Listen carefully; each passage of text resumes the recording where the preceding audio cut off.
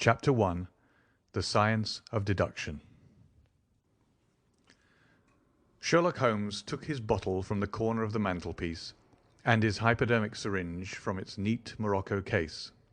With his long, white, nervous fingers, he adjusted the delicate needle and rolled back his left shirt cuff. For some little time his eyes rested thoughtfully upon the sinewy forearm and wrist all dotted and scarred with innumerable puncture marks. Finally he thrust the sharp point home, pressed down the tiny piston, and sank back into the velvet-lined armchair with a long sigh of satisfaction. 3 times a day for many months I had witnessed this performance, but custom had not reconciled my mind to it. On the contrary, from day to day I had become more irritable at the sight, and my conscience swelled nightly within me at the thought that I had lacked the courage to protest. Again and again I had registered a vow that I should deliver my soul upon the subject, but there was that in the cool, nonchalant air of my companion which made him the last man with whom one would care to take anything approaching to a liberty. His great powers, his masterly manner, and the experience which I had had of his many extraordinary qualities, all made me diffident and backward in crossing him. Yet upon that afternoon, whether it was the bone which I had taken with my lunch, or the additional exasperation produced by the extreme deliberation of his manner, I suddenly felt that I could hold out no longer. "Which is it to-day?" I asked. "Morphine or cocaine?" He raised his eyes languidly from the old black-letter volume which he had opened. "It is cocaine," he said. "A 7% solution. Would you care to try it?" "No, indeed," I answered brusquely. "My constitution has not got over the Afghan campaign yet. I cannot afford to throw any extra strain upon it." He smiled at my vehemence. "Perhaps you are right, Watson," he said. "I suppose that its influence is physically a bad one. I find it, however, so transcendently stimulating and clarifying to the mind that its secondary action is a matter of small moment." "But consider," I said earnestly. "Count the cost. Your brain may, as you say, be roused and excited, but it is a pathological and morbid process which involves increased tissue change, and may at last leave a permanent weakness. You know, too, what a black reaction comes upon you. Surely the game is hardly worth the candle. Why should you, for a mere passing pleasure, risk the loss of those great powers with which you have been endowed? Remember that I speak not only as one comrade to another, but as a medical man to one for whose constitution he is to some extent answerable." He did not seem offended. On the contrary, he put his finger-tips together and leaned his elbows on the arms of his chair, like one who has a relish for conversation. "My mind," he says, "rebels at stagnation. Give me the problems, give me work, give me the most abstruse cryptogram or the most intricate analysis, and I am in my own proper atmosphere. I can dispense then with artificial stimulants, but I abhor the dull routine of existence. I crave for mental exaltation. That is why I have chosen my own particular profession, or rather created it, for I am the only one in the world." "The only unofficial detective?" I said, raising my eyebrows. "The only unofficial consulting detective," he answered. "I am the last and highest court of appeal in detection. When Gregson or Lestrade or Athelney Jones are out of their depths, which, by the way, is their normal state, the matter is laid before me. I examine the data, as an expert, and pronounce a specialist's opinion. I claim no credit in such cases. My name figures in no newspaper. The work itself, the pleasure of finding a field for my peculiar powers, is my highest reward. But you have yourself had some experience of my methods of work in the Jefferson Hope case." "Yes, indeed," said I cordially. "I was never so struck by anything in my life. I even embodied it in a small brochure with the somewhat fantastic title of A Study in Scarlet." He shook his head sadly. "I glanced over it," said he. "Honestly, I cannot congratulate you upon it. Detection is, or ought to be, an exact science, and should be treated in the same cold and unemotional manner. You have attempted to tinge it with romanticism, which produces much the same effect as if you worked a love story or an elopement into the fifth proposition of Euclid." "But the romance was there," I remonstrated. "I could not tamper with the facts." "Some facts should be suppressed, or at least a just sense of proportion should be observed in treating them. The only point in the case which deserved mention was the curious analytical reasoning from effects to causes by which I succeeded in unravelling it." I was annoyed at his criticism of a work which had been especially designed to please him. I confess, too, that I was irritated by the egotism which seemed to demand that every line of my pamphlet should be devoted to his own special doings. More than once during the years that I had lived with him in Baker Street, I had observed that a small vanity underlay my companion's quiet and didactic manner. I make no remark, however, but sat nursing my wounded leg. I had a Giselle bullet through it some time before, and though it did not prevent me from walking, it ached wearily at every change of the weather. "My practice has extended recently to the Continent," said Holmes after a while, filling up his old briar-root pipe. "I was consulted last week by François Le Villard, who, as you probably know, has come rather to the front lately in the French detective service. He has all the Celtic power of quick intuition, but he is deficient in the wide range of exact knowledge which is essential to the higher developments of his art. The case was concerned with a will, and possessed some features of interest.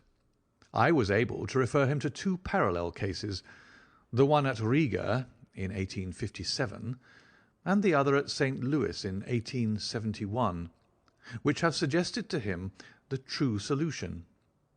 Here is the letter which I had this morning acknowledging my assistance." He tossed over, as he spoke, a crumpled sheet of foreign notepaper. I glanced my eyes down it, catching a profusion of notes of admiration, with stray magnifique, coup de maître, and tour de force, all testifying to the ardent admiration of the Frenchman.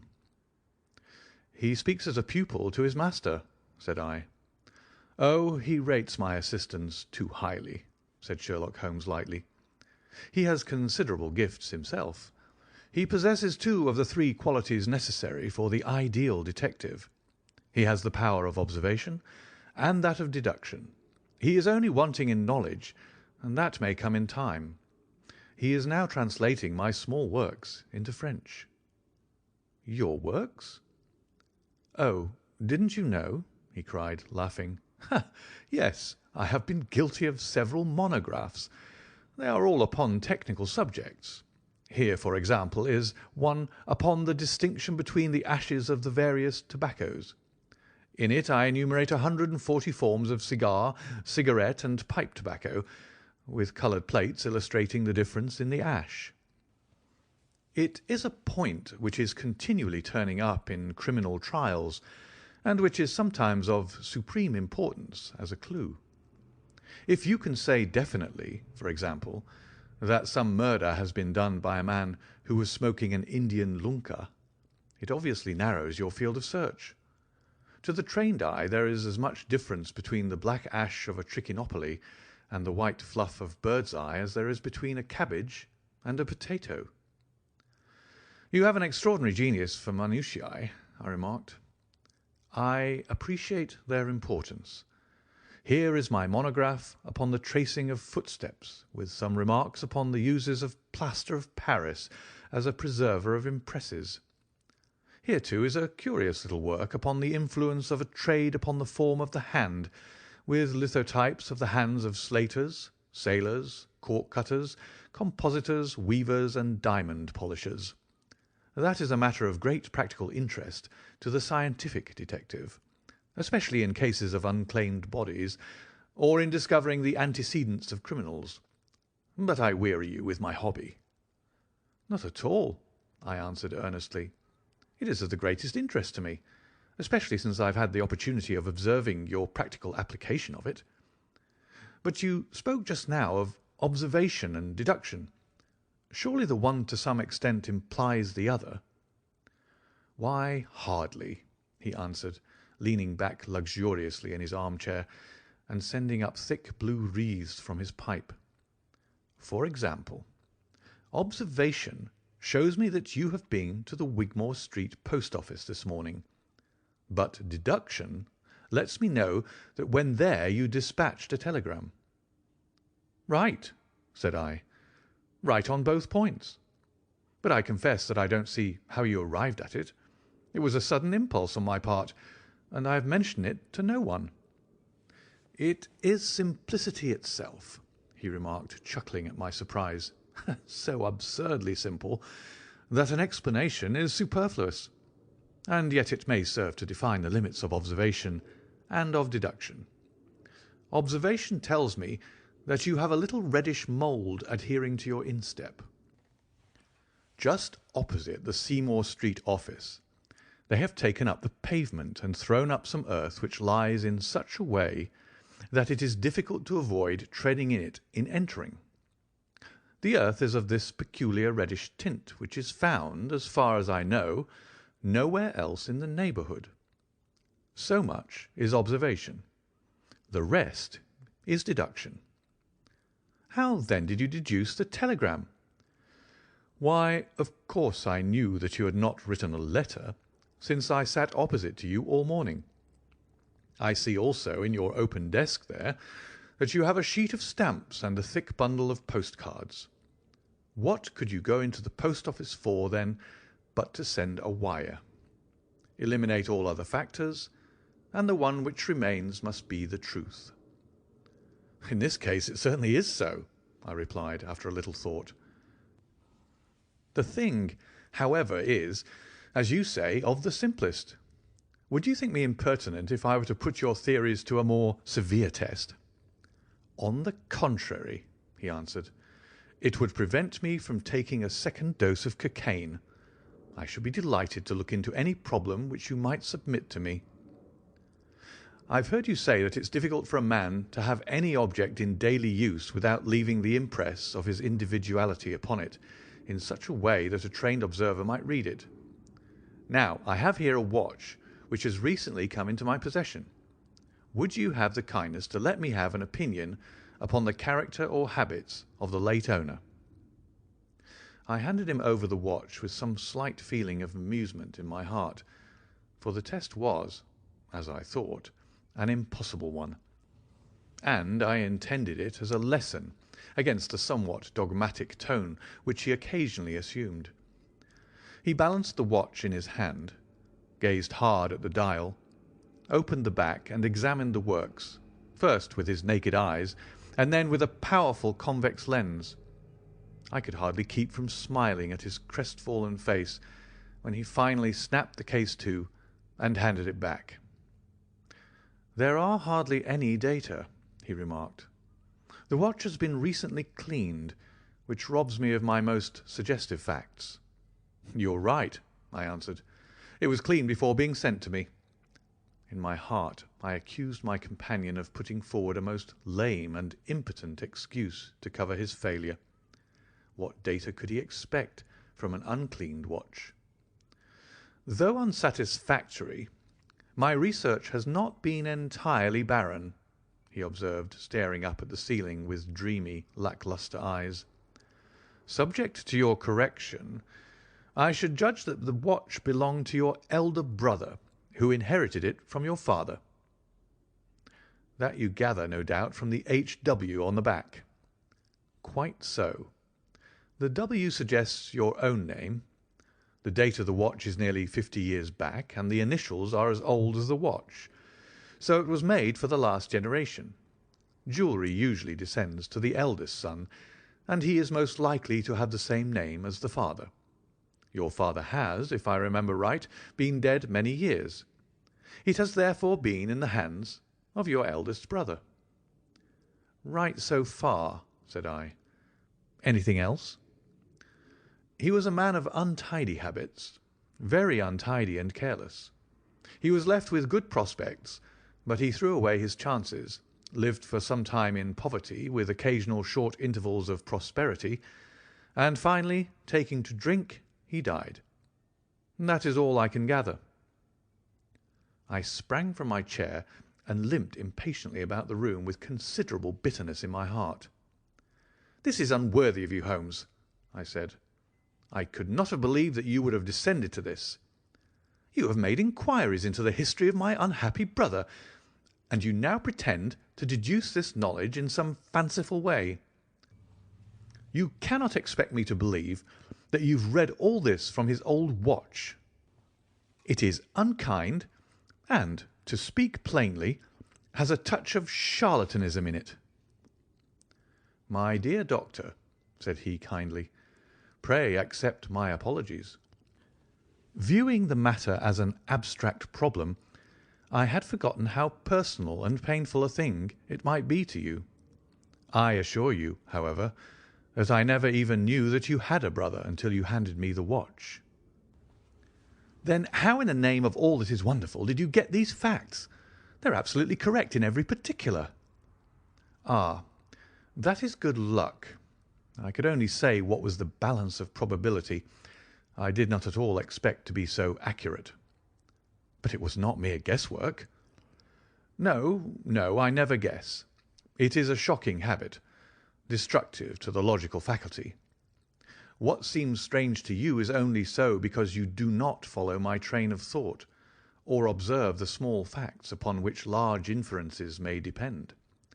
For example, I began by stating that your brother was careless. When you observe the lower part of that watch case, you notice that it is not only dinted in 2 places, but it is cut and marked all over from the habit of keeping other hard objects, such as keys or coins, in the same pocket. Surely it is no great feat to assume that a man who treats a 50-guinea watch so cavalierly must be a careless man. Neither is it a very far-fetched inference that a man who inherits one article of such value is pretty well provided for in other respects." I nodded to show that I followed his reasoning. "It is very customary for pawnbrokers in England, when they take a watch, to scratch the number of the ticket with a pinpoint upon the inside of the case. It is more handy than a label, as there is no risk of the number being lost or transposed. There are no less than 4 such numbers visible to my lens on the inside of this case. Inference, that your brother was often at low water. Secondary inference, that he had occasional bursts of prosperity, or he could not have redeemed the pledge. Finally, I ask you to look at the inner plate, which contains the keyhole. Look at the thousands of scratches all round the hole, marks where the key has slipped. What sober man's key could have scored those grooves? But you will never see a drunkard's watch without them. He winds it at night, and he leaves these traces of his unsteady hand. Where is the mystery in all this?" "It is as clear as daylight," I answered. "I regret the injustice which I did you. I should have had more faith in your marvellous faculty. May I ask whether you have any professional inquiry on foot at present?" "None. Hence the cocaine. I cannot live without brain work. What else is there to live for? Stand at the window here. Was ever such a dreary, dismal, unprofitable world? See how the yellow fog swirls down the street and drifts across the dun-coloured houses. What could be more hopelessly prosaic and material? What is the use of having powers, Doctor, when one has no field upon which to exert them? Crime is commonplace.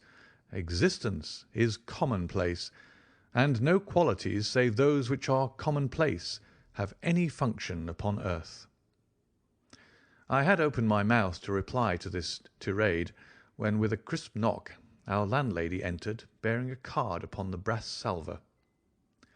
"A young lady for you, sir," she said, addressing my companion. "Miss Mary Morstan," he read. I have no recollection of the name." Ask the young lady to step up, Mrs. Hudson. Don't go, Doctor. I should prefer that you remain. End of Chapter 1. Chapter 2. The Statement of the Case. Miss Morstan entered the room with a firm step and an outward composure of manner. She was a blonde young lady, small, dainty, well-gloved and dressed in the most perfect taste. There was, however, a plainness and simplicity about her costume which bore with it a suggestion of limited means. The dress was a sombre greyish beige, untrimmed and unbraided, and she wore a small turban of the same dull hue, relieved only by a suspicion of white feather in the side. Her face had neither regularity of feature nor beauty of complexion, but her expression was sweet and amiable, and her large blue eyes were singularly spiritual and sympathetic. In an experience of women which extends over many nations and 3 separate continents, I have never looked upon a face which gave a clearer promise of a refined and sensitive nature. I could not but observe that as she took the seat which Sherlock Holmes placed for her, her lip trembled, her hand quivered, and she showed every sign of intense inward agitation. "I have come to you, Mr. Holmes," she said, "because you once enabled my employer, Mrs. Cecil Forrester, to unravel a little domestic complication. She was much impressed by your kindness and skill." "Mrs. Cecil Forrester," he repeated thoughtfully. "I believe that I was of some slight service to her. The case, however, as I remember it, was a very simple one." "She did not think so, but at least you cannot say the same of mine. I can hardly imagine anything more strange, more utterly inexplicable than the situation in which I find myself." Holmes rubbed his hands, and his eyes glistened. He leaned forward in his chair with an expression of extraordinary concentration upon his clear-cut, hawk-like features. "State your case," said he in brisk business tones. I felt that my position was an embarrassing one. "You will, I am sure, excuse me," I said, rising from my chair. To my surprise, the young lady held up her gloved hand to detain me. "If your friend," she said, "would be good enough to stop, he might be of inestimable service to me." I relapsed into my chair. "Briefly," she continued, "the facts are these. My father was an officer in an Indian regiment who sent me home when I was quite a child. My mother was dead, and I had no relative in England. I was placed, however, in a comfortable boarding establishment at Edinburgh, and there I remained until I was 17 years of age. In the year 1878, my father, who was senior captain of his regiment, obtained 12 months' leave and came home. He telegraphed to me from London that he had arrived all safe, and directed me to come down at once, giving the Langham Hotel as his address. His message, as I remember, was full of kindness and love. On reaching London, I drove to the Langham, and was informed that Captain Morstan was staying there, but that he had gone out the night before and had not yet returned. I waited all day without news of him. That night, on the advice of the manager of the hotel, I communicated with the police, and next morning we advertised in all the papers. Our inquiries led to no result, and from that day to this no word has ever been heard of my unfortunate father. He came home with his heart full of hope, to find some peace, some comfort, and instead—" She put her hand to her throat, and a choking sob cut short the sentence.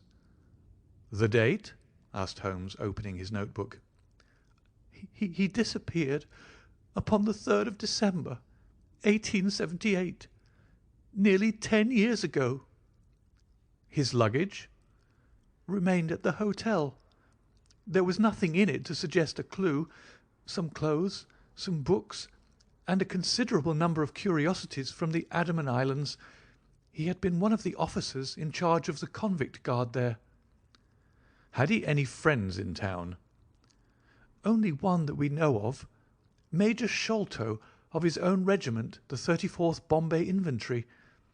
The major had retired some little time before and lived at Upper Norwood.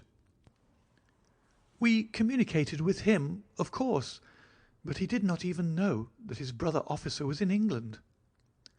"A singular case," remarked Holmes. "I have not yet described to you the most singular part.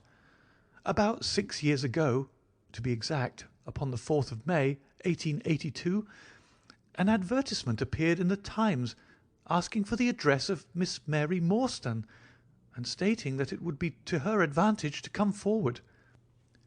There was no name or address appended. I had at that time just entered the family of Mrs. Cecil Forrester in the capacity of governess. By her advice, I published my address in the advertisement column.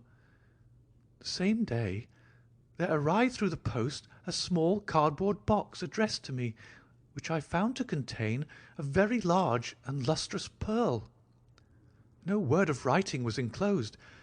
Since then, every year, upon the same date, there has always appeared a similar box containing a similar pearl, without any clue as to the sender.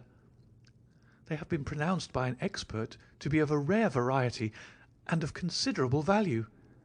You can see for yourselves that they are very handsome." She opened a flat box as she spoke, and showed me 6 of the finest pearls that I had ever seen. "Your statement is most interesting," said Sherlock Holmes. "Has anything else occurred to you?" "Yes, and no later than today. That is why I have come to you. This morning I received this letter, which you will perhaps read for yourself." "Thank you," said Holmes. "The envelope too, please. Postmark London, S.W. Date July 7th. Man's thumb mark on corner. Probably postman. Best quality paper. Envelopes at 6d. a packet. Particular man in his stationery. No address. Be at the 3rd pillar from the left outside the Lyceum Theatre tonight at 7 o'clock. If you are distrustful, bring 2 friends. You are a wronged woman and you shall have justice. Do not bring police. If you do, all will be in vain. Your unknown friend." "Well, really, this is a very pretty little mystery. What do you intend to do, Miss Morstan?" "That is exactly what I want to ask you." "Then we shall most certainly go. You and I, and yes, why, Dr. Watson is the very man. Your correspondent says 2 friends. He and I have worked together before." "But would he come?" she asked with something appealing in her voice and expression. "I should be proud and happy," said I fervently, "if I can be of any service." "You are both very kind," she answered. "I have led a retired life, and have no friends whom I could appeal to. If I am here at 6, it will do, I suppose." "You must not be later," said Holmes. "There is one other point, however. Is this handwriting the same as that upon the pearl box addresses?" "I have them here," she answered, producing half a dozen pieces of paper. "You are certainly a model client. You have the correct intuition. Let us see now." He spread out the papers upon the table and gave little darting glances from one to the other. "They are disguised hands, except the letter," he said presently, "but there can be no question as to the authorship. See how the irrepressible Greek E will break out, and see the twirl of the final S. They are undoubtedly by the same person. I should not like to suggest false hopes, Miss Morstan, but is there any resemblance between this hand and that of your father?" "Nothing could be more unlike." "I expected to hear you say so. We shall look out for you, then, at 6. Pray allow me to keep the papers. I may look into the matter before then. It is only 3:30. Au revoir, then." "Au revoir," said our visitor, and with a bright, kindly glance from one to the other of us, she replaced her pearl box in her bosom and hurried away. Standing at the window, I watched her walking briskly down the street until the grey turban and white feather were but a speck in the sombre crowd. "What a very attractive woman!" I exclaimed, turning to my companion. He had lit his pipe again and was leaning back with drooping eyelids. "Is she?" he said languidly. "I did not observe." "You really are an automaton, a calculating machine," I cried. "There's something positively inhuman in you at times." He smiled gently. "It is of the first importance," he said, "not to allow your judgment to be biased by personal qualities. A client is to me a mere unit, a factor in a problem. The emotional qualities are antagonistic to clear reasoning. I assure you that the most winning woman I ever knew was hanged for poisoning 3 little children for their insurance money, and the most repellent man of my acquaintance is a philanthropist who has spent nearly £250,000 upon the London poor. In this case, however, I never make exceptions. An exception disproves the rule. Have you ever had occasion to study character in handwriting? What do you make of this fellow's scribble?" "It is legible and regular," I answered. "A man of business habits and some force of character." Holmes shook his head. "Look at his long letters," he said. "They hardly rise above the common herd. That D might be an A, and that L an E. Men of character always differentiate their long letters, however illegibly they may write. There is vacillation in his Ks, and self-esteem in his capitals. I am going out now. I have some few references to make. Let me recommend this book, one of the most remarkable ever penned. It is Winwood Reade's Martyrdom of Man. I shall be back in an hour." I sat in the window with the volume in my hand, but my thoughts were far from the daring speculations of the writer. My mind ran upon our late visitor, her smiles, the deep rich tones of her voice, the strange mystery which overhung her life. If she was 17 at the time of her father's disappearance, she must be 27 now, a sweet age when youth has lost its self-consciousness and become a little sobered by experience. So I sat and mused until such dangerous thoughts came into my head that I hurried away to my desk and plunged furiously into the latest treatise upon pathology. What was I, an army surgeon with a weak leg and a weaker banking account, that I should dare to think of such things? She was a unit, a factor, nothing more. If my future were black, it was better surely to face it like a man than to attempt to brighten it by mere will-o'-the-wisps of the imagination.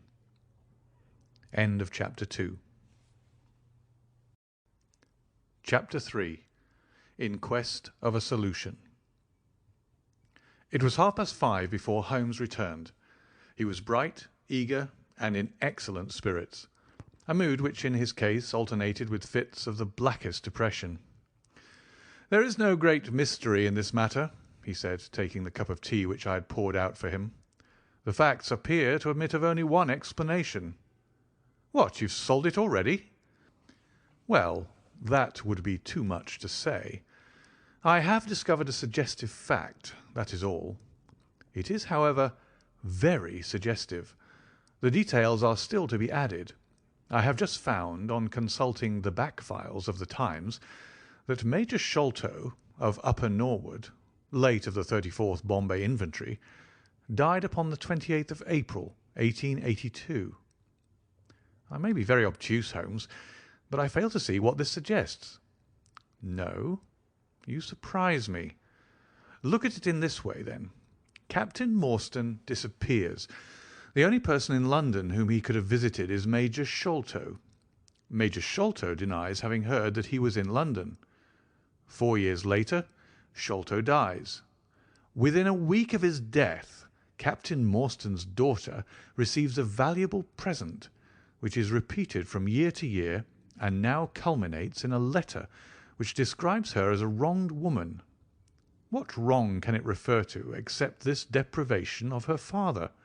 And why should the presents begin immediately after Sholto's death, unless it is that Sholto's heir knows something of the mystery and desires to make compensation?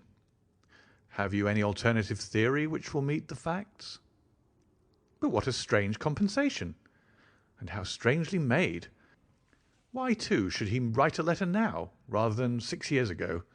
Again, the letter speaks of giving her justice. What justice can she have? It is too much to suppose that her father is still alive. There is no other injustice in her case that you know of. There are difficulties. There are certainly difficulties, said Sherlock Holmes pensively. But our expedition of tonight will solve them all. Ah, here is a four-wheeler, and Miss Morstan is inside. Are you all ready? Then we had better go down, for it is a little past the hour. I picked up my hat and my heaviest stick, but I observed that Holmes took his revolver from his drawer and slipped it into his pocket. It was clear that he thought that our night's work might be a serious one. Miss Morstan was muffled in a dark cloak, and her sensitive face was composed but pale. She must have been more than woman if she did not feel some uneasiness at the strange enterprise upon which we were embarking, yet her self-control was perfect, and she readily answered the few additional questions which Sherlock Holmes put to her. Major Sholto was a very particular friend of Papa's, she said. His letters were full of allusions to the Major. He and Papa were in command of the troops at the Andaman Islands, so they were thrown a great deal together. By the way, a curious paper was found in Papa's desk which no one could understand. I don't suppose that it is of the slightest importance, but I thought you might care to see it, so I brought it with me. It is here." Holmes unfolded the paper carefully and smoothed it out upon his knee. He then very methodically examined it all over with his double lens. "It is paper of native Indian manufacture," he remarked. "It has at some time been pinned to a board. The diagram upon it appears to be a plan of part of a large building with numerous halls, corridors, and passages. At one point is a small cross done in red ink, and above it is a 337 from left in faded pencil writing. In the left-hand corner is a curious hieroglyphic like 4 crosses in a line with their arms touching. Beside it is written in very rough and coarse characters the sign of the 4, Jonathan Small, Mahomet Singh, Abdullah Khan, Dost Akbar. No, I confess that I do not see how this bears upon the matter, yet it is evidently a document of importance. It has been kept carefully in a pocket-book, for the one side is as clean as the other." "It was in this pocket-book that we found it." "Preserve it carefully, then, Miss Morstan, for it may prove to be of use to us. I begin to suspect that this matter may turn out to be much deeper and more subtle than I at first supposed. I must reconsider my ideas." He leaned back in the cab, and I could see by his drawn brow and his vacant eye that he was thinking intently. Miss Morstan and I chatted in an undertone about our present expedition and its possible outcome, but our companion maintained his impenetrable reserve until the end of our journey. It was a September evening, and not yet 7 o'clock, but the day had been a dreary one, and a dense, drizzly fog lay low upon the great city. Mud-coloured clouds drooped sadly over the muddy streets. Down the Strand the lamps were but misty splotches of diffused light, which threw a feeble circular glimmer upon the slimy pavement. The yellow glare from the shop windows streamed out into the steamy, vaporous air, and threw a murky, shifting radiance across the crowded thoroughfare. There was, to my mind, something eerie and ghost-like in the endless procession of faces which flitted across these narrow bars of light. Sad faces, and glad, haggard and merry, like all humankind, they flitted from the gloom into the light, and so back into the gloom once more. I am not subject to impressions, but the dull, heavy evening, with the strange business upon which we were engaged, combined to make me nervous and depressed. I could see from Miss Morstan's manner that she was suffering from the same feeling. Holmes alone could rise superior to petty influences. He held his open notebook upon his knee, and from time to time he jotted down figures and memoranda in the light of his pocket lantern. At the Lyceum Theatre the crowds were already thick at the side entrances. In front a continuous stream of hansoms and four-wheelers were rattling up, discharging their cargoes of shirt-fronted men and beshawled, bediamonded women. We had hardly reached the third pillar, which was our rendezvous, before a small, dark, brisk man in the dress of a coachman accosted us. "Are you the parties who come with the Miss Morstan?" he asked. "I am Miss Morstan, and these two gentlemen are my friends," said she. He bent a pair of wonderfully penetrating and questioning eyes upon us. "You will excuse me, miss," he said with a certain dogged manner, "but I was to ask you to give me your word that neither of your companions is a police officer." "I give you my word on that," she answered. He gave a shrill whistle, on which a street Arab led across a four-wheeler and opened the door. The man who had addressed us mounted to the box, while we took our places inside. We had hardly done so before the driver whipped up his horse, and we plunged away at a furious pace through the foggy streets. The situation was a curious one. We were driving to an unknown place on an unknown errand, yet our invitation was either a complete hoax, which was an inconceivable hypothesis, or else we had good reason to think that important issues might hang upon our journey. Miss Morstan's demeanour was as resolute and collected as ever. I endeavoured to cheer and amuse her by reminiscences of my adventures in Afghanistan. But to tell the truth, I was myself so excited at our situation and so curious as to our destination that my stories were slightly involved. To this day she declares that I told her one moving anecdote as to how a musket looked into my tent at the dead of night, and how I fired a double-barrelled tiger cub at it. At first I had some idea as to the direction in which we were driving, but soon, what with our pace, the fog, and my own limited knowledge of London, I lost my bearings and knew nothing, save that we seemed to be going a very long way. Sherlock Holmes was never at fault, however, and he muttered the names as the cab rattled through squares and in and out by tortuous by-streets. "Rochester Row," said he. "Now Vincent Square. Now we come out on the Vauxhall Bridge Road. We're making for the Surrey side, apparently. Yes, I thought so. Now we're on the bridge. You can catch glimpses of the river."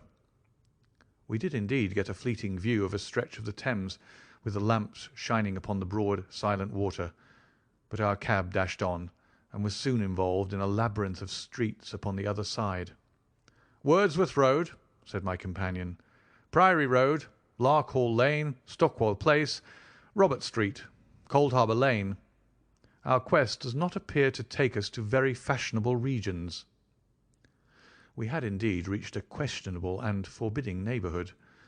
Long lines of dull brick houses were only relieved by the coarse glare and tawdry brilliancy of public houses at the corner. Then came rows of two-storied villas, each with a fronting of miniature garden, and then again interminable lines of new staring brick buildings, the monster tentacles which the giant city was throwing out into the country. At last the cab drew up at the third house in a new terrace. None of the other houses were inhabited, and that at which we stopped was as dark as its neighbours, save for a single glimmer in the kitchen window. On our knocking, however, the door was instantly thrown open by a Hindu servant clad in a yellow turban, white, loose-fitting clothes, and a yellow sash. There was something strangely incongruous in this oriental figure framed in the commonplace doorway of a third-rate suburban dwelling-house. "The Sahib awaits you," said he, and even as he spoke there came a high, piping voice from some inner room. "Show them in to me, Kitmutgar," it cried. "Show them straight into me." End of Chapter 3. Chapter 4. The Story of the Bald-Headed Man. We followed the Indian down a sordid and common passage, ill-lit and worse furnished, until he came to a door upon the right, which he threw open. A blaze of yellow light streamed out upon us, and in the centre of the glare there stood a small man with a very high head, a bristle of red hair all round the fringe of it, and a bald, shining scalp, which shot out from among it like a mountain peak from fir trees. He writhed his hands together as he stood, and his features were in a perpetual jerk, now smiling, now scowling, but never for an instant in repose. Nature had given him a pendulous lip and a too visible line of yellow and irregular teeth, which he strove feebly to conceal by constantly passing his hand over the lower part of his face. In spite of his obtrusive baldness, he gave the impression of youth. In point of fact, he had just turned his 30th year. "Your servant, Miss Morstan," he kept repeating in a thin, high voice. "Your servant, gentlemen. Pray step into my little sanctum. A small place, miss, but furnished to my own liking. An oasis of art in the howling desert of South London." We were all astonished by the appearance of the apartment into which he invited us. In that sorry house it looked as out of place as a diamond of the first water in a setting of brass. The richest and glossiest of curtains and tapestries draped the walls, looped back here and there to expose some richly mounted painting or oriental vase. The carpet was of amber and black, so soft and so thick that the foot sank pleasantly into it, as into a bed of moss. 2 great tiger skins thrown athwart it increased the suggestion of Eastern luxury, as did a huge hookah which stood upon a mat in the corner.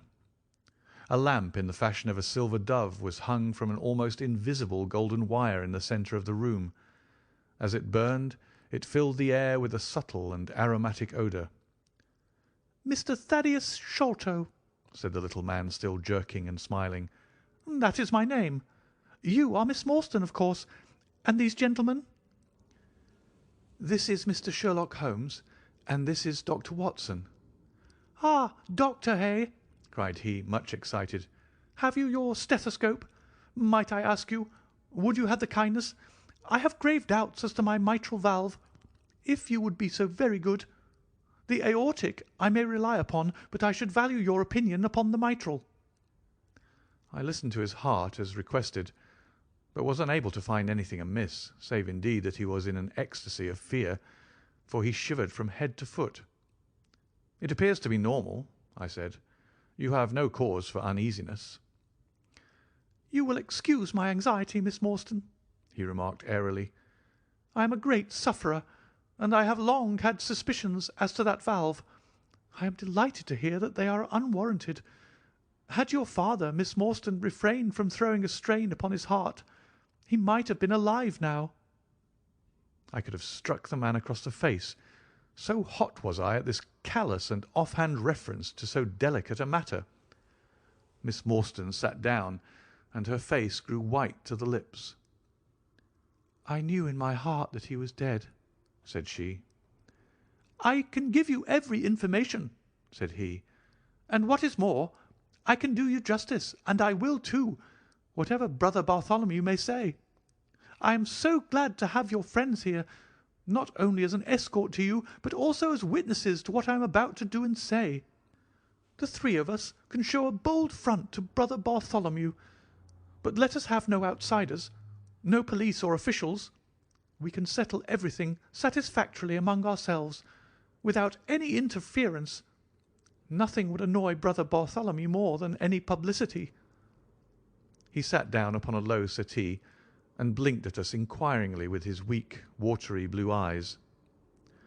"For my part," said Holmes, "whatever you may choose to say will go no further." I nodded to show my agreement. "That is well, that is well," said he. "May I offer you a glass of Chianti, Miss Morstan, or of Tokay? I keep no other wines. Shall I open a flask?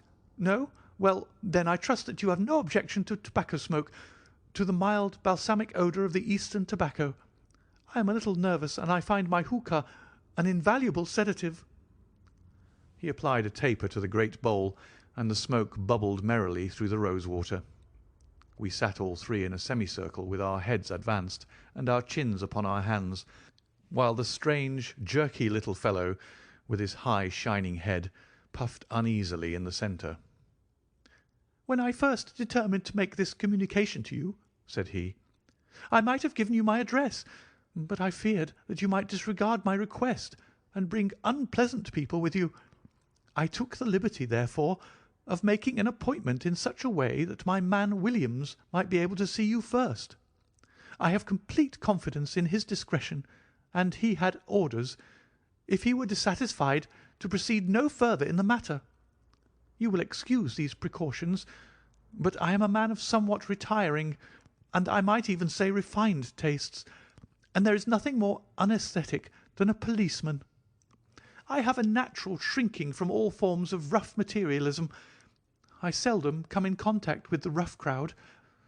I live, as you see, with some little atmosphere of elegance around me. I may call myself a patron of the arts. It is my weakness. The landscape is a genuine Corot, and though a connoisseur might perhaps throw a doubt upon that Salvator Rosa, there cannot be the least question about the Bouguereau. I am partial to the modern French school." "You will excuse me, Mr. Sholto," said Miss Morstan, "but I am here at your request to learn something which you desire to tell me. It is very late, and I should desire the interview to be as short as possible." "At the best it must take some time," he answered, "for we shall certainly have to go to Norwood and see Brother Bartholomew. We shall all go and try if we can get the better of Brother Bartholomew. He is very angry with me for taking the course which has seemed right to me. I had quite high words with him last night. You cannot imagine what a terrible fellow he is when he's angry." "If we're to go to Norwood, it would perhaps be as well to start at once," I ventured to remark. He laughed until his ears were quite red. "That would hardly do," he cried. "I don't know what he would say if I brought you in that sudden way. No, I must prepare you by showing you how we all stand to each other. In the first place, I must tell you that there are several points in the story of which I am myself ignorant. I can only lay the facts before you as far as I know them myself. My father was, as you may have guessed, Major John Sholto, once of the Indian Army. He retired some 11 years ago and came to live at Pondicherry Lodge in Upper Norwood. He had prospered in India and brought back with him a considerable sum of money, a large collection of valuable curiosities, and a staff of native servants. With these advantages he bought himself a house and lived in great luxury. My twin brother Bartholomew and I were the only children. I very well remember the sensation which was caused by the disappearance of Captain Morstan. We read the details in the papers, and, knowing that he had been a friend of our father's, we discussed the case freely in his presence. He used to join in our speculations as to what could have happened. Never for an instant did we suspect that he had the whole secret hidden in his own breast. That of all men, he alone knew the fate of Arthur Morstan. We did know, however, that some mystery, some positive danger, overhung our father. He was very fearful of going out alone, and he always employed 2 prize fighters to act as porters at Pondicherry Lodge. Williams, who drove you tonight, was one of them. He was once lightweight champion of England. Our father would never tell us what it was he feared, but he had a most marked aversion to men with wooden legs. On one occasion he actually fired his revolver at a wooden-legged man, who proved to be a harmless tradesman canvassing for orders. We had to pay a large sum to hush the matter up.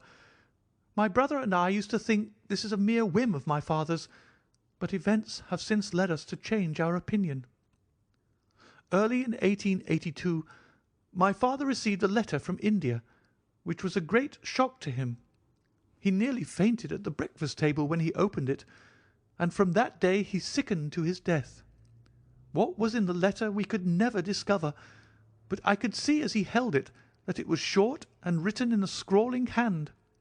He had suffered for years from an enlarged spleen, but he now became rapidly worse, and towards the end of April we were informed that he was beyond all hope, and that he wished to make a last communication to us.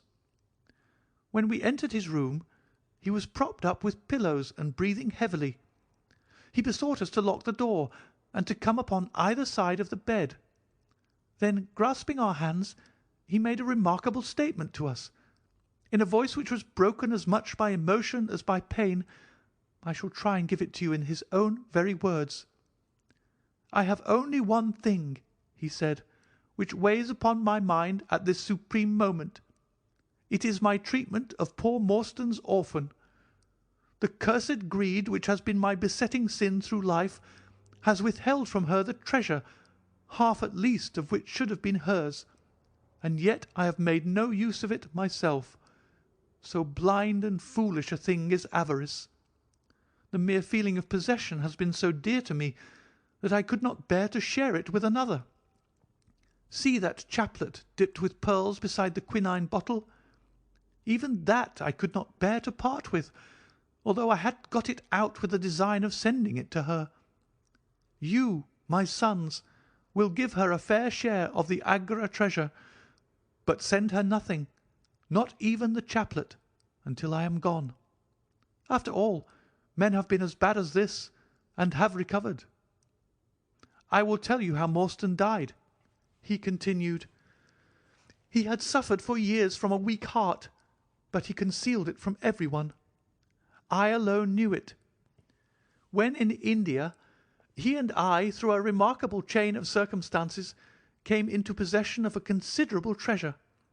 I brought it over to England, and on the night of Morstan's arrival, he came straight over here to claim his share. He walked over from the station and was admitted by my faithful Lal Chowdar, who is now dead.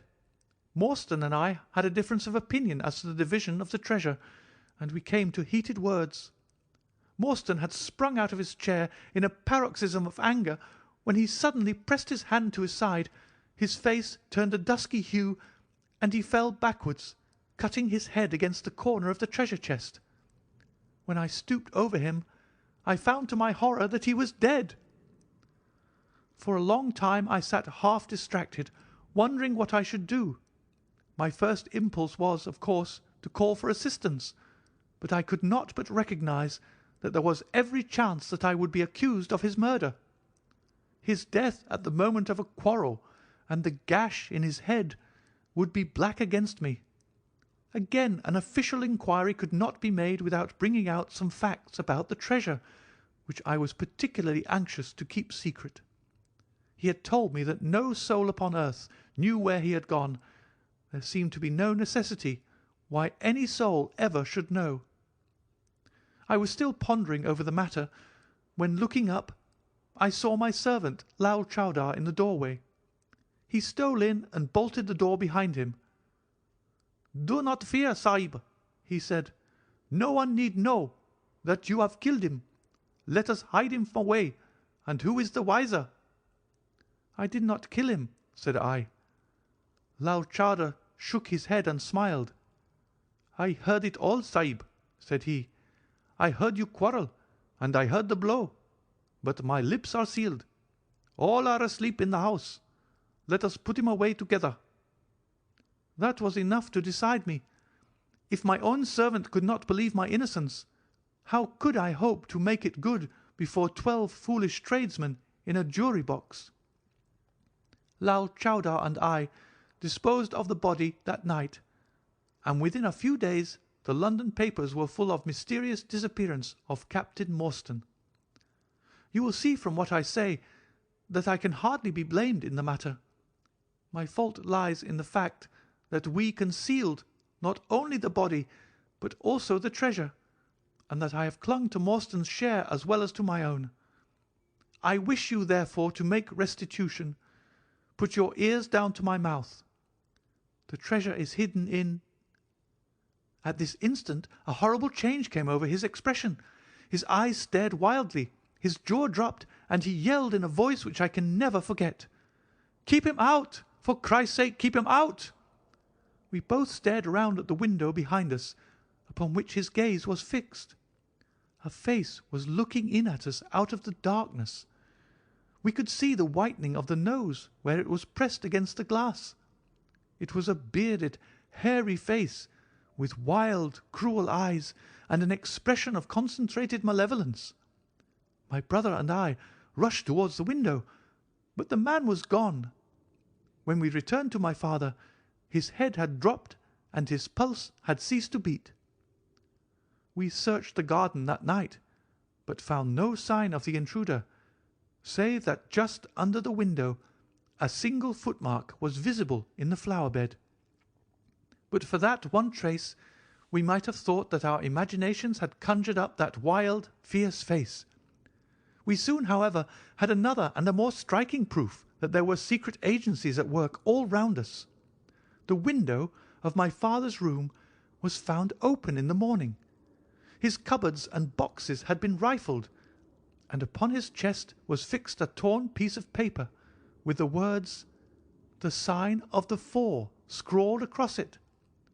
What the phrase meant, or who our secret visitor may have been, we never knew.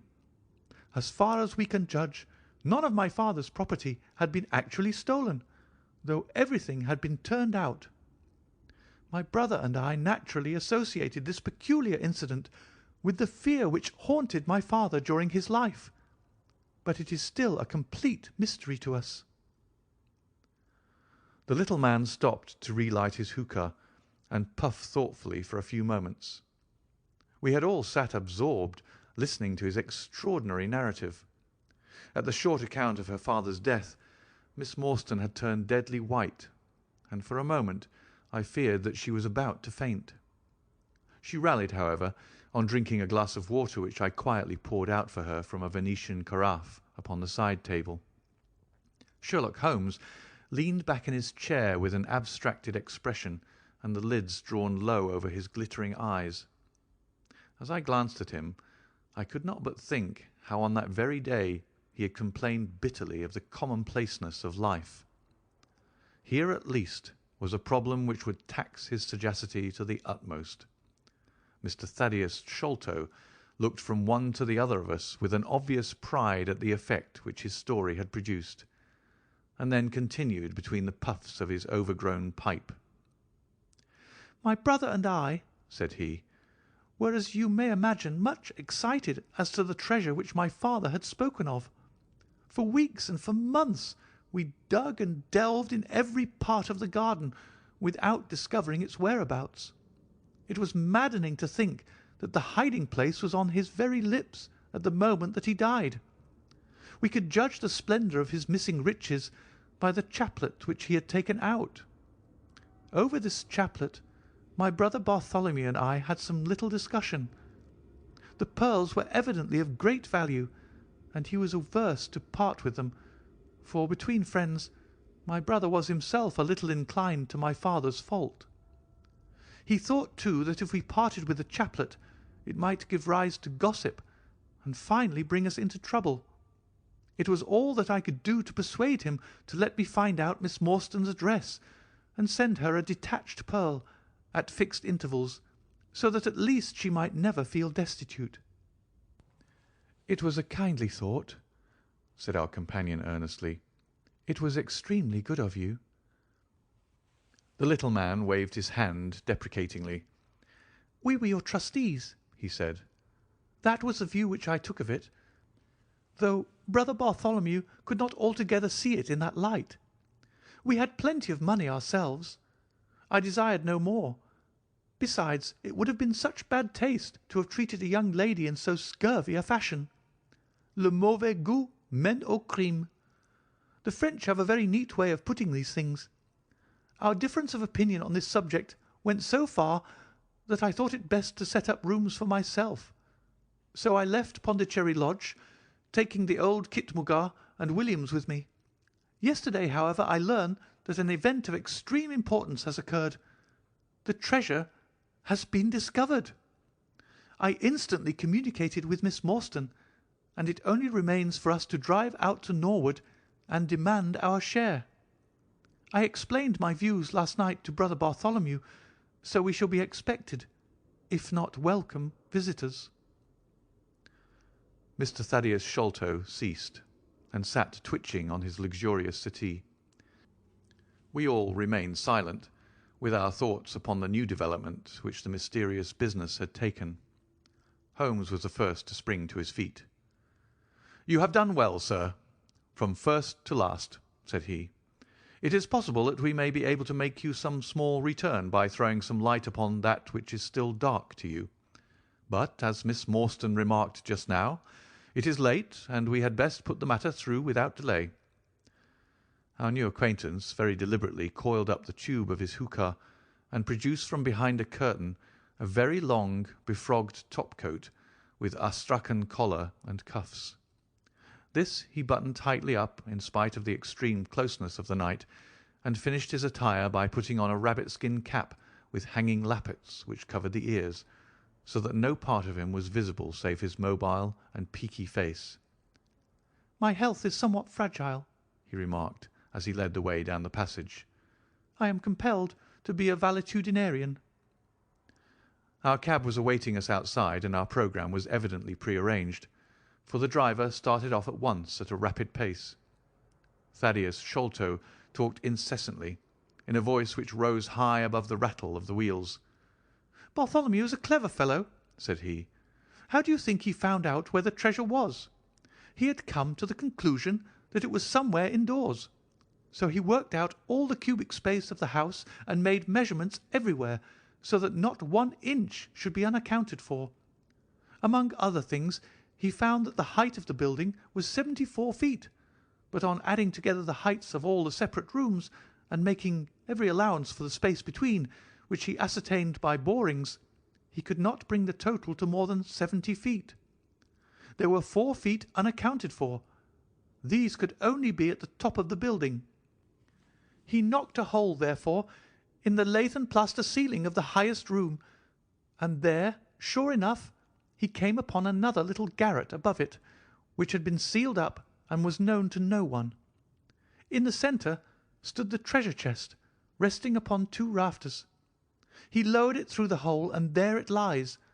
He computes the value of the jewels at not less than 500,000 sterling. At the mention of this gigantic sum, we all stared at one another open-eyed. Miss Morstan, could we secure her rights, would change from a needy governess to the richest heiress in England. Surely it was the place of a loyal friend to rejoice at such news. Yet I am ashamed to say that selfishness took me by the soul, and that my heart turned as heavy as lead within me. I stammered out some few halting words of congratulation, and then sat downcast with my head drooped, deaf to the babble of our new acquaintance. He was clearly a confirmed hypochondriac, and I was dreamily conscious that he was pouring forth interminable trains of symptoms and imploring information as to the composition and action of innumerable quack nostrums, some of which he bore about in a leather case in his pocket. I trust that he may not remember any of the answers which I gave him that night. Holmes declares that he overheard me caution him against the great danger of taking more than 2 drops of castor oil, while I recommended strychnine in large doses as a sedative. However that may be, I was certainly relieved when our cab pulled up with a jerk, and the coachman sprang down to open the door. "This, Miss Morstan, is Pondicherry Lodge," said Mr. Thaddeus Sholto, as he handed her out. End of Chapter 4. Chapter 5. The Tragedy of Pondicherry Lodge. It was nearly 11 o'clock when we reached this final stage of our night's adventures. We had left the damp fog of the great city behind us, and the night was fairly fine. A warm wind blew from the westward, and heavy clouds moved slowly across the sky, with half a moon peeping occasionally through the rifts.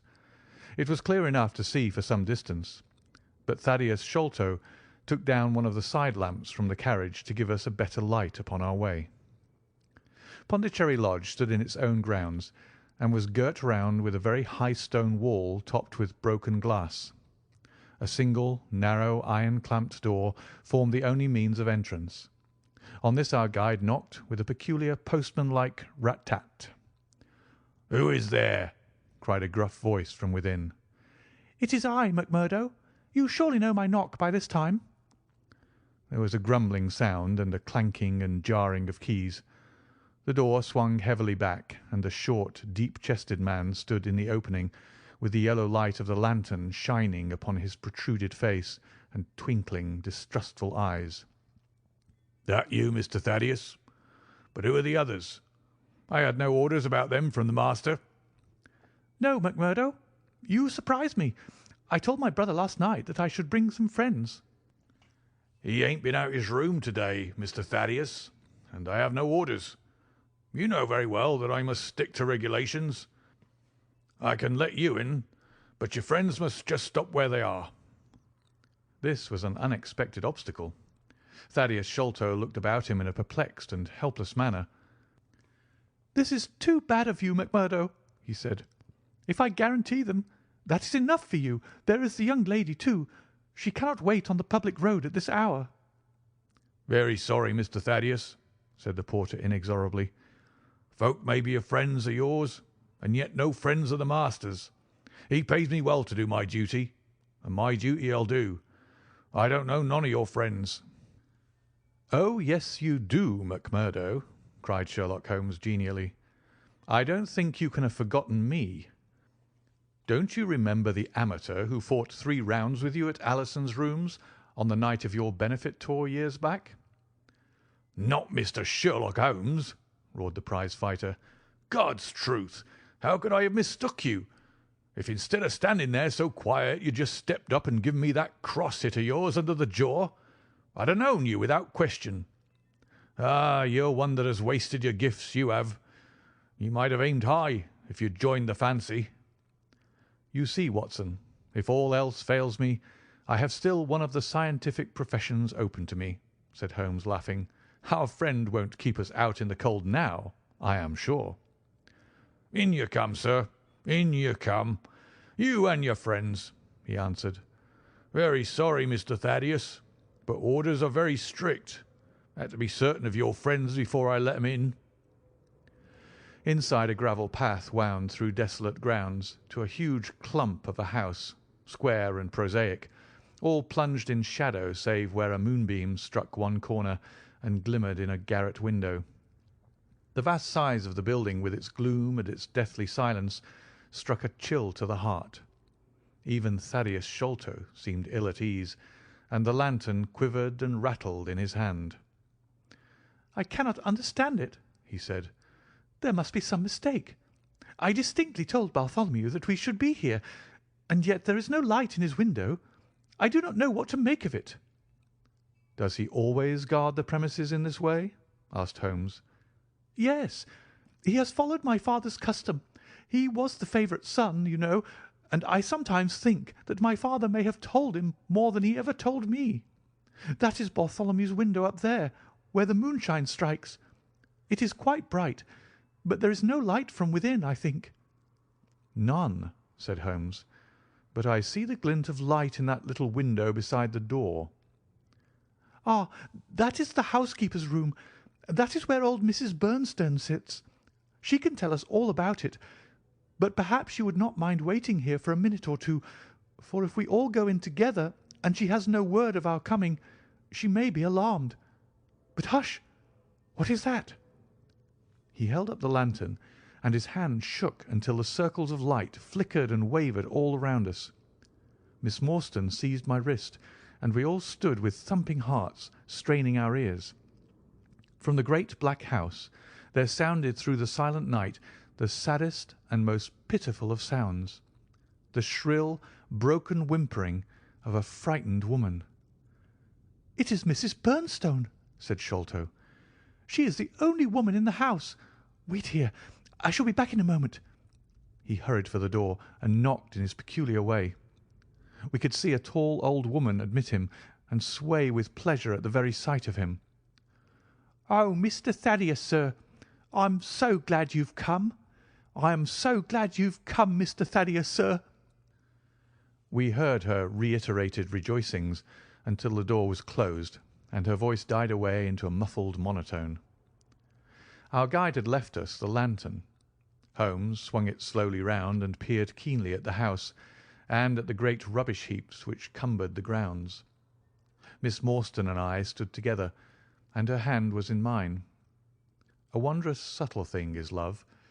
For here we were, two who had never seen each other before that day, between whom no word or even look of affection had ever passed, and yet now, in an hour of trouble, our hands instinctively sought for each other. I have marvelled at it since, but at the time it seemed the most natural thing that I should go out to her so, and, as she has often told me, there was in her also the instinct to turn to me for comfort and protection. So we stood hand in hand like two children, and there was peace in our hearts for all the dark things that surrounded us. "What a strange place," she said, looking round.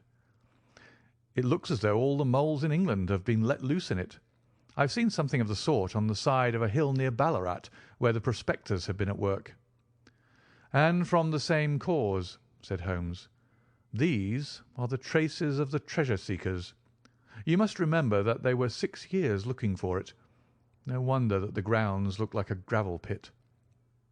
At that moment the door of the house burst open, and Thaddeus Sholto came running out with his hands thrown forward and terror in his eyes. "There is something amiss with Bartholomew," he cried.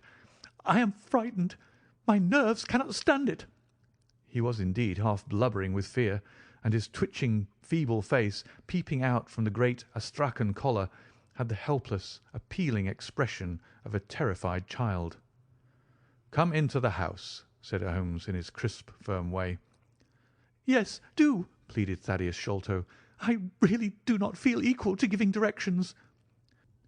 We all followed him into the housekeeper's room, which stood upon the left-hand side of the passage. The old woman was pacing up and down with a scared look and restless, picking fingers, but the sight of Miss Morstan appeared to have a soothing effect upon her. "God bless your sweet, calm face," she cried with an hysterical sob. "It does me good to see you. Oh, but I have been sorely tried this day." Our companion patted her thin, work-worn hand and murmured some few words of kindly, womanly comfort, which brought the colour back into the other's bloodless cheeks. "Master has locked himself in, and will not answer me," she explained. "All day I've waited to hear from him, for he often likes to be alone, but an hour ago I feared that something was amiss, so I went up and peeped through the keyhole. You must go up, Mr. Thaddeus. You must go up and look for yourself. I've seen Mr. Bartholomew Sholto in joy and in sorrow for 10 long years, but I never saw him with such a face on him as that." Sherlock Holmes took the lamp and led the way, for Thaddeus Sholto's teeth were chattering in his head. So shaken was he that I had to pass my hand under his arm as we went up the stairs, for his knees were trembling under him. Twice as we ascended, Holmes whipped his lens out of his pocket and carefully examined marks which appeared to me to be mere shapeless smudges of dust upon the cocoa-nut matting which served as a stair carpet. He walked slowly from step to step, holding the lamp and shooting keen glances to right and left. Miss Morstan had remained behind with the frightened housekeeper. The third flight of stairs ended in a straight passage of some length, with a great picture in Indian tapestry upon the right of it, and 3 doors upon the left.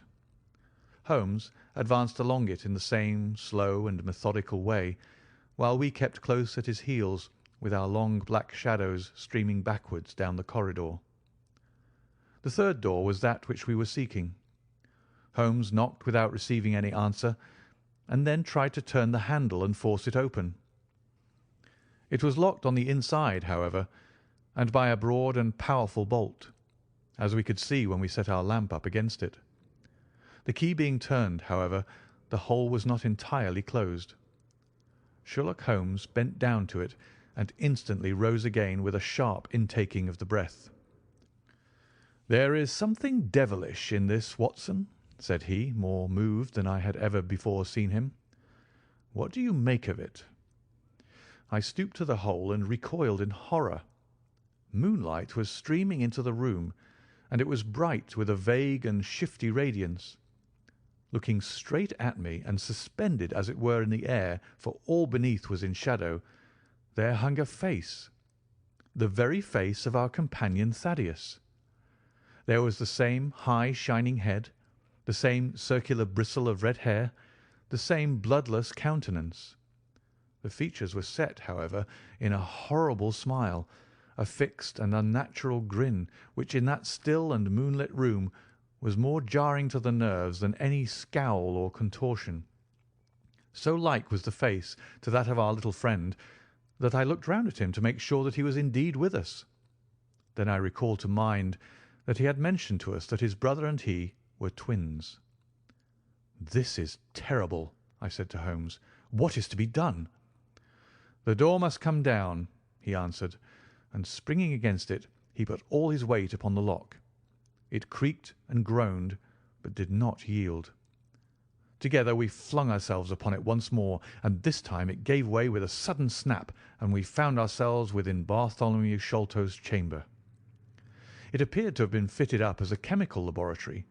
A double line of glass-stoppered bottles was drawn up upon the wall opposite the door, and the table was littered over with Bunsen burners, test tubes, and retorts. In the corners stood carboys of acid in wicker baskets. One of these appeared to leak or to have been broken, for a stream of dark-coloured liquid had trickled out from it, and the air was heavy with a peculiarly pungent tar-like odour. A set of steps stood at one side of the room, in the midst of a litter of lath and plaster, and above them there was an opening in the ceiling large enough for a man to pass through. At the foot of the steps a long coil of rope was thrown carelessly together.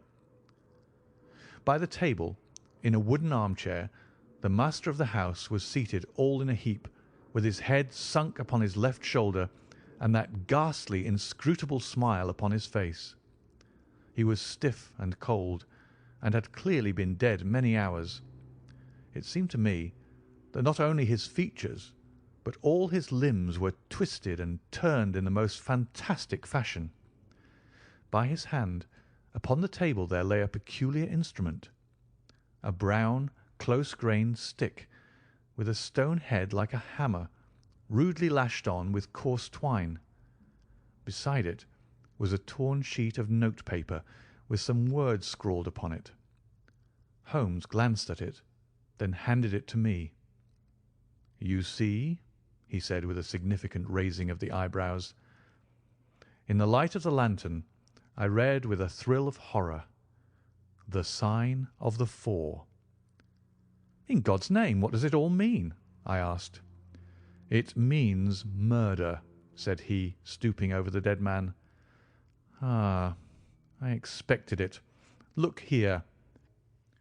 He pointed to what looked like a long, dark thorn stuck in the skin just above the ear. "It looks like a thorn," said I. "It is a thorn. You may pick it out, but be careful, for it is poisoned."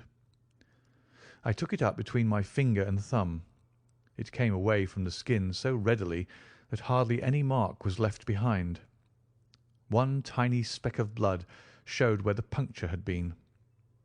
"This is all an insoluble mystery to me," said I. "It grows darker instead of clearer." "On the contrary," he answered, "it clears every instant. I only require a few missing links to have an entirely connected case." We had almost forgotten our companion's presence since we entered the chamber. He was still standing in the doorway, the very picture of terror, wringing his hands and moaning to himself. Suddenly, however, he broke out into a sharp, querulous cry. "The treasure is gone!" he said. "They have robbed him of the treasure. There is the hole through which we lowered it. I helped him to do it. I was the last person who saw him. I left him here last night, and I heard him lock the door as I came downstairs." "What time was that?" "It was 10 o'clock, and now he is dead, and the police will be called in, and I shall be suspected of having had a hand in it. Oh, yes, I am sure I shall. But you don't think so, gentlemen? Surely you don't think it was I?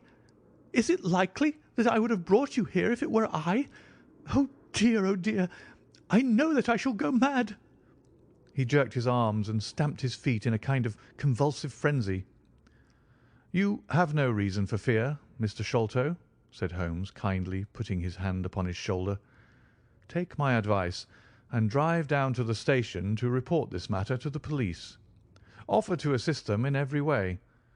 We shall wait here until your return." The little man obeyed in a half-stupefied fashion, and we heard him stumbling down the stairs in the dark. End of Chapter 5. Chapter 6. Sherlock Holmes gives a demonstration. "Now, Watson," said Holmes, rubbing his hands, "we have half an hour to ourselves. Let us make good use of it. My case is, as I have told you, almost complete. But we must not err on the side of over-confidence. Simple as the case seems now, there may be something deeper underlying it." "Simple!" I ejaculated. "Surely," said he, with something of the air of a clinical professor expounding to his class. "Just sit in the corner there, that your footprints may not complicate matters. Now to work. In the first place, how did these folk come, and how did they go? The door has not been opened since last night. How of the window?" He carried the lamp across to it, muttering his observations aloud the while, but addressing them to himself rather than to me. "Window is snibbed on the inner side. Framework is solid. No hinges at the side. Let us open it. No water pipe near. Roof quite out of reach. Yet a man has mounted by the window. It rained a little last night. Here is the print of a foot in the mould upon the sill, and here is a circular muddy mark, and here again upon the floor, and here again by the table. See here, Watson, this is really a very pretty demonstration." I looked at the round, well-defined, muddy discs. "This is not a footmark," said I. "It is something much more valuable to us. It is the impression of a wooden stump. You see here on the sill is the boot mark, a heavy boot with the broad metal heel, and beside it is the mark of the timber toe." "It is the wooden-legged man." "Quite so. But there has been someone else, a very able and efficient ally. Could you scale that wall, Doctor?" I looked out of the open window. The moon still shone brightly on that angle of the house. We were a good 60 feet from the ground, and look where I would I could see no foothold, nor as much as a crevice in the brickwork. "It is absolutely impossible," I answered. "Without aid it is so.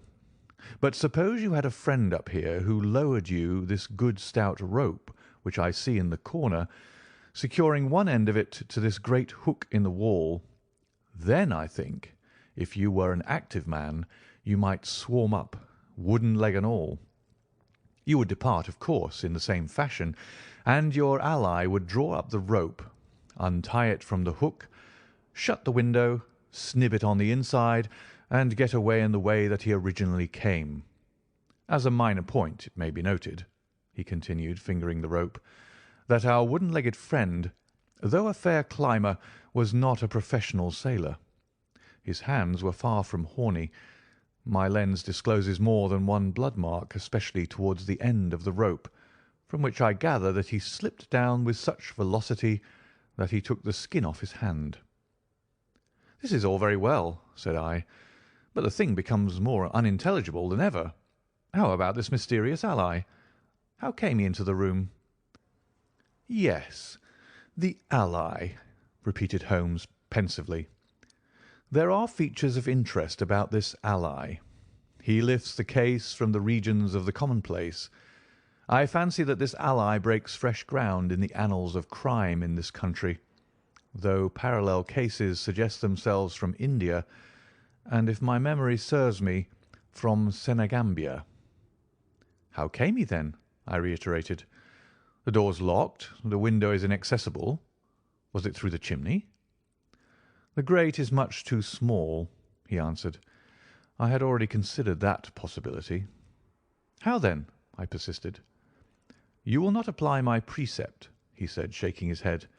"How often have I said to you that when you have eliminated the impossible, whatever remains, however improbable, must be the truth. We know that he did not come through the door, the window, or the chimney. We also know that he could not have been concealed in the room, as there is no concealment possible. Whence, then, did he come?" "He came through the hole in the roof," I cried. "Of course he did. He must have done so. If you will have the kindness to hold the lamp for me, we shall now extend our researches to the room above, the secret room in which the treasure was found." He mounted the steps, and seizing a rafter with each hand, he swung himself up into the garret. Then, lying on his face, he reached down for the lamp and held it while I followed him. The chamber in which we found ourselves was about 10 feet one way and 6 the other. The floor was formed by the rafters, with thin lath and plaster between, so that in walking one had to step from beam to beam. The roof ran up to an apex, and was evidently the inner shell of the true roof of the house. There was no furniture of any sort, and the accumulated dust of years lay thick upon the floor. "Here you are, you see," said Sherlock Holmes, putting his hand against the sloping wall. "This is a trapdoor which leads out onto the roof. I can press it back, and here is the roof itself, sloping at a gentle angle. This, then, is the way by which number 1 entered.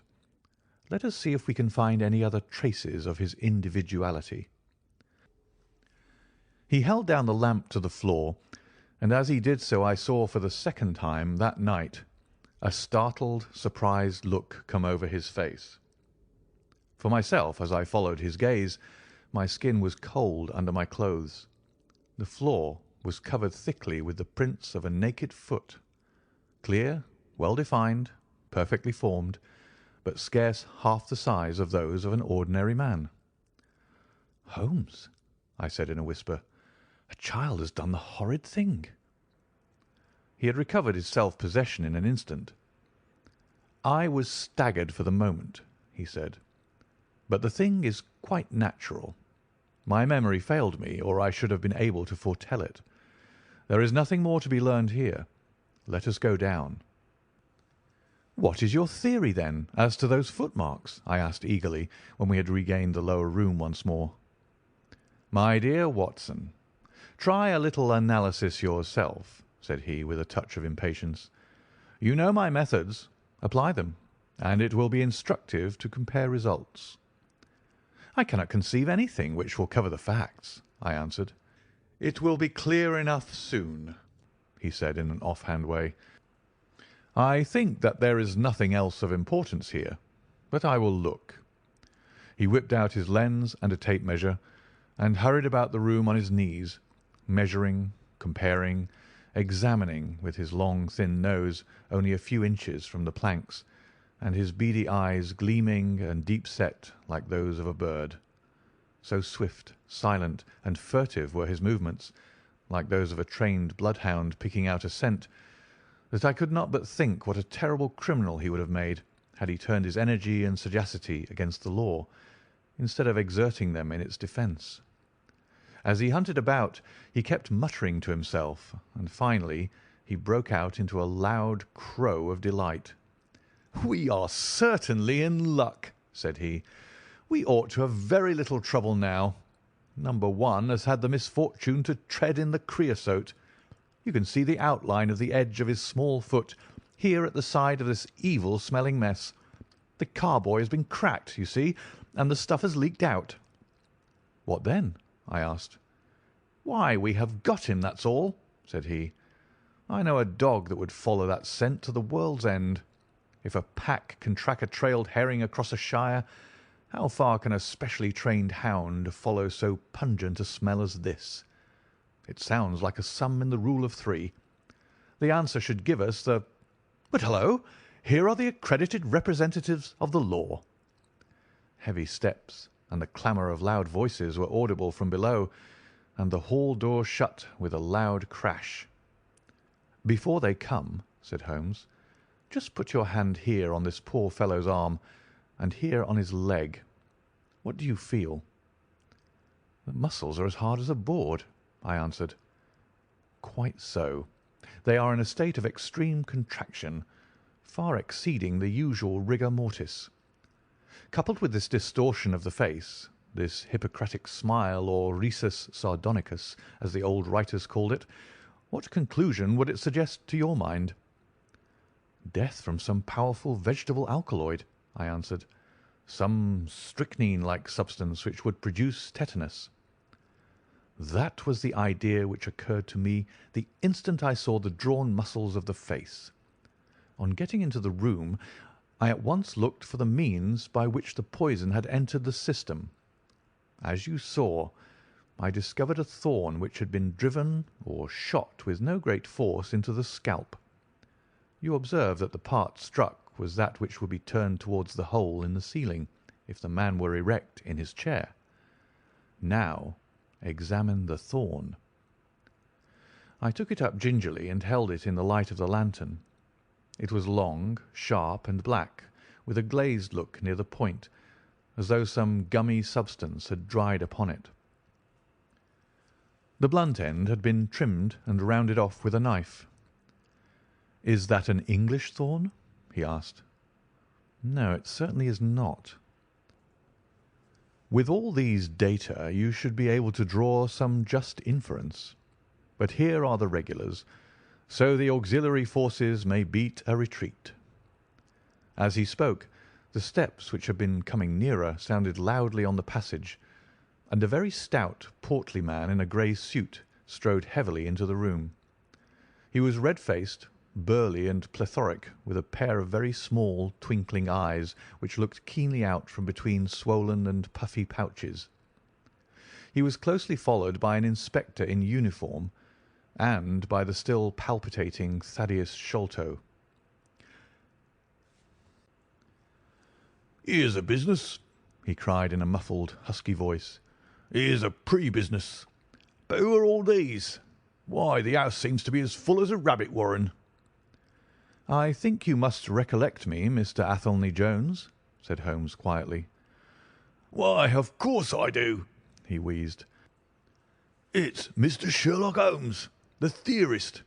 Remember you? I'll never forget how you lectured us all on causes and inferences and effects in the Bishopgate's jewel case.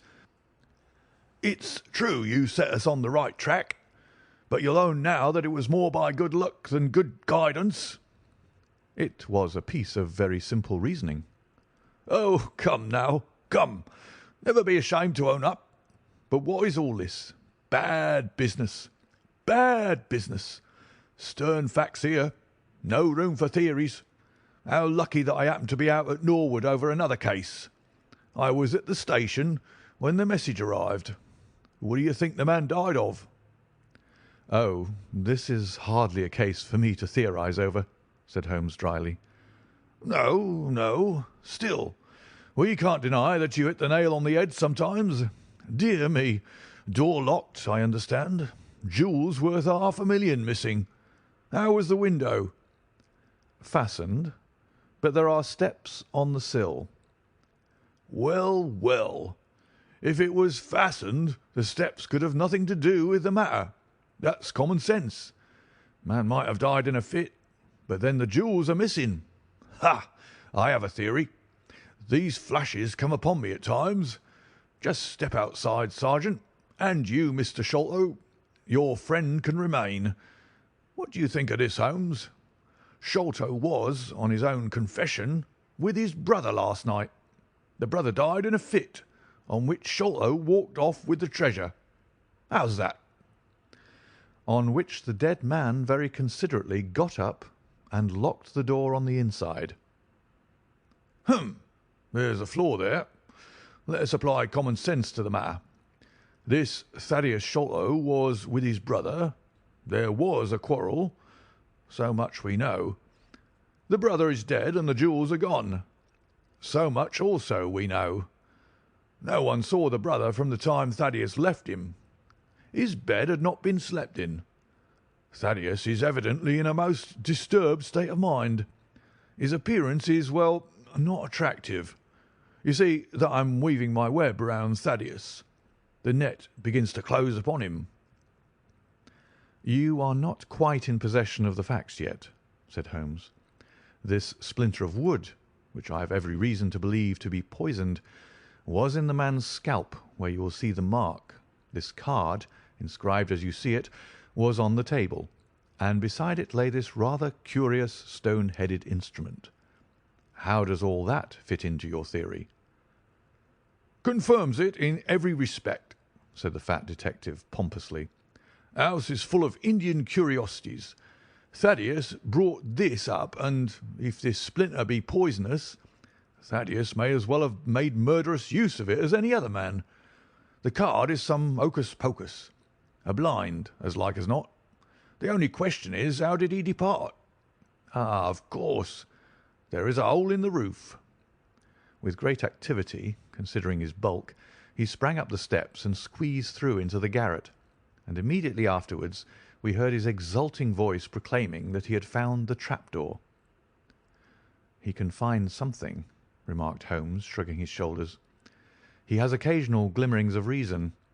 Il n'y a pas de sots si incommodes que ceux qui ont de l'esprit." "You see," said Athelney Jones, reappearing down the steps again, "facts are better than mere theories after all. My view of the case is confirmed. There is a trapdoor communicating with the roof, and it is partly open." "It was I who opened it." "Oh, indeed. You did notice it, then?" He seemed a little crestfallen at the discovery. "Well, whoever noticed it, it shows how our gentleman got away, Inspector." "Yes, sir," from the passage. "Ask Mr. Sholto to step this way. Mr. Sholto, it is my duty to inform you that anything which you may say will be used against you. I arrest you in the Queen's name as being concerned in the death of your brother." "There now, didn't I tell you?" cried the poor little man, throwing out his hands and looking from one to the other of us. "Don't trouble yourself about it, Mr. Sholto," said Holmes. "I think that I can engage to clear you of the charge." "Don't promise too much, Mr. Theorist. Don't promise too much," snapped the detective. "You may find it a harder matter than you think." "Not only will I clear him, Mr. Jones, but I will make you a free present of the name and description of one of the two people who were in this room last night. His name, I have every reason to believe, is Jonathan Small. He is a poorly educated man, small, active, with his right leg off, and wearing a wooden stump which is worn away upon the inner side. His left boot has a coarse, square-toed sole, with an iron band around the heel. He is a middle-aged man, much sunburned, and has been a convict. These few indications may be of some assistance to you, coupled with the fact that there is a good deal of skin missing from the palm of his hand. The other man—" "Ah, the other man?" asked Athelney Jones in a sneering voice, but impressed none the less, as I could easily see, by the precision of the other's manner. "Is a rather curious person," said Sherlock Holmes, turning upon his heel. "I hope before very long to be able to introduce you to the pair of them. A word with you, Watson." He led me out to the head of the stair. "This unexpected occurrence," he said, "has caused us rather to lose sight of the original purpose of our journey." "I've just been thinking so," I answered. "It is not right that Miss Morstan should remain in this stricken house." "No, you must escort her home. She lives with Mrs. Cecil Forrester in Lower Camberwell, so it is not very far. I will wait for you here if you will drive out again, or perhaps you are too tired." "By no means. I don't think I could rest until I know more of this fantastic business. I've seen something of the rough side of life, but I give you my word that this quick succession of strange surprises to-night has shaken my nerve completely. I should like, however, to see the matter through with you, now that I have got so far." "Your presence will be of great service to me," he answered. "We shall work the case out independently, and leave this fellow Jones to exult over any mare's nest which he may choose to construct. When you have dropped Miss Morstan, I wish you to go on to No. 3 Pinchin Lane, down near the water's edge at Lambeth. The third house on the right-hand side is a bird stuffer's. Sherman is the name. You will see a weasel holding a young rabbit in the window. Knock old Sherman up and tell him with my compliments that I want Toby at once. You'll bring Toby back in the cab with you." "A dog, I suppose?" "Yes, a queer mongrel with a most amazing power of scent. I would rather have Toby's help than that of the whole detective force of London." "I shall bring him then," said I. "It is 1 now. I ought to be back before 3, if I can get a fresh horse." "And I," said Holmes, "shall see what I can learn from Mrs. Bernstone, and from the Indian servant, who Mr. Thaddeus tells me sleeps in the next garret. Then I shall study the great Jones's methods and listen to his not too delicate sarcasms. Wir sind gewohnt, dass die Menschen verhöhnen, was sie nicht verstehen. Goethe is always pithy. End of chapter 6. Chapter 7. The episode of the barrel. The police had brought a cab with them, and in this I escorted Miss Morstan back to her home. After the angelic fashion of women, she had borne trouble with a calm face as long as there was someone weaker than herself to support, and I had found her bright and placid by the side of the frightened housekeeper. In the cab, however, she first turned faint, and then burst into a passion of weeping, so sorely had she been tried by the adventures of the night. She has told me since that she thought me cold and distant upon that journey. She little guessed the struggle within my breast, or the effort of self-restraint which held me back. My sympathies and my love went out to her, even as my hand had in the garden. I felt that years of the conventionalities of life could not teach me to know her sweet, brave nature, as had this one day of strange experiences. Yet there were 2 thoughts which sealed the words of affection upon my lips. She was weak and helpless, shaken in mind and nerve. It was to take her at a disadvantage to obtrude love upon her at such a time. Worse still, she was rich. If Holmes's researches were successful, she would be an heiress. Was it fair, was it honourable, that a half-pay surgeon should take such advantage of an intimacy which chance had brought about? Might she not look upon me as a mere vulgar fortune-seeker? I could not bear to risk that such a thought should cross her mind. This Agra treasure intervened like an impassable barrier between us. It was nearly 2 o'clock when we reached Mrs. Cecil Forrester's. The servants had retired hours ago, but Mrs. Forrester had been so interested by the strange message which Miss Morstan had received that she had sat up in the hope of her return. She opened the door herself, a middle-aged, graceful woman, and it gave me joy to see how tenderly her arms stole around the other's waist, and how motherly was the voice in which she greeted her. She was clearly no mere paid dependent, but an honoured friend. I was introduced, and Mrs. Forrester earnestly begged me to step in and tell her our adventures. I explained, however, the importance of my errand, and promised faithfully to call and report any progress which we might make with the case. As we drove away, I stole a glance back, and I still seemed to see that little group on the step, the 2 graceful, clinging figures, the half-open door, the hall light shining through stained glass, the barometer, and the bright stair rods. It was soothing to catch even that passing glimpse of a tranquil English home in the midst of the wild, dark business which had absorbed us.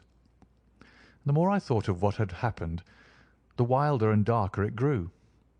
I reviewed the whole extraordinary sequence of events as I rattled on through the silent gaslit streets. There was the original problem. That at least was pretty clear now. The death of Captain Morstan, the sending of the pearls, the advertisement, the letter. We had only light upon all those events. They had only led us, however, to a deeper and far more tragic mystery. The Indian treasure, the curious plan found among Morstan's baggage, the strange scene at Major Sholto's death, the rediscovery of the treasure immediately followed by the murder of the discoverer, the very singular accompaniments to the crime, the footsteps, the remarkable weapons, the words upon the card corresponding with those upon Captain Morstan's chart. Here was indeed a labyrinth in which a man less singularly endowed than my fellow lodger might well despair of ever finding the clue. Pinchin Lane was a row of shabby two-storied brick houses in the lower quarter of Lambeth. I had to knock for some time at number 3 before I could make my impression. At last, however, there was the glint of a candle behind the blind, and a face looked out at the upper window. "Go on, you drunken vagabond," said the face. "If you kick up any more row, I'll open the kennels and let our 43 dogs upon you." "If you'll let one out, it's just what I have come for," said I. "Go on," yelled a voice. "So help me gracious, I have a wiper in the bag, and I'll drop it on your head if you don't hook it." "But I want a dog," I cried. "I won't be argued with," shouted Mr. Sherman. "Now stand clear, for when I say 3, down goes the wiper." "Mr. Sherlock Holmes," I began, but the words had a most magical effect, for the window instantly slammed down, and within a minute the door was unbarred and open. Mr. Sherman was a lanky, lean old man, with stooping shoulders, a stringy neck, and blue-tinted glasses. "A friend of Mr. Sherlock is always welcome," said he. "Step in, sir. Keep clear of the badger, for he bites. Ah, naughty, naughty. Would you take a nip at the gentleman?" This to a stoat, which thrust its wicked head and red eyes between the bars of its cage. "Don't mind that, sir. It's only a slow worm. It ain't got no fangs, so I gives it the run of the room, for it keeps the beetles down. You mustn't mind being just a little short with you at first, for I'm guided by the children, and there's many a one just comes down this lane to knock me up. What was it that Mr. Sherlock Holmes wanted, sir?" "He wanted a dog of yours." "Ah, that will be Toby." "Yes, Toby was the name."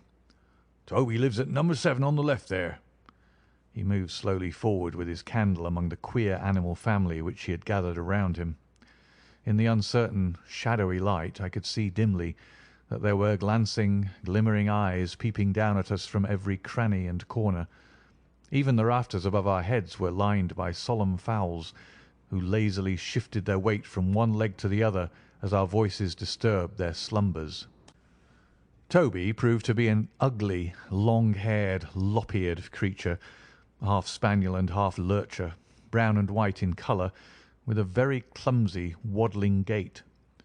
It accepted, after some hesitation, a lump of sugar which the old naturalist handed to me, and having thus sealed an alliance, it followed me to the cab and made no difficulties about accompanying me.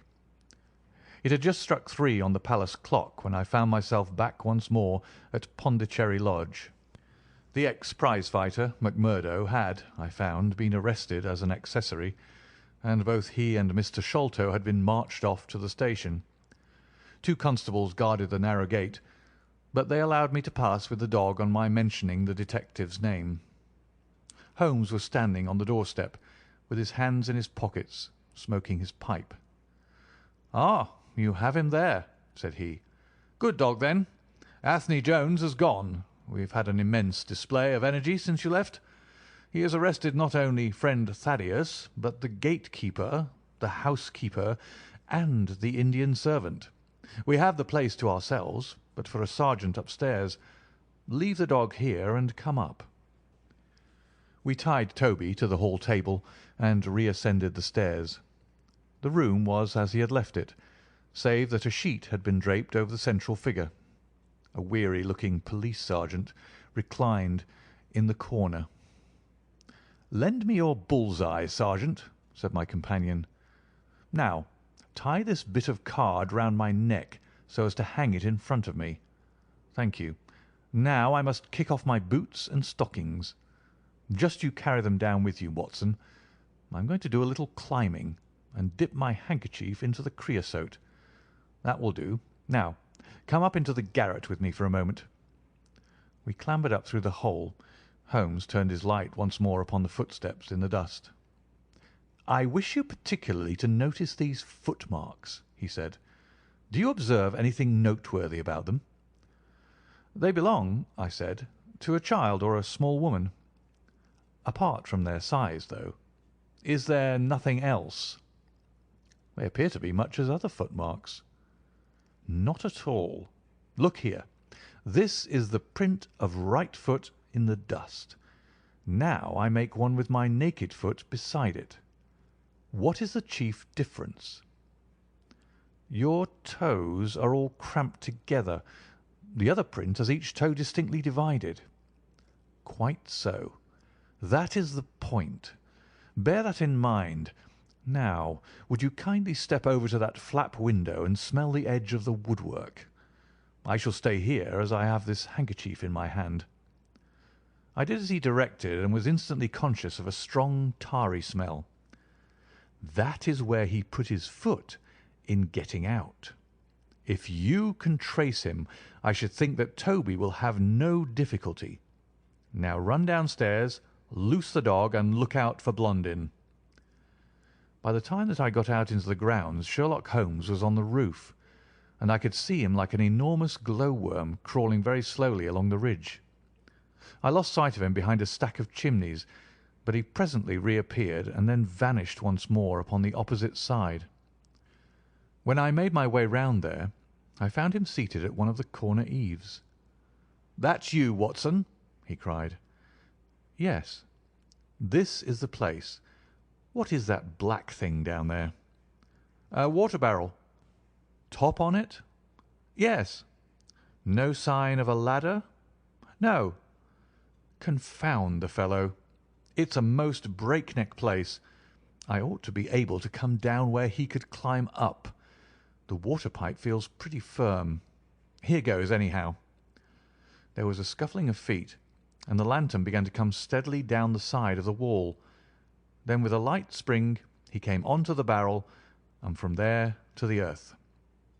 "It was easy to follow him," he said, drawing on his stockings and boots. "Tiles were loosened the whole way along, and in his hurry he had dropped this. It confirms my diagnosis, as you doctors express it." The object which he held up to me was a small pocket or pouch woven out of coloured grasses, and with a few tawdry beads strung around it. In shape and size it was not unlike a cigarette case. Inside were half a dozen spines of dark wood, sharp at one end and rounded at the other, like that which had struck Bartholomew Sholto. "They are hellish things," said he. "Look out that you don't prick yourself. I'm delighted to have them, for the chances are that they are all he has. There is the less fear of you or me finding one in our skin before long. I would sooner face a Martini bullet myself. Are you game for a 6-mile trudge, Watson?" "Certainly," I answered. "Your leg will stand it?" "Oh, yes." "Here you are, doggy. Good old Toby. Smell it, Toby, smell it." He pushed the creosote handkerchief under the dog's nose, while the creature stood with its fluffy legs separated, and with a most comical cock to its head, like a connoisseur sniffing the bouquet of a famous vintage. Holmes then threw the handkerchief to a distance, fastened a stout cord to the mongrel's collar, and led him to the foot of the water barrel. The creature instantly broke into a succession of high, tremulous yelps, and, with his nose on the ground and his tail in the air, pattered off upon the trail at a pace which strained his leash and kept us at the top of our speed. The east had been gradually whitening, and we could now see some distance in the cold grey light. The square, massive house, with its black, empty windows and high, bare walls, towered up sad and forlorn behind us. Our course led right across the grounds, in and out among the trenches and pits with which they were scarred and intersected. The whole place, with its scattered dirt heaps and ill-grown shrubs, had a blighted, ill-omened look which harmonized with the black tragedy which hung over it. On reaching the boundary wall, Toby ran along, whining eagerly underneath its shadow, and stopped finally in a corner screened by a young beech. Where the two walls joined, several bricks had been loosened, and the crevices left were worn down and rounded upon the lower side, as though they had frequently been used as a ladder. Holmes clambered up, and, taking the dog from me, he dropped it over upon the other side. "There's the print of Wooden Leg's hand," he remarked, as I mounted up beside him. "You see the slight smudge of blood upon the white plaster. What a lucky thing it is that we have had no very heavy rain since yesterday. The scent will lie upon the road in spite of their 28 hours' start." I confess that I had my doubts myself when I reflected upon the great traffic which had passed along the London road in the interval. My fears were soon appeased, however. Toby never hesitated or swerved, but waddled on in his peculiar rolling fashion. Clearly the pungent smell of the creosote rose high above all other contending scents. "Do not imagine," said Holmes, "that I depend for my success in this case upon the mere chance of one of these fellows having put his foot in the chemical. I have knowledge now which would enable me to trace them in many different ways. This, however, is the readiest, and since fortune has put it into our hands, I should be culpable if I neglected it. It has, however, prevented the case from becoming the pretty little intellectual problem which it at one time promised to be. There might have been some credit to be gained out of it, but for this too palpable clue." "There is credit and to spare," said I. "I assure you, Holmes, that I marvel at the means by which you obtain your results in this case even more than I did in the Jefferson Hope murder. The thing seems to me to be deeper and more inexplicable. How, for example, could you describe with such confidence the wooden-legged man?" "Pah, my dear boy, it was simplicity itself. I don't wish to be theatrical. It is all patent and above board. Two officers who are in command of a convict guard learn an important secret as to buried treasure. A map is drawn for them by an Englishman named Jonathan Small. You remember that we saw the name upon the chart in Captain Morstan's possession. He had signed it in behalf of himself and his associates, the sign of the four, as he somewhat dramatically called it. Aided by this chart, the officers, or one of them, gets the treasure and brings it to England, leaving, we will suppose, some condition under which he received it unfulfilled. Now then, why did not Jonathan Small get the treasure himself? The answer is obvious. The chart is dated at a time when Morstan was brought into close association with convicts. Jonathan Small did not get the treasure because he and his associates were themselves convicts and could not get away." "But that's mere speculation," said I. "It is more than that.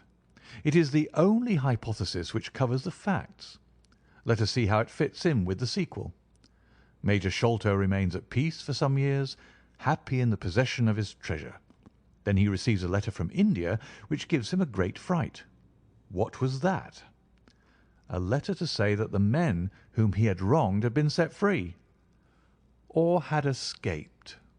That is much more likely, for he would have known what their term of imprisonment was. It would not have been a surprise to him.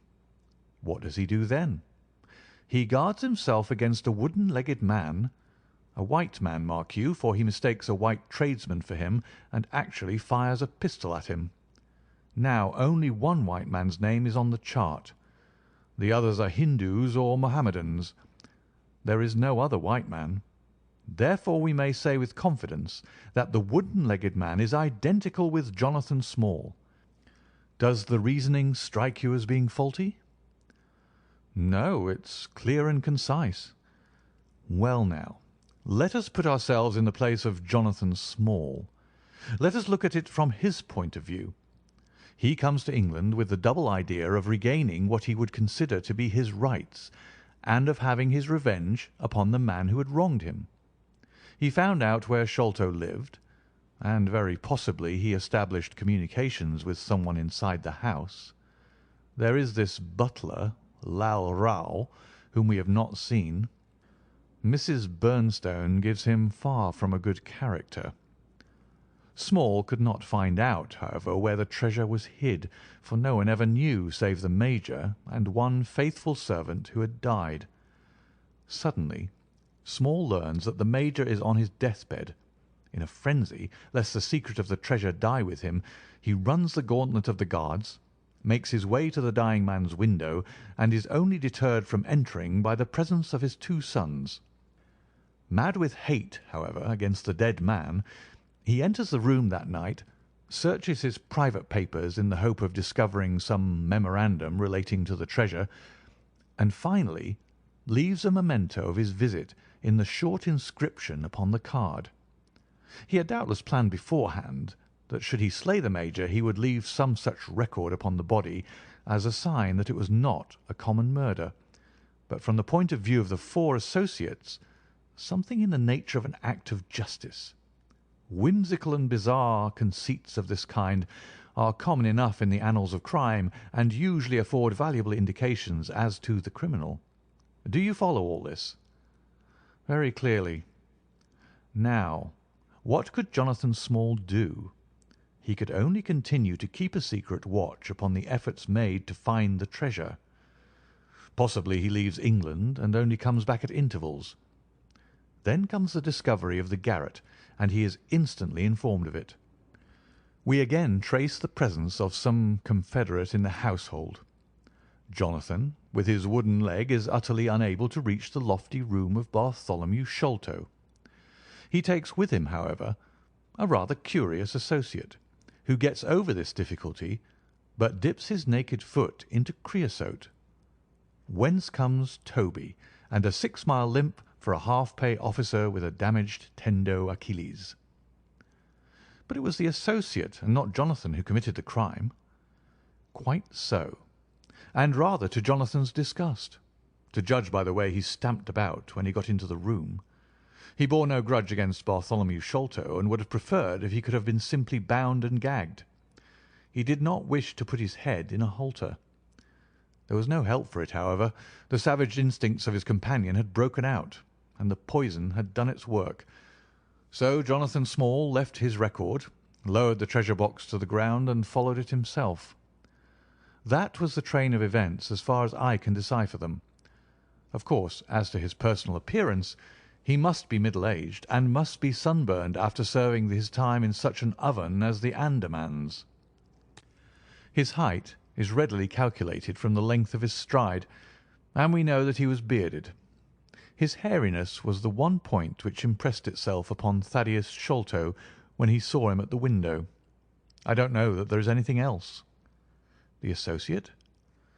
Ah, well, there is no great mystery in that, but you will know all about it soon enough. How sweet the morning air is! See how that one little cloud floats like a pink feather from some gigantic flamingo. Now the red rim of the sun pushes itself over the London cloud-bank. It shines on a good many folk, but on none, I dare bet, who are on a stranger errand than you and I. How small we feel with our petty ambitions and strivings in the presence of the great elemental forces of nature. Are you well up in your Jean Paul? Fairly so. I worked back to him through Carlyle. That was like following the brook to the parent lake. He makes one curious but profound remark. It is that the chief proof of man's real greatness lies in his perception of his own smallness. It argues, you see, a power of comparison and of appreciation, which is in itself a proof of nobility. There is much food for thought in Richter. You have not a pistol, have you? I have my stick. It is just possible that we may need something of the sort if we get to their lair. Jonathan I shall leave to you, but if the other turns nasty I shall shoot him dead.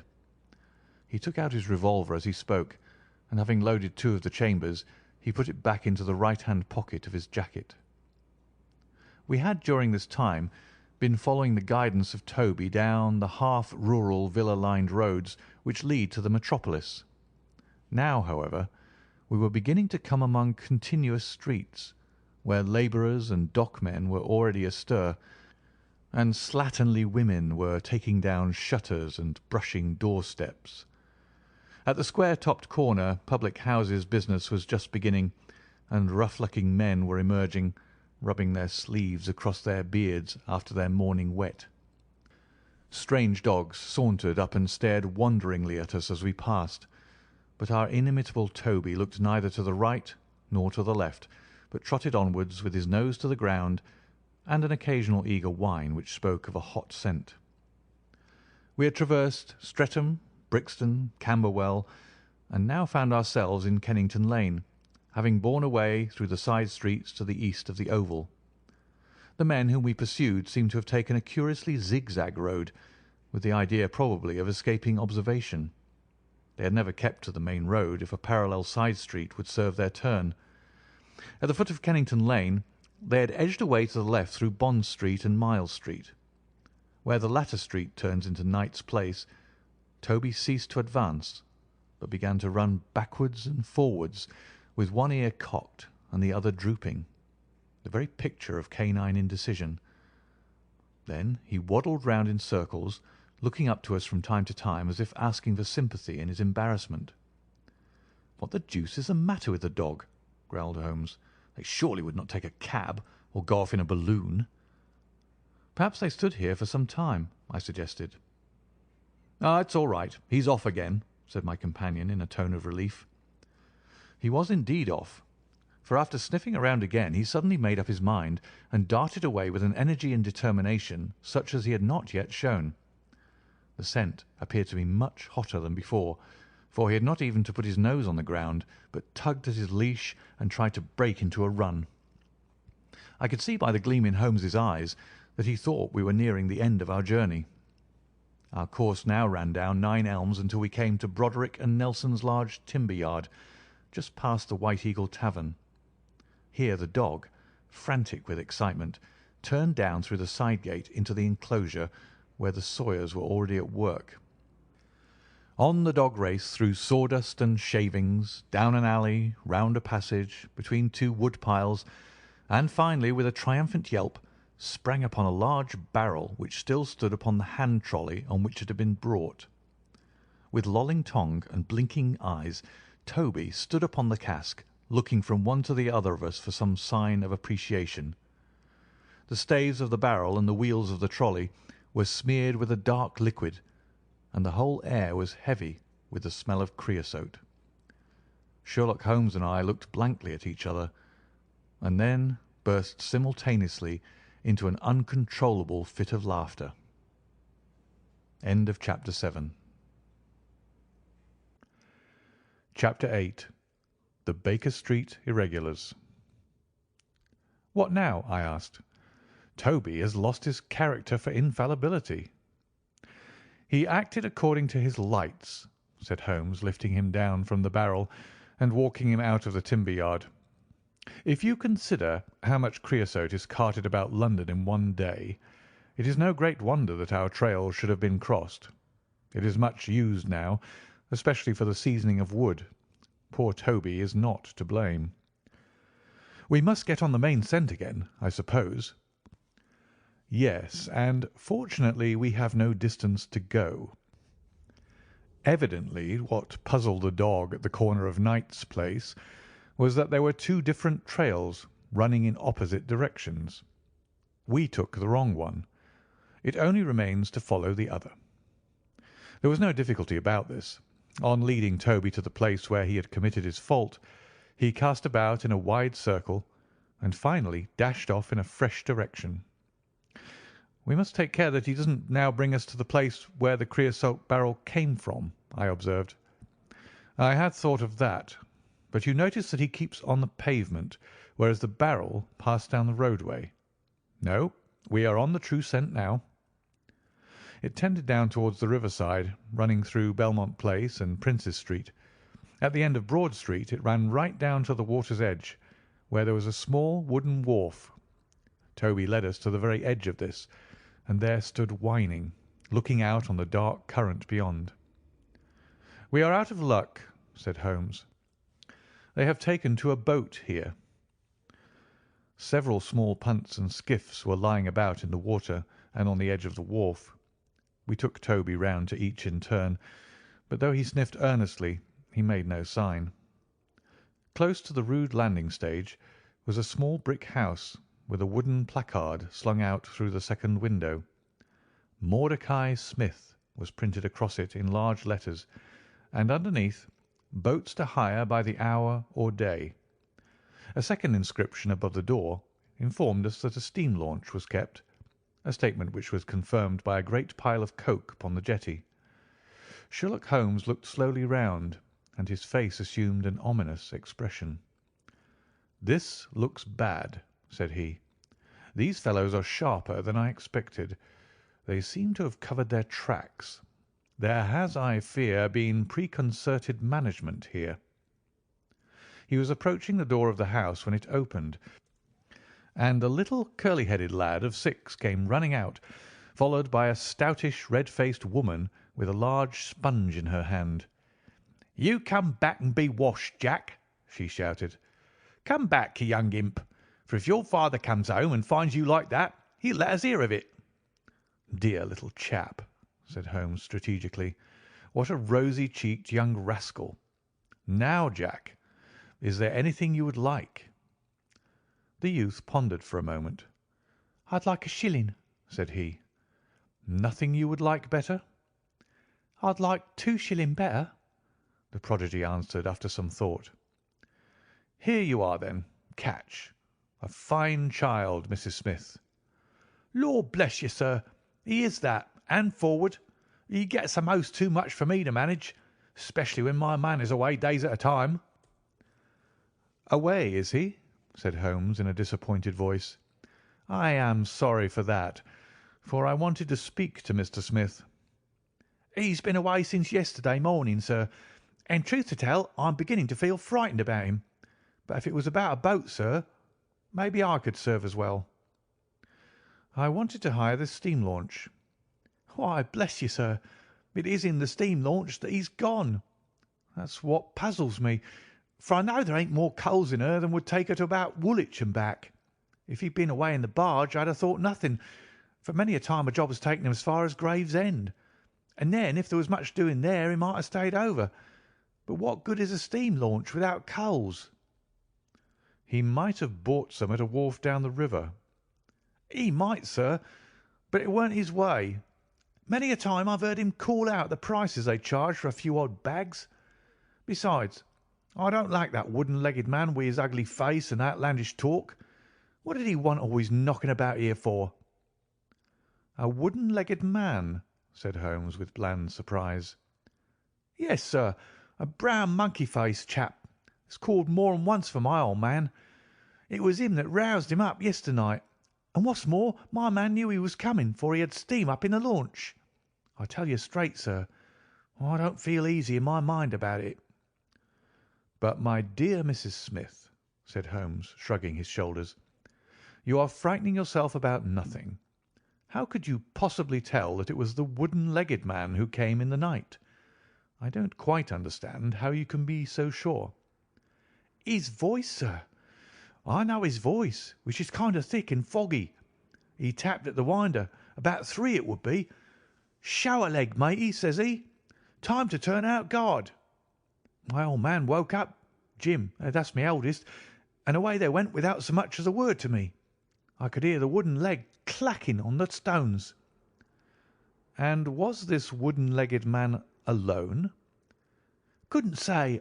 I'm not sure, sir. I didn't hear no one else." "I am sorry, Mrs. Smith, for I wanted a steam launch, and I have heard good reports of the— let me see. What is her name?" "The Aurora, sir." "Ah, she's not that old green launch with a yellow line, very broad in the beam." "No, indeed. She's as trim a little thing as any on the river. She's been fresh painted, black with 2 red streaks." "Thanks. I hope you will hear soon from Mr. Smith. I am going down the river, and if I should see anything of the Aurora, I shall let him know that you are uneasy. A black funnel, you say?" "No, sir. Black with a white band." "Ah, of course. It was the sides which were black. Good morning, Mrs. Smith. There is a boatman here with a wherry, Watson. We shall take it and cross the river." "The main thing with people of that sort," said Holmes, as we sat in the sheets of the wherry, "is never to let them think that their information can be of the slightest importance to you. If you do, they will instantly shut up like an oyster. If you listen to them under protest, as it were, you are very likely to get what you want." "Our course now seems pretty clear," said I. "What would you do, then?" "I would engage a launch and go down the river on the track of the Aurora." "My dear fellow, it would be a colossal task. She may have touched at any wharf on either side of the stream between here and Greenwich. Below the bridge there is a perfect labyrinth of landing places for miles. It would take you days and days to exhaust them, if you set about it alone. Employ the police, then? No, I shall probably call Athelney Jones in at the last moment. He is not a bad fellow, and I should not like to do anything which would injure him professionally. But I have a fancy for working it out myself, now that we have gone so far. Could we advertise, then, asking for information from wharfingers? Worse and worse. Our men would know that the chase was hot at their heels, and they would be off out of the country. As it is, they are likely enough to leave, but as long as they think they are perfectly safe, they will be in no hurry. Jones's energy will be of use to us there, for his view of the case is sure to push itself into the daily press, and the runaways will think that everyone is off on the wrong scent. What are we to do, then? I asked, as we landed near Millbank Penitentiary. Take this hansom, drive home, have some breakfast, and get an hour's sleep. It is quite on the cards that we may be afoot tonight again. Stop at a telegraph office, cabby. We will keep Toby, for he may be of use to us yet. We pulled up at the Great Peter Street post office, and Holmes dispatched his wire. "Whom do you think that is to?" he asked, as we resumed our journey. "I'm sure I don't know." "You remember the Baker Street division of the detective police force whom I employed in the Jefferson Hope case?" "Well," said I, laughing, "this is just the case where they might be invaluable. If they fail, I have other resources, but I shall try them first. That wire was to my dirty little Lieutenant Wiggins, and I expect that he and his gang will be with us before we have finished our breakfast." It was between 8 and 9 o'clock now, and I was conscious of a strong reaction after the successive excitements of the night. I was limp and weary, befogged in mind and fatigued in body. I had not the professional enthusiasm which carried my companion on, nor could I look at the matter as a mere abstract intellectual problem. As far as the death of Bartholomew Sholto went, I had heard little good of him, and could feel no intense antipathy to his murderers. The treasure, however, was a different matter. That, or part of it, belonged rightfully to Miss Morstan. While there was a chance of recovering it, I was ready to devote my life to the one object. True, if I found it, it would probably put her forever beyond my reach. Yet it would be a petty and selfish love which would be influenced by such a thought as that. If Holmes could work to find the criminals, I had a tenfold stronger reason to urge me on to find the treasure. A bath at Baker Street and a complete change freshened me up wonderfully. When I came down to our room, I found the breakfast laid and Holmes pouring out the coffee. "Here it is," said he, laughing and pointing to an open newspaper. "The energetic Jones and the ubiquitous reporter have fixed it up between them. But you have had enough of the case. Better have your ham and eggs first." I took the paper from him and read the short notice, which was headed "Mysterious Business at Upper Norwood." "About 12 o'clock last night," said the Standard, "Mr. Bartholomew Sholto of Pondicherry Lodge, Upper Norwood, was found dead in his room under circumstances which point to foul play. As far as we can learn, no actual traces of violence were found upon Mr. Sholto's person, but a valuable collection of Indian gems, which the deceased gentleman had inherited from his father, has been carried off. The discovery was first made by Mr. Sherlock Holmes and Dr. Watson, who had called at the house with Mr. Thaddeus Sholto, brother of the deceased. By a singular piece of good fortune, Mr. Athelney Jones, the well-known member of the detective police force, happened to be at the Norwood police station, and was on the ground within half an hour of the first alarm. His trained and experienced faculties were at once directed towards the detection of the criminals, with the gratifying result that the brother, Thaddeus Sholto, has already been arrested, together with the housekeeper, Mrs. Burnstone, an Indian butler named Lal Rao, and a porter or gatekeeper named McMurdo. It is quite certain that the thief or thieves were well acquainted with the house, for Mr. Jones's well-known technical knowledge and his powers of minute observation have enabled him to prove conclusively that the miscreants could not have entered by the door or by the window, but must have made their way across the roof of the building, and so through a trap-door into a room which communicated with that in which the body was found. This fact, which has been very clearly made out, proves conclusively that it was no mere haphazard burglary. The prompt and energetic action of the officers of the law shows the great advantage of the presence on such occasions of a single, vigorous, and masterful mind. We cannot but think that it supplies an argument to those who would wish to see our detectives more decentralised, and so brought into closer and more effective touch with the cases which it is their duty to investigate. "Isn't it gorgeous?" said Holmes, grinning over his coffee cup. "What do you think of it?" "I think that we have had a close shave ourselves of being arrested for the crime." "So do I. I wouldn't answer for our safety now, if he should happen to have another of his attacks of energy." At this moment there was a loud ring at the bell, and I could hear Mrs. Hudson, our landlady, raising her voice in a wail of expostulation and dismay. "By heavens, Holmes," I said, half rising, "I believe that they are really after us." "No, it's not quite so bad as that. It is the unofficial force, the Baker Street Irregulars." As he spoke, there came a swift pattering of naked feet upon the stairs, a clatter of high voices, and in rushed a dozen dirty and ragged little street Arabs. There was some show of discipline among them, despite their tumultuous entry, for they instantly drew up in line and stood facing us with expectant faces.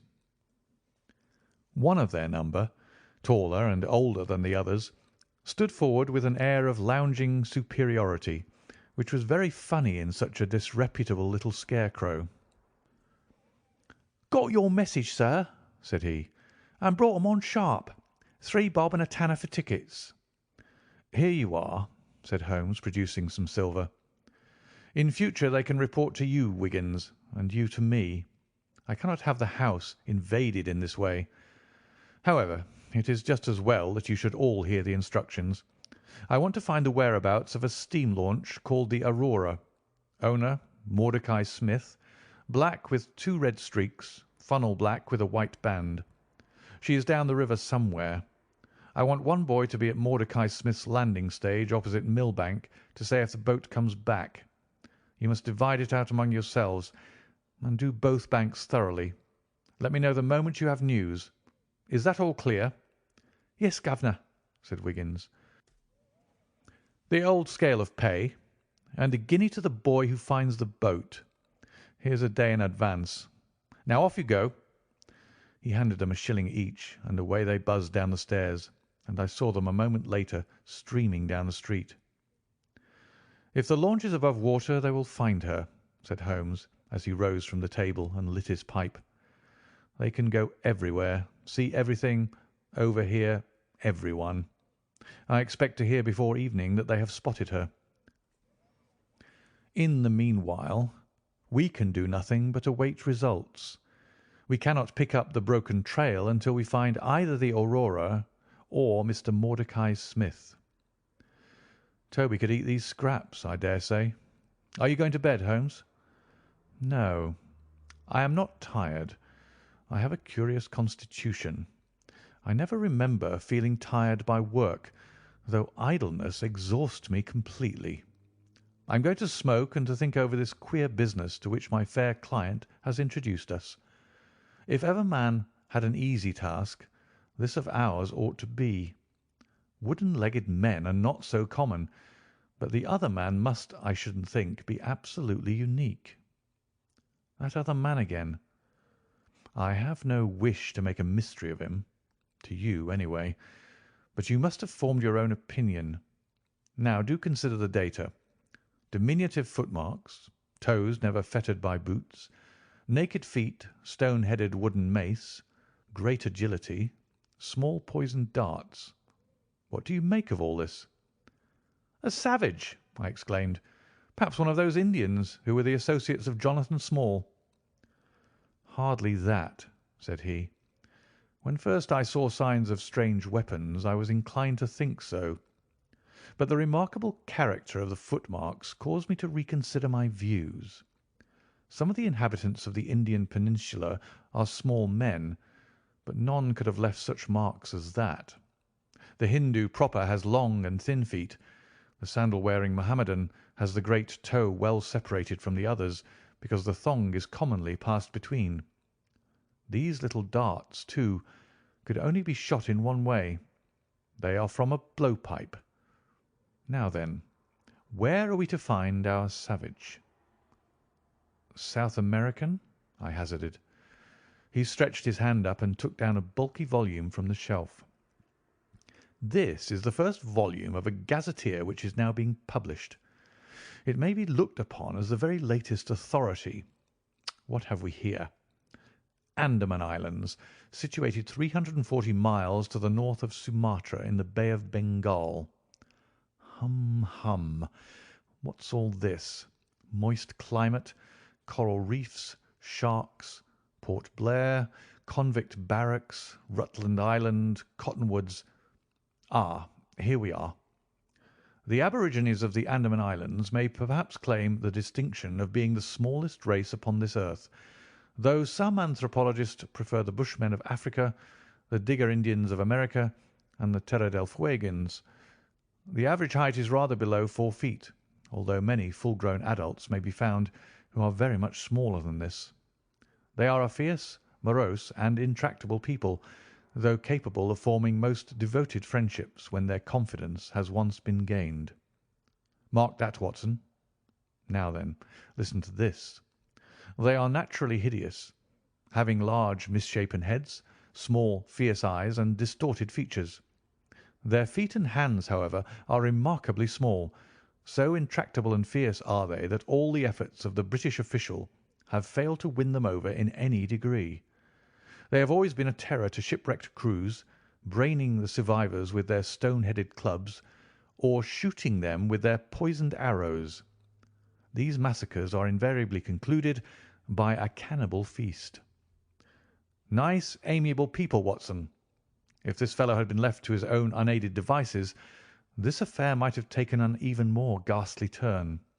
I fancy that, even as it is, Jonathan Small would give a good deal not to have employed him. But how came he to have so singular a companion? Ah, that is more than I can tell. Since, however, we had already determined that Small had come from the Andamans, it is not so very wonderful that this islander should be with him. No doubt we shall know all about it in time. Look here, Watson, you look regularly done. Lie down there on the sofa and see if I can put you to sleep." He took up his violin from the corner, and as I stretched myself out he began to play some low, dreamy, melodious air. His own, no doubt, for he had a remarkable gift for improvisation. I have a vague remembrance of his gaunt limbs, his earnest face, and the rise and fall of his bow. Then I seemed to be floated peacefully away upon a soft sea of sound, until I found myself in dreamland, with the sweet face of Mary Morstan looking down upon me. End of Chapter 8. Chapter 9. A break in the chain. It was late in the afternoon before I woke, strengthened and refreshed. Sherlock Holmes still sat exactly as I had left him, save that he had laid aside his violin and was deep in a book. He looked across at me as I stirred, and I noticed that his face was dark and troubled. "You have slept soundly," he said. "I feared that our talk would wake you." "I heard nothing," I answered. "Have you had fresh news, then?" "Unfortunately, no. I confess that I am surprised and disappointed. I expected something definite by this time. Wiggins has just been up to report. He says that no trace can be found of the launch. It is a provoking check, for every hour is of importance. Can I do anything? I am perfectly fresh now and quite ready for another night's outing." "No, we can do nothing. We can only wait. If we go ourselves, the message might come in our absence and delay be caused. You can do what you will, but I must remain on guard." "Then I shall run over to Camberwell and call upon Mrs. Cecil Forrester. She asked me to yesterday." "On Mrs. Cecil Forrester?" asked Holmes, with the twinkle of a smile in his eyes. "Well, of course, Miss Morstan too. They were anxious to hear what happened." "I would not tell them too much," said Holmes. "Women are never to be entirely trusted. Not the best of them." I did not pause to argue over this atrocious sentiment. "I shall be back in an hour or two," I remarked. "All right. Good luck. But I say, if you are crossing the river you may as well return Toby, for I don't think it is at all likely that we shall have any use for him now." I took our mongrel accordingly and left him, together with a half-sovereign, at the old naturalist's in Pinchin Lane. At Camberwell I found Miss Morstan a little weary after her night's adventures, but very eager to hear the news. Mrs. Forrester, too, was full of curiosity. I told them all that we had done, suppressing, however, the more dreadful parts of the tragedy. Thus, although I spoke of Mr. Sholto's death, I said nothing of the exact manner and method of it. With all my omissions, however, there was enough to startle and amaze them. "It is a romance," cried Mrs. Forrester. "An injured lady, 500,000 in treasure, a black cannibal, and a wooden-legged ruffian. They take the place of the conventional dragon or wicked earl." "And 2 knight-errants to the rescue," added Miss Morstan, with a bright glance at me. "Why, Mary, your fortune depends upon the issue of this search. I don't think that you are nearly excited enough. Just imagine what it must be to be so rich and to have the world at your feet." It sent a little thrill of joy to my heart to notice that she showed no sign of elation at the prospect. On the contrary, she gave a toss of her proud head, as though the matter were one in which she took small interest. "It is for Mr. Thaddeus Sholto that I am anxious," she said. "Nothing else is of any consequence, but I think that he has behaved most kindly and honourably throughout. It is our duty to clear him of this dreadful and unfounded charge." It was evening before I left Camberwell, and quite dark by the time I reached home. My companion's book and pipe lay by his chair, but he had disappeared. I looked about in the hope of seeing a note, but there was none. "I suppose that Mr. Sherlock Holmes has gone out," I said to Mrs. Hudson as she came up to lower the blinds. "No, sir. He's gone to his room, sir. Do you know, sir," sinking her voice into an impressive whisper, "I'm afraid for his health." "Why so, Mrs. Hudson?" "Well, he's that strange, sir. After you was gone, he walked and he walked, up and down until I was weary of the sound of his footstep. Then I heard him talking to himself and muttering, and every time the bell rang out he came on the stairhead with, 'What is that, Mrs. Hudson?' And now he's slammed off to his room, but I can hear him walking away the same as ever. I hope he's not going to be ill, sir. I ventured to say something to him about cooling medicine, but he turned on me, sir, with such a look that I don't know how ever I got out of the room." "I don't think that you have any cause to be uneasy, Mrs. Hudson," I answered. "I've seen him like this before. He has some small matter upon his mind which makes him restless." I tried to speak lightly to our worthy landlady, but I was myself somewhat uneasy when through the long night I still from time to time heard the dull sound of his tread, and knew how his keen spirit was chafing against this involuntary inaction. At breakfast time he looked worn and haggard, with a little fleck of feverish colour upon either cheek. "You're knocking yourself up, old man," I remarked. "I heard you marching about in the night." "No, I could not sleep," he answered. "This infernal problem is consuming me. It is too much to be balked by so petty an obstacle. When all else had been overcome, I know the men, the launch, everything, and yet I can get no news. I have set other agencies at work and used every means at my disposal. The whole river has been searched on either side, but there is no news, nor has Mrs. Smith heard of her husband. I shall come to the conclusion soon that they have scuttled the craft, but there are objections to that. Or that Mrs. Smith has put us on a wrong scent. No, I think that may be dismissed. I had inquiries made, and there is a launch of that description." "Could it have gone up the river?" "I have considered that possibility too, and there is a search party who will work up as far as Richmond. If no news comes to-day, I shall start off myself to-morrow and go for the men rather than the boat. But surely we shall hear something." We did not, however. not a word came to us either from Wiggins or from the other agencies. There were articles in most of the papers upon the Norwood tragedy. They all appeared to be rather hostile to the unfortunate Thaddeus Sholto. No fresh details were to be found, however, in any of them, save that an inquest was to be held upon the following day. I walked over to Camberwell in the evening to report our ill success to the ladies, and on my return I found Holmes dejected and somewhat morose. He would hardly reply to my questions, and busied himself all evening in an abstruse chemical analysis which involved much heating of retorts and distilling of vapours, ending at last in a smell which fairly drove me out of the apartment. Up to the small hours of the morning I could hear the clinking of his test tubes, which told me that he was still engaged in his malodorous experiment. In the early dawn I woke with a start and was surprised to find him standing by my bedside, clad in a rude sailor dress with a pea jacket and a coarse red scarf round his neck. "I am off down the river, Watson," said he. "I have been turning it over in my mind, and I can see only one way out of it. It is worth trying at all events." "Surely I can come with you, then?" said I. "No, you can be much more useful if you'll remain here as my representative. I am loath to go, for it is quite on the cards that some message may come during the day, though Wiggins was despondent about it last night. I want you to open all notes and telegrams, and to act on your own judgment if any news should come. Can I rely upon you?" "Most certainly." "I am afraid that you will not be able to wire to me, for I can hardly tell yet where I may find myself. If I am in luck, however, I may not be gone so very long. I shall have news of some sort or other before I get back." I had heard nothing of him by breakfast time.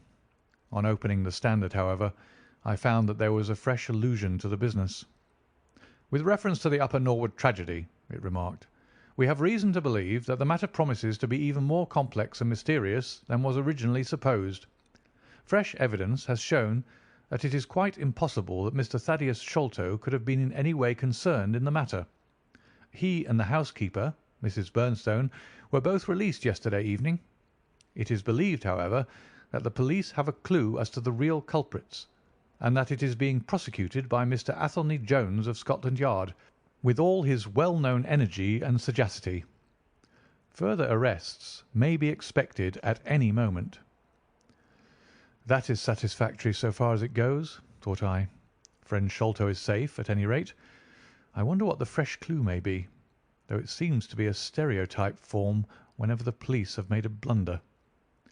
I tossed the paper down upon the table, but at that moment my eye caught an advertisement in the agony column.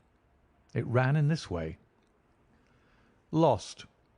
Whereas Mordecai Smith, boatman, and his son Jim left Smith's Wharf at or about 3 o'clock last Tuesday morning in the steam launch Aurora, black with 2 red stripes, funnel black with a white band, the sum of £5 will be paid to anyone who can give information to Mrs. Smith at Smith's Wharf or at 221B Baker Street as to the whereabouts of the said Mordecai Smith and the launch Aurora."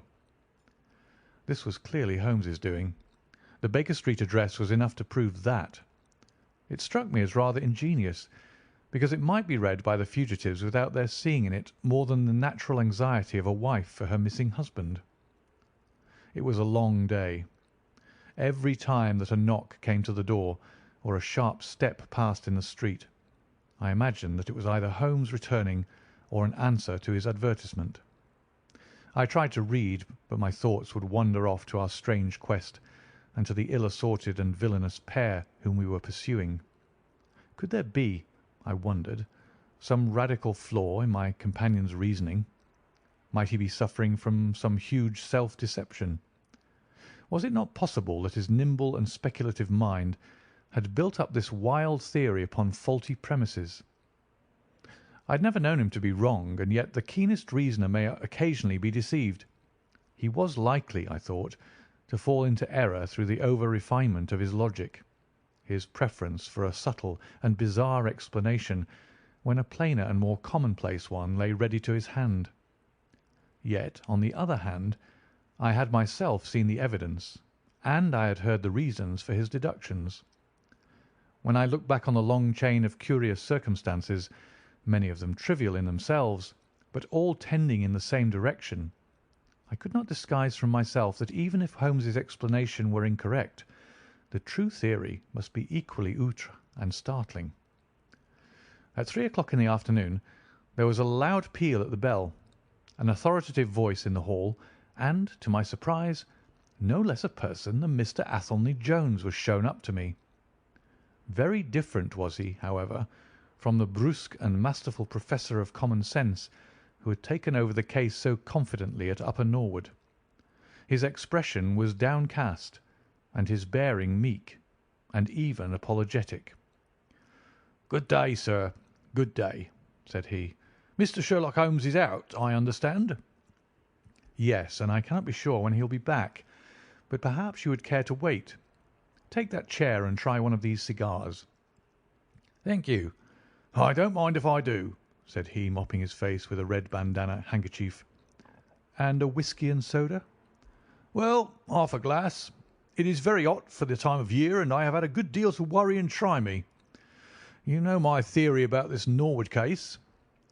"I remember that you expressed one." "Well, I've been obliged to reconsider it. I had my net drawn tightly round Mr. Sholto, sir, when pop, he went through a hole in the middle of it. He was able to prove an alibi which could not be shaken. From the time that he left his brother's room he was never out of sight of some one or other, so it could not be he who climbed over roofs and through trapdoors. It's a very dark case, and my professional credit is at stake. I should be very glad of a little assistance." "We all need help sometimes," said I. "Your friend, Mr. Sherlock Holmes, is a wonderful man, sir," said he, in a husky and confidential voice. "He's a man who is not to be beat. I've known that young man go into a good many cases, but I never saw the case yet that he could not throw a light upon. He is irregular in his methods and a little quick, perhaps, in jumping at theories, but on the whole I think he would have made a most promising officer, and I don't care who knows it. I've had a wire from him this morning, by which I understand that he has got some clue to this Sholto business. Here is the message." He took the telegram out of his pocket and handed it to me. It was dated from Poplar at 12 o'clock. "Go to Baker Street at once," it said. "If I have not returned, wait for me. I am close on the track of the Sholto gang. You can come with us tonight if you want to be in at the finish." "This sounds well. He has evidently picked up the scent again," said I. "Ah, then he has been at fault too," exclaimed Jones, with evident satisfaction. "Even the best of us are thrown off sometimes. Of course this may prove to be a false alarm, but it is my duty as an officer of the law to allow no chance to slip. But there is someone at the door. Perhaps this is he." A heavy step was heard ascending the stair, with a great wheezing and rattling as from a man who was sorely put to it for breath. Once or twice he stopped, as though the climb were too much for him, but at last he made his way to our door and entered. His appearance corresponded to the sounds which we had heard. He was an aged man, clad in seafaring garb, with an old pea-jacket buttoned up to his throat. His back was bowed, his knees were shaky, and his breathing was painfully asthmatic. As he leaned upon a thick oaken cudgel, his shoulders heaved in the effort to draw the air into his lungs. He had a coloured scarf round his chin, and I could see little of his face save a pair of keen dark eyes, overhung by bushy white brows and long grey side whiskers. Altogether he gave me the impression of a respectable master mariner who had fallen into years and poverty. "What is it, my man?" I asked. He looked about him in the slow, methodical fashion of old age. "Is Mr. Sherlock Holmes here?" said he. "No, but I am acting for him. You can tell me any message you have for him." "It was to him himself I was to tell it," said he. "But I tell you that I am acting for him. Was it about Mordecai Smith's boat?" "Yes, I knows well where it is, and I knows where the men he is after are, and I knows where the treasure is. I knows all about it." "Then tell me, and I shall let him know." It was to him I was to tell it, he repeated with the petulant obstinacy of a very old man. Well, you must wait for him. No, no, I ain't going to lose a whole day to please no one. If Mr. Holmes ain't here, then Mr. Holmes must find it all out for himself. I don't care about the look of either of you, and I won't tell a word. He shuffled towards the door, but Athelney Jones got in front of him. Wait a bit, my friend, said he.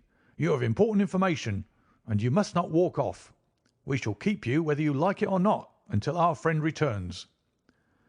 The old man made a little run towards the door, but as Athelney Jones put his broad back up against it, he recognised the uselessness of resistance. Pretty sore treatment, this, he cried, stamping his stick. I come here to see it, gentlemen, and you two, who I never saw in my life, seize me and treat me in this fashion. You will be none the worse, I said. We shall recompense you for the loss of your time. Sit over here on the sofa, and you will not have long to wait. He came across sullenly enough and seated himself with his face resting on his hands. Jones and I resumed our cigars and our talk. Suddenly, however, Holmes's voice broke in upon us. "I think that you might offer me a cigar too," he said. We both started in our chairs. There was Holmes sitting close to us with an air of quiet amusement. "Holmes!" I exclaimed. "You here? But where's the old man?" "Here is the old man," said he, holding out a heap of white hair. "Here he is. Wig, whiskers, eyebrows and all. I thought my disguise was pretty good, but I hardly expected that it would stand that test." "Ah, you rogue!" cried Jones, highly delighted. "You would have made an actor, and a rare one. You had the proper workhouse cough, and those weak legs of yours are worth £10 a week. I thought I knew the glint of your eye, though. You didn't get away from us so easily, you see." "I have been working in that get-up all day," said he, lighting his cigar.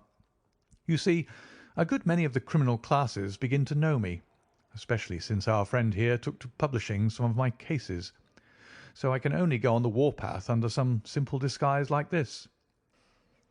You got my wire?" "Yes, that was what brought me here." "How has your case prospered?" "It has all come to nothing. I've had to release 2 of my prisoners, and there is no evidence against the other 2. "Never mind. We shall give you 2 others in the place of them. But you must put yourself under my orders. You are welcome to all the official credit, but you must act on the line that I point out. Is that agreed?" "Entirely, if you'll help me to the men." "Well, then, in the first place I shall want a fast police boat, a steam launch, to be at the Westminster Stairs at 7 o'clock. "That is easily managed. There's always one about there, but I can step across the road and telephone to make sure." "Then I shall want 2 stanch men in case of resistance." "There will be 2 or 3 in the boat. What else?" "When we secure the men we shall get the treasure. I think that it would be a pleasure to my friend here to take the box round to the young lady to whom half of it rightfully belongs. Let her be the first to open it. Eh, Watson?" "It would be a great pleasure to me." "Rather an irregular proceeding," said Jones, shaking his head. "However, the whole thing is irregular, and I suppose we must wink at it. The treasure must afterwards be handed over to the authorities until after the official investigation." "Certainly. That is easily managed. One other point. I should much like to have a few details about this matter from the lips of Jonathan Small himself. You know I like to work the detail of my cases out. There is no objection to my having an unofficial interview with him, either here in my rooms or elsewhere, as long as he is efficiently guarded." "Well, you're a master of the situation. I've had no proof yet of the existence of this Jonathan Small. However, if you can catch him, I don't see how I can refuse you an interview with him." "That is understood, then." "Perfectly. Is there anything else?" "Only that I insist upon your dining with us. It will be ready in half an hour. I have oysters and a brace of grouse, with something a little choice in white wines. Watson, you have never yet recognised my merits as a housekeeper." End of chapter 9. Chapter 10. The End of the Islander. Our meal was a merry one. Holmes could talk exceedingly well when he chose, and that night he did choose. He appeared to be in a state of nervous exaltation. I have never known him so brilliant. He spoke on a quick succession of subjects, on miracle plays, on medieval pottery, on Stradivarius violins, on the Buddhism of Ceylon, and on the warships of the future, handling each as though he had made a special study of it. His bright humour marked the reaction from his black depression of the preceding days. Athelney Jones proved to be a sociable soul in his hours of relaxation, and faced his dinner with the air of a bon vivant. For myself, I felt elated at the thought that we were nearing the end of our task, and I caught something of Holmes's gaiety. None of us alluded during dinner to the cause which had brought us together. When the cloth was cleared, Holmes glanced at his watch and filled up 3 glasses with port. "One bumper," said he, "to the success of our little expedition. And now it is high time we were off. Have you a pistol, Watson?" "I have my old service revolver in my desk." "You had best take it, then. It is well to be prepared. I see that the cab is at the door. I ordered it for 6:30. It was little past 7 before we reached the Westminster Wharf and found our launch awaiting us. Holmes eyed it critically. "Is there anything to mark it as a police boat?" "Yes, that green lamp at the side." "Then take it off." The small change was made, we stepped on board, and the ropes were cast off. Jones, Holmes, and I sat in the stern. There was one man at the rudder, one to tend the engines, and 2 burly police inspectors forward. "Where to?" asked Jones. "To the Tower. Tell them to stop opposite Jacobson's Yard." Our craft was evidently a very fast one. We shot past the long lines of loaded barges as though they were stationary. Holmes smiled with satisfaction as we overhauled a river steamer and left her behind us. "We ought to be able to catch anything on the river," he said. "Well, hardly that, but there are not many launches to beat us." "We shall have to catch the Aurora, and she has a name for being a clipper. I will tell you how the land lies, Watson. You recollect how annoyed I was at being balked by so small a thing?" "Yes." "Well, I gave my mind a thorough rest by plunging into a chemical analysis. One of our greatest statesmen has said that a change of work is the best rest. So it is.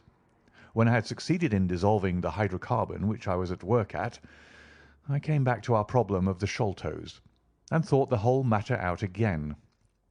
My boys had been up the river and down the river without result. The launch was not at any landing stage or wharf, nor had it returned. Yet it could hardly have been scuttled to hide their traces, though that always remained as a possible hypothesis if all else failed. I knew this man Small had a certain degree of low cunning, but I did not think him capable of anything in the nature of delicate finesse. That is usually a product of higher education. I then reflected that since he had certainly been in London some time, as we had evidence that he maintained a continual watch over Pondicherry Lodge, he could hardly leave at a moment's notice, but would need some little time, if it were only a day, to arrange his affairs. That was the balance of probability, at any rate. "It seems to me to be a little weak," said I. "It is more probable that he had arranged his affairs before ever he set out upon his expedition." "No, I hardly think so. This lair of his would be too valuable a retreat in case of need for him to give it up until he was sure that he could do without it. But a second consideration struck me. Jonathan Small must have felt that the peculiar appearance of his companion, however much he may have top-coated him, would give rise to gossip, and possibly be associated with this Norwood tragedy. He was quite sharp enough to see that. They had started from their headquarters under cover of darkness, and he would wish to get back before it was broad light. Now, it was past 3 o'clock, according to Mrs. Smith, when they got the boat. It would be quite bright, and people would be about in an hour or so. Therefore I argued that they did not go very far. They paid Smith well to hold his tongue, reserved his launch for the final escape, and hurried to their lodgings with the treasure box. In a couple of nights, when they had time to see what view the papers took, and whether there was any suspicion, they would make their way under cover of darkness to some ship at Gravesend or in the Downs, where no doubt they had already arranged for passages to America or the colonies. But the launch, they could not have taken that to their lodgings. Quite so. I argued that the launch must be no great way off, in spite of its invisibility. I then put myself in the place of Small, and looked at it as a man of his capacity would. He would probably consider that to send back the launch, or to keep it at a wharf, would make pursuit easy if the police did happen to get on his track. How then could he conceal the launch, and yet have her at hand when wanted? I wondered what I should do myself if I were in his shoes. I could only think of one way of doing it. I might land the launch over to some boat builder or repairer, with directions to make a trifling change in her.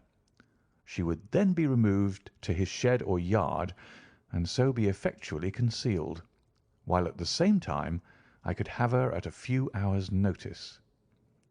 That seems simple enough. It is just these very simple things which are extremely liable to be overlooked. However, I determined to act on the idea. I started at once in this harmless seaman's rig, and inquired at all the yards down the river. I drew blank at 15, but at the 16th, Jacobson's, I learned that the Aurora had been handed over to them 2 days ago by a wooden-legged man, with some trivial directions as to her rudder. "There ain't naught amiss with her rudder," said the foreman. "There she lies, with the red streaks." At that moment, who should come down but Mordecai Smith, the missing owner. He was rather the worse for liquor. I should not, of course, have known him, but he bellowed out his name and the name of his launch. "I want her to-night at 8 o'clock," said he. 8 o'clock sharp, mind, for I have 2 gentlemen who won't be kept waiting. They had evidently paid him well, for he was very flush of money, chucking shillings about to the men. I followed him some distance, but he subsided into an alehouse. So I went back to the yard, and happening to pick up one of my boys on the way, I stationed him as a sentry over the launch. He is to stand at water's edge and wave his handkerchief to us when they start. We shall be lying off in the stream, and it will be a strange thing if we do not take men, treasure, and all. "You have planned it all very neatly, whether they are the right men or not," said Jones. "But if the affair were in my hands, I should have had a body of police in Jacobson's yard and arrested them when they came down." Which would have been never. This man Small is a pretty shrewd fellow. He would send a scout on ahead, and if anything made him suspicious, lie snug for another week. "But you might have stuck to Mordecai Smith, and so been led to their hiding-place," said I. "In that case I would have wasted my day. I think that it is 100 to 1 against Smith knowing where they live. As long as he has liquor and a good pay, why should he ask questions? They send him messages what to do. No, I thought every possible course, and this is the best." While this conversation had been proceeding, we had been shooting the long series of bridges which span the Thames. As we passed the city, the last rays of the sun were gilding the cross upon the summit of St. Paul's. It was twilight before we reached the tower. "That is Jacobson's yard," said Holmes, pointing to a bristle of masts and rigging on the Surrey side. "Cruise gently up and down here under cover of this string of lighters." He took a pair of night glasses from his pocket and gazed some time at the shore. "I see my sentry at his post," he remarked, "but no sign of a handkerchief." "Suppose we go downstream a short way and lie in wait for them," said Jones eagerly. We were all eager by this time, even the policemen and stokers, who had a very vague idea of what was going forward. "We have no right to take anything for granted," Holmes answered. "It is certainly 10 to 1 that they go downstream, but we cannot be certain. From this point we can see the entrance of the yard, and they can hardly see us. It will be a clear night and plenty of light. We must stay where we are. See how the folk swarm over yonder in the gaslight. They are coming from work in the yard. Dirty-looking rascals, but I suppose every one has some little immortal spark concealed about him. You would not think it, to look at them. There is no a priori probability about it. A strange enigma is man. Someone calls him a soul concealed in an animal, I suggested. Winwood Reade is good upon the subject, said Holmes. He remarks that while the individual man is an insoluble puzzle, in the aggregate he becomes a mathematical certainty. You can, for example, never foretell what any one man will do, but you can say with precision what an average number will be up to. Individuals vary, but percentages remain constant. So says the statistician. But do I see a handkerchief? Surely there is a white flutter over yonder. Yes, it is your boy, I cried. I can see him plainly. And there is the Aurora, exclaimed Holmes, and going like the devil. Full speed ahead, engineer. Make after that launch with the yellow light. By heaven, I shall never forgive myself if she proves to have the heels of us. She had slipped unseen through the yard entrance and passed behind 2 or 3 small craft, so that she had fairly got her speed up before we saw her. Now she was flying down the stream, near into the shore, going at a tremendous rate. Jones looked gravely at her and shook his head. "She's very fast," he said. "I doubt if we shall catch her." "We must catch her," cried Holmes between his teeth. "Heap it on, stokers. Make her do all she can. If we burn the boat, we must have them." We were fairly after her now. The furnaces roared and the powerful engines whizzed and clanked like a great metallic heart. Her sharp, steep prow cut through the river water and sent 2 rolling waves to right and to left of us. With every throb of the engines we sprang and quivered like a living thing. One great yellow lantern in our bows threw a long, flickering funnel of light in front of us. Right ahead a dark blur upon the water showed where the Aurora lay, and a swirl of white foam behind her spoke of the pace at which she was going. We flashed past barges, steamers, merchant vessels, in and out, behind this one and round the other. Voices hailed us out of the darkness, but still the Aurora thundered on, and still we followed close upon her track. "Pile it on, men! Pile it on!" cried Holmes, looking down into the engine room, while the fierce glow from below beat upon his eager, aquiline face. "Get every pound of steam you can." "I think we can gain a little," said Jones, with his eyes on the Aurora. "I'm sure of it," said I. "We shall be up with her in a very few minutes." At that moment, however, as our evil fate would have it, a tug with 3 barges in tow blundered in between us. It was only by putting our helm hard down that we avoided a collision, and before we could round them and recover our way, the Aurora had gained a good 200 yards. She was still, however, well in view, and the murky, uncertain twilight was setting into a clear, starlit night. Our boilers were strained to their utmost, and the frail shell vibrated and creaked with the fierce energy which was driving us along. We had shot through the Pool, past the West India Docks, down the long Deptford Reach, and up again after rounding the Isle of Dogs. The dull blur in front of us resolved itself now clearly enough into the dainty Aurora. Jones turned our searchlight upon her, so that we could plainly see the figures upon her deck. One man sat by the stern with something black between his knees, over which he stooped. Beside him lay a dark mass which looked like a Newfoundland dog. The boy held the tiller, while against the red glare of the furnace I could see old Smith, stripped to the waist and shovelling coals for dear life. They may have had some doubt at first as to whether we were really pursuing them, but now, as we followed every winding and turning which they took, there could be no longer any question about it. At Greenwich we were about 300 paces behind them. At Blackwall we could not have been more than 250. I have coursed many creatures in many countries during my checkered career, but never did sport give me such a wild thrill as this mad flying manhunt down the Thames. Steadily we drew in upon them, yard by yard. In the silence of the night we could hear the panting and clanking of their machinery. The man in the stern still crouched upon the deck, and his arms were moving as though he were busy, while every now and then he would look up and measure with a glance the distance which still separated us. Nearer we came, and nearer. Jones yelled to them to stop. We were not more than 4 boats' lengths behind them, both boats flying at a tremendous pace. It was a clear reach of the river, with Barking Level upon one side and the melancholy Plumstead marshes upon the other. At our hail, the man in the stern sprang up from the deck and shook his 2 clenched fists at us, cursing the while in a high, cracked voice. He was a good-sized, powerful man, and as he stood poising himself with legs astride, I could see that from the thigh downwards there was but a wooden stump upon the right side. At the sound of his strident, angry cries, there was movement in the huddled bundle upon the deck. It straightened itself into a little black man, the smallest I have ever seen, with a great misshapen head and a shock of tangled, dishevelled hair. Holmes had already drawn his revolver, and I whipped out mine at the sight of this savage, distorted creature.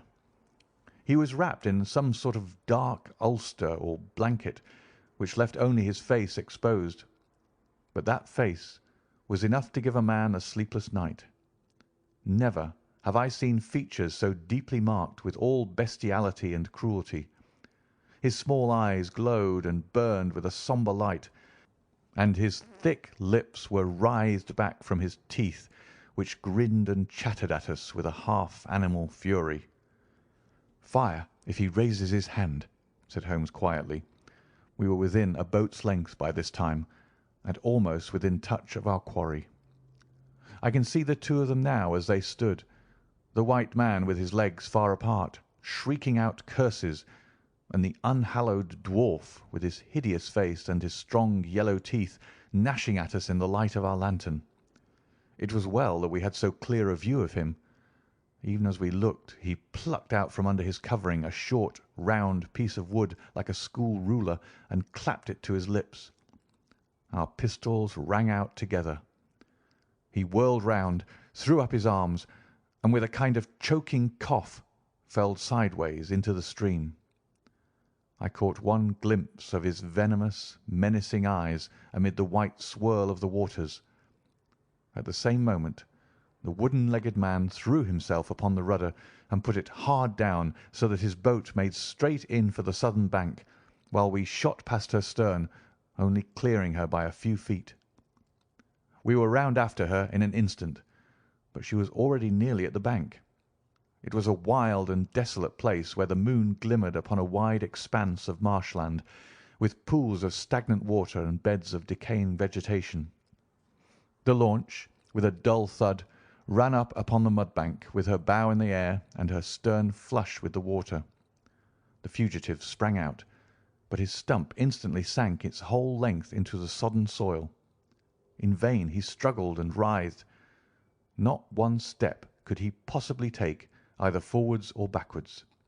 He yelled in impotent rage and kicked frantically into the mud with his other foot, but his struggles only bored his wooden pin the deeper into the sticky bank. When we brought our launch alongside, he was so firmly anchored that it was only by throwing the end of a rope over his shoulders that we were able to haul him out and to drag him, like some evil fish, over our side. The 2 Smiths, father and son, sat sullenly in their launch, but came aboard meekly enough when commanded. The Aurora herself was hauled off and made fast to our stern. A solid iron chest of Indian workmanship stood upon the deck. This, there could be no question, was the same that had contained the ill-omened treasure of the Sholtos. There was no key, but it was of considerable weight, so we transferred it carefully to our own little cabin. As we steamed slowly upstream again, we flashed our searchlight in every direction, but there was no sign of the islander. Somewhere in the dark ooze at the bottom of the Thames lie the bones of that strange visitor to our shores. "See here," said Holmes, pointing to the wooden hatchway. "We were hardly quick enough with our pistols." There, sure enough, just behind where we had been standing, stuck one of those murderous darts which we knew so well. It must have whizzed between us at the instant that we fired. Holmes smiled at it and shrugged his shoulders in his easy fashion. But I confess that it turned me sick to think of the horrible death which had passed so close to us that night. End of chapter 10. Chapter 11. The Great Agra Treasure. Our captive sat in the cabin opposite to the iron box which he had done so much and waited so long to gain. He was a sunburned, reckless-eyed fellow with a network of lines and wrinkles all over his mahogany features, which told of a hard, open-air life. There was a singular prominence about his bearded chin, which marked a man who was not to be easily turned from his purpose. His age may have been 50 or thereabouts, for his black curly hair was thickly shot with grey. His face in repose was not an unpleasing one, though his heavy brows and aggressive chin gave him, as I had lately seen, a terrible expression when moved to anger. He sat now with his handcuffed hands upon his lap and his head sunk upon his breast, while he looked with his keen twinkling eyes at the box which had been the cause of his ill-doings. It seemed to me that there was more sorrow than anger in his rigid and contained countenance. Once he looked up at me with a gleam of something like humour in his eyes. "Well, Jonathan Small," said Holmes, lighting a cigar, "I am sorry that it has come to this." "And so am I, sir," he answered frankly. "I don't believe that I can swing over the job. I give you my word on the book that I never raised a hand against Mr. Sholto. It was that little hellhound Tonga who shot one of his cursed darts into him. I had no part in it, sir. I was as grieved as if it had been my blood relation. I welted the little devil with the slack end of the rope for it, but it was done, and I could not undo it again." "Have a cigar," said Holmes, "and you had best take a pull out of my flask, for you're very wet. How could you expect so small and weak a man as this black fellow to overpower Mr. Sholto and hold him while you were climbing the rope?" "You seem to know as much about it as if you were there, sir. The truth is, I had hoped to find the room clear. I knew the habits of the house pretty well, and it was the time when Mr. Sholto usually went down to his supper. I shall make no secret of the business. The best defence that I can make is just the simple truth. Now, if it had been the old Major, I would have swung for him with a light heart. I would have thought no more of knifing him than of smoking this cigar. But it's cursed hard that I should be lagged over this young Sholto, with whom I had no quarrel whatever." "You are under the charge of Mr. Athelney Jones of Scotland Yard. He is going to bring you up to my rooms, and I shall ask you for a true account of the matter. You must make a clean breast of it, for if you do I hope that I may be of use to you. I think I can prove that the poison acts so quickly that the man was dead before ever you reached the room." "That he was, sir. I never got such a turn in my life as when I saw him grinning at me with his head on his shoulder as I climbed through the window. It fairly shook me, sir. I'd have half killed Tonga for it if he had not scrambled off. That was how he came to leave his club, and some of his darts too, as he tells me, which I dare say helped to put you on our track, though how you kept on it is more than I could tell. I don't feel no malice against you for it, but it does seem a queer thing," he added with a bitter smile, "that I, who have a fair claim to nigh upon £500,000 of money, should spend the first half of my life building a breakwater in the Andamans, and am like to spend the other half digging drains at Dartmoor. It was an evil day for me when I first clapped eyes upon the merchant Achmet and had to do with the Agra treasure, which never brought anything but a curse yet upon the man who owned it. To him it brought murder, to Major Sholto it brought fear and guilt. To me it has meant slavery for life." At this moment Athelney Jones thrust his broad face and heavy shoulders into the tiny cabin. "Quite a familiar party," he remarked. "I think I shall have a pull at that flask, Holmes. Well, I think we may all congratulate each other. Pity we didn't take the other alive, but there was no choice. I say, Holmes, you must confess that you cut it rather fine. It was all we could do to overhaul her." "All is well that ends well," said Holmes. but I certainly did not know that the Aurora was such a clipper. Smith says she's one of the fastest launches on the river, and that if he had another man to help him with the engines, we should never have caught her. He swears he knew nothing of this Norwood business." "Neither did he," cried our prisoner. "Not a word. I chose his launch because I heard that she was a flyer. We told him nothing, but we paid him well, and he was to get something handsome if we reached our vessel, the Esmeralda, at Gravesend, outward bound for the Brazils." "Well, if he's done no wrong, we shall see that no wrong comes to him. If we are pretty quick in catching our men, we are not so quick in condemning them." It was amusing to notice how the consequential Jones was already beginning to give himself airs on the strength of the capture. From the slight smile which played over Sherlock Holmes's face, I could see that the speech had not been lost upon him. "We will be at Vauxhall Bridge presently," said Jones, "and shall land you, Dr. Watson, with the treasure box. I need hardly tell you that I am taking a very grave responsibility upon myself in doing this. It is most irregular, but of course an agreement is an agreement.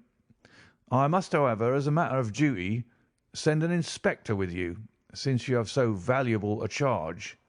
You will drive, no doubt?" "Yes, I shall drive." "It is a pity there is no key, that we may make an inventory first. You will have to break it open. Where is the key, my man?" "At the bottom of the river," said Small shortly. "Hum! There was no use you giving this unnecessary trouble. We have had work enough already through you. However, Doctor, I need not warn you to be careful. Bring the box back with you to the Baker Street rooms. You will find us there on our way to the station." They landed me at Vauxhall with my heavy iron box, and with a bluff, genial inspector as my companion. A quarter of an hour's drive brought us to Mrs. Cecil Forrester's. The servant seemed surprised at so late a visitor. Mrs. Cecil Forrester was out for the evening, she explained, and likely to be very late. Miss Morstan, however, was in the drawing-room, so to the drawing-room I went, box in hand, leaving the obliging inspector in the cab. She was seated by the open window, dressed in some sort of white diaphanous material, with a little touch of scarlet at the neck and waist. The soft light of a shaded lamp fell upon her as she leaned back in the basket chair, playing over her sweet, grave face and tinting with a dull metallic spark the rich coils of her luxuriant hair. One white arm and hand drooped over the side of the chair, and her whole pose and figure spoke of an absorbing melancholy. At the sound of my footfall she sprang to her feet, however, and a bright flush of surprise and of pleasure coloured her pale cheeks. "I heard a cab drive up," she said. "I thought that Mrs. Forrester had come back very early, but I never dreamed that it might be you. What news have you brought me?" "I have brought you something better than news," said I, putting down the box upon the table and speaking jovially and boisterously, though my heart was heavy within me. "I have brought you something which is worth all the news in the world. I have brought you a fortune." She glanced at the iron box. "Is that the treasure, then?" she asked coolly enough. "Yes, this is the great Agra treasure. Half of it is yours and half is Thaddeus Sholto's. You will have a couple of 100,000 each. Think of that! An annuity of £10,000. There will be few richer young ladies in England. Is it not glorious?" I think that I must have been rather overacting my delight, and that she detected a hollow ring in my congratulations, for I saw her eyebrows rise a little, and she glanced at me curiously. "If I have it," she said, "I owe it to you." "No, no," I answered, "not to me, but to my friend Sherlock Holmes. With all the will in the world I could never have followed up a clue which has taxed even his analytical genius. As it was, we very nearly lost it at the last moment." "Pray sit down and tell me all about it, Dr. Watson," said she. I narrated briefly what had occurred since I had seen her last. Holmes's new method of search, the discovery of the Aurora, the appearance of Athelney Jones, our expedition in the evening, and the wild chase down the Thames. She listened with parted lips and shining eyes to my recital of our adventures. When I spoke of the dart which had so narrowly missed us, she turned so white that I feared that she was about to faint. "It is nothing," she said as I hastened to pour her out some water. "I am all right again. It was a shock to me to hear that I had placed my friends in such horrible peril." "That is all over," I answered. "It was nothing. I will tell you no more gloomy details. Let us turn to something brighter. There is the treasure. What could be brighter than that? I got leave to bring it with me, thinking that it would interest you to be the first to see it." "It would be of the greatest interest to me," she said. There was no eagerness in her voice, however. It had struck her, doubtless, that it might seem ungracious upon her part to be indifferent to a prize which had cost so much to win. "What a pretty box," she said, stooping over it. "This is Indian work, I suppose?" "Yes, it is Benares metal work." "And so heavy," she exclaimed, trying to raise it. "The box alone must be of some value. Where is the key?" "Small threw it into the Thames," I answered. "I must borrow Mrs. Forrester's poker." There was in the front a thick and broad hasp, wrought in the image of a sitting Buddha.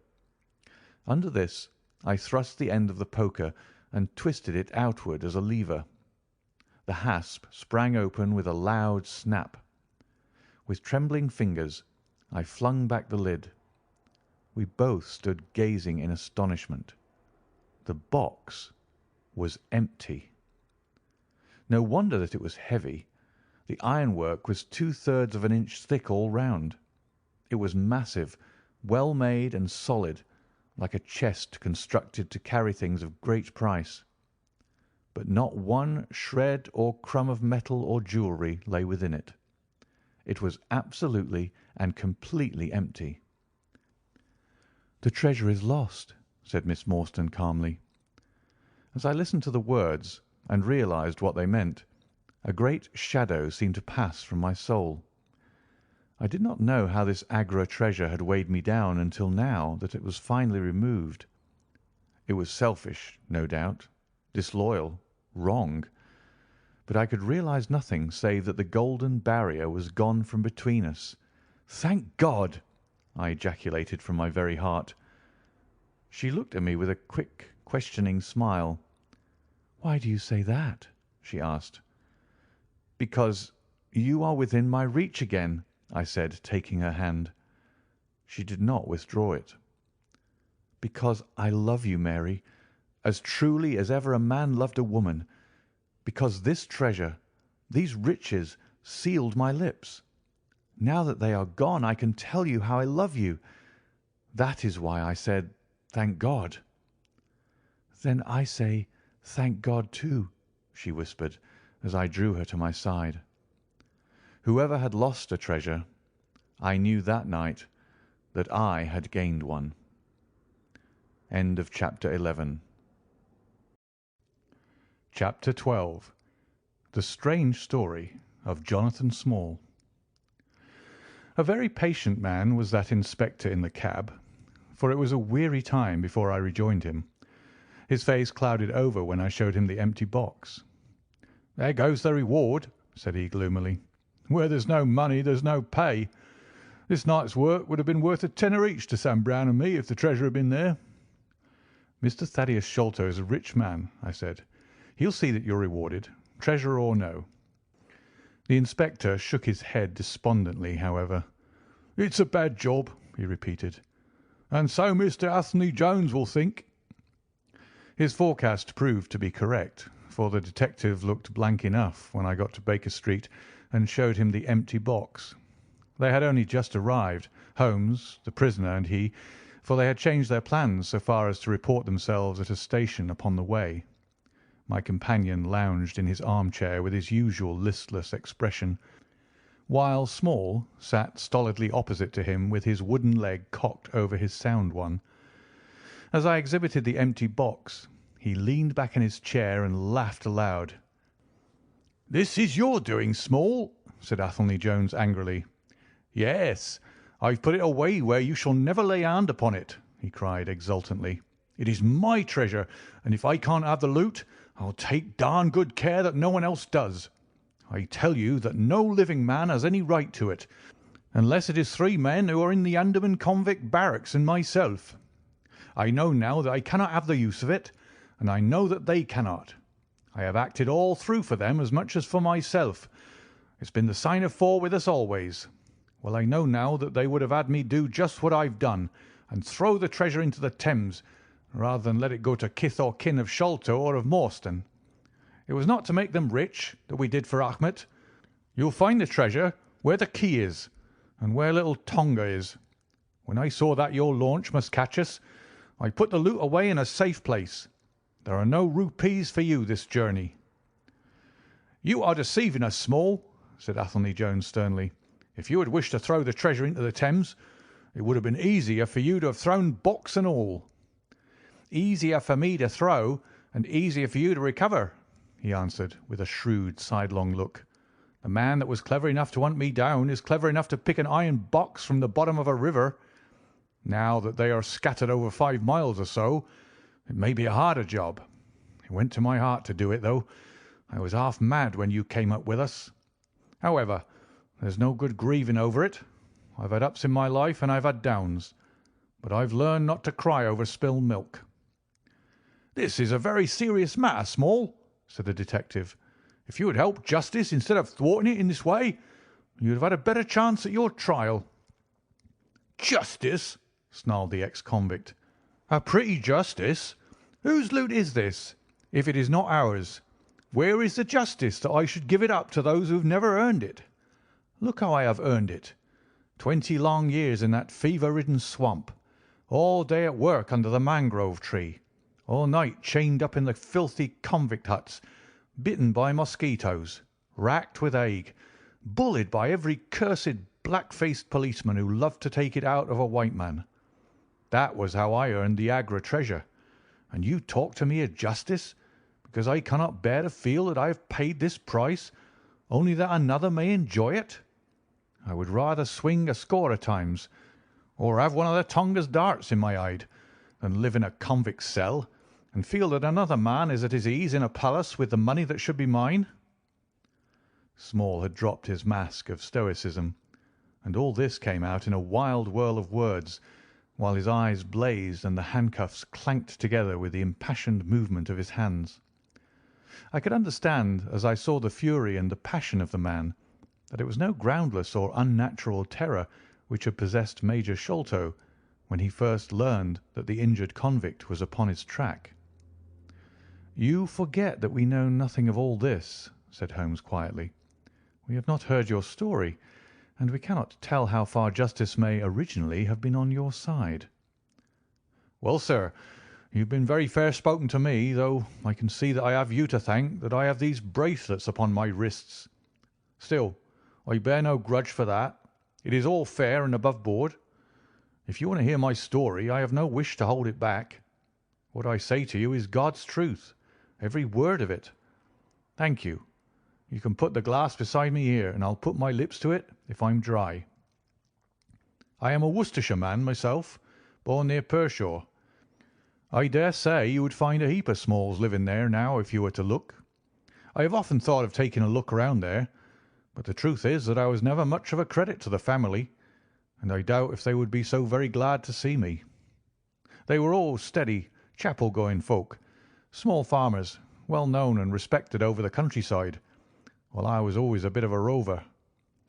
At last, however, when I was about 18, I gave them no more trouble, for I got into a mess over a girl, and could only get out of it again by taking the Queen's shilling and joined the 3D Buffs, which was just starting for India. I wasn't destined to do much soldiering, however. I just got past the goose step and learned to handle my musket when I was fool enough to go swimming in the Ganges. Luckily for me, my company sergeant, John Alder, was in the water at the same time, and he was one of the finest swimmers in the service. A crocodile took me, just as I was halfway across, and nipped off me right leg as clean as a surgeon would have done, just above the knee.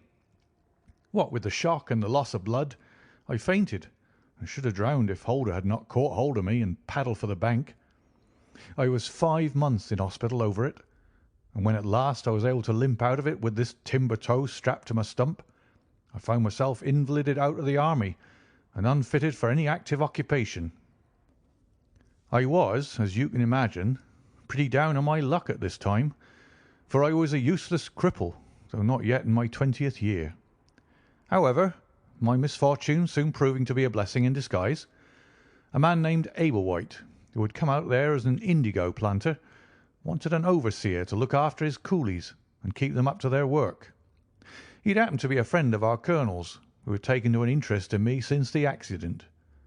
To make a long story short, the colonel recommended me strongly for the post, and as the work was mostly to be done on horseback, my leg was no great obstacle, for I had enough knee left to keep good grip on the saddle.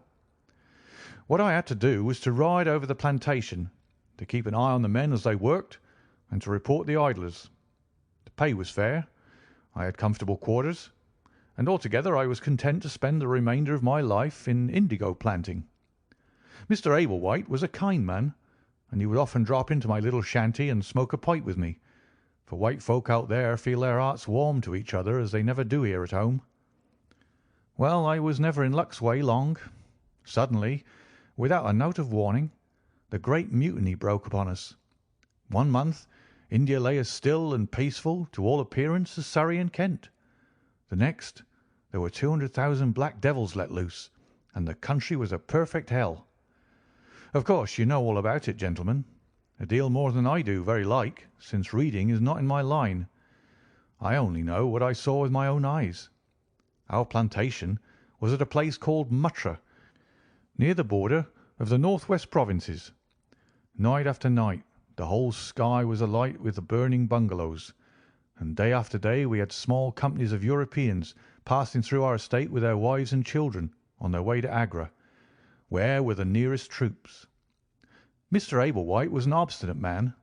He had it in his head that the affair had been exaggerated, and that it would blow over as suddenly as it had sprung up.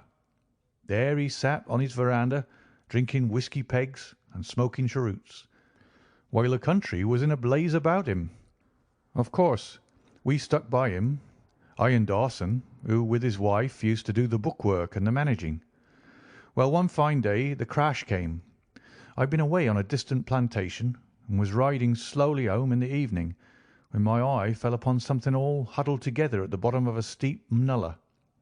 I rode down to see what it was, and the cold struck through my heart when I found it was Dawson's wife, all cut into ribbons and half eaten by jackals and native dogs. A little further up the road, Dawson himself was lying on his face, quite dead, with an empty revolver in his hand and 4 sepoys lying across each other in front of him. I reined up my horse, wondering which way I should turn, but at that moment I saw thick smoke curling up from Ablewhite's bungalow, and the flames beginning to burst through the roof. I knew then that I could do my employer no good, but would only throw my own life away if I meddled in the matter.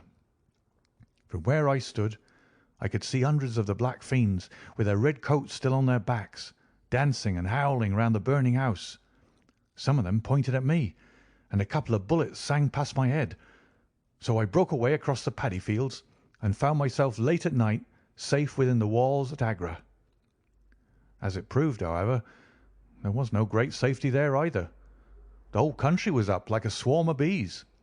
Wherever the English could collect in little bands, they held just the ground that their guns commanded. Everywhere else they were helpless fugitives. It was a fight of the millions against the hundreds, and the cruellest part of it was that these men that we fought against, foot, horse, and gunners, were our own picked troops, whom we had taught and trained, handling our own weapons and blowing our own bugle calls. At Agra there were the 3D Bengal Fusiliers, some Sikhs, 2 troops of horse, and a battery of artillery. A volunteer corps of clerks and merchants had been formed, and this I joined, wooden leg and all. We went out to meet the rebels at Shah Gunj early in July, and we beat them back for a time, but our powder gave out, and we had to fall back upon the city. Nothing but the worst news came to us from every side, which is not to be wondered at, for if you look at the map, you will see that we were right in the heart of it. Lucknow is rather better than 100 miles to the east, and Cawnpore about as far to the south. For every point on the compass there was nothing but torture and murder and outrage. The city of Agra is a great place, swarming with fanatics and fierce devil worshippers of all sorts. Our handful of men were lost among the narrow winding streets. Our leader moved across the river, therefore, and took up his position in the old fort at Agra. I don't know if any of you gentlemen have ever read or heard anything of that old fort. It is a very queer place, the queerest that ever I was in, and I have been in some rum corners too. First of all, it is enormous in size. I should think that the enclosure must be acres and acres. There is a modern part, which took all our garrison, women, children, stores, and everything else, with plenty of room over. But the modern part is nothing like the size of the old quarter, where nobody goes, and which is given over to the scorpions and the centipedes. It is all full of great deserted halls, and winding passages, and long corridors, twisting in and out, so that it is easy enough for folk to get lost in it. For this reason, it was seldom that anyone went into it, though now and again a party with torches might go exploring. The river washes along the front of the old fort, and so protects it. But on the sides and behind there are many doors, and these had to be guarded, of course, in the old quarter as well as in that which was actually held by our troops. We were short-handed, with hardly men enough to man the angles of the building, and to serve the guns.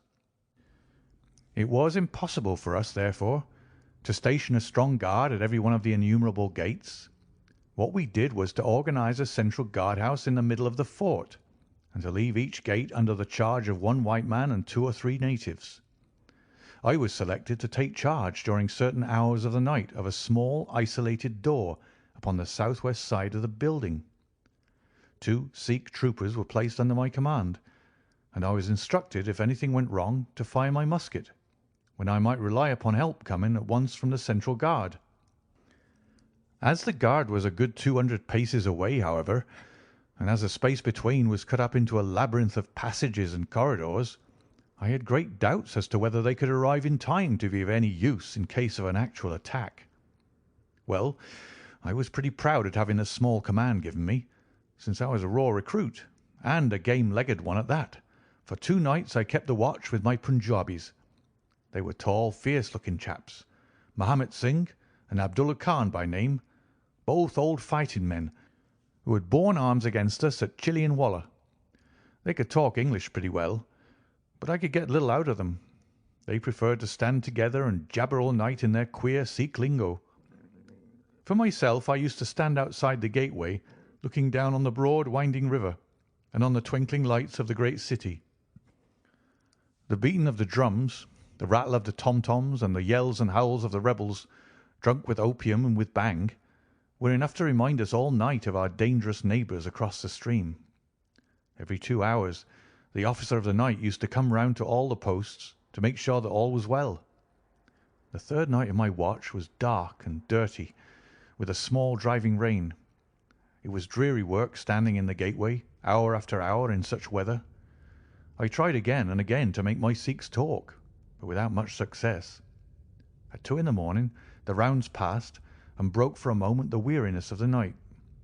Finding that my companions would not be led into conversation, I took out my pipe and laid down my musket to strike the match.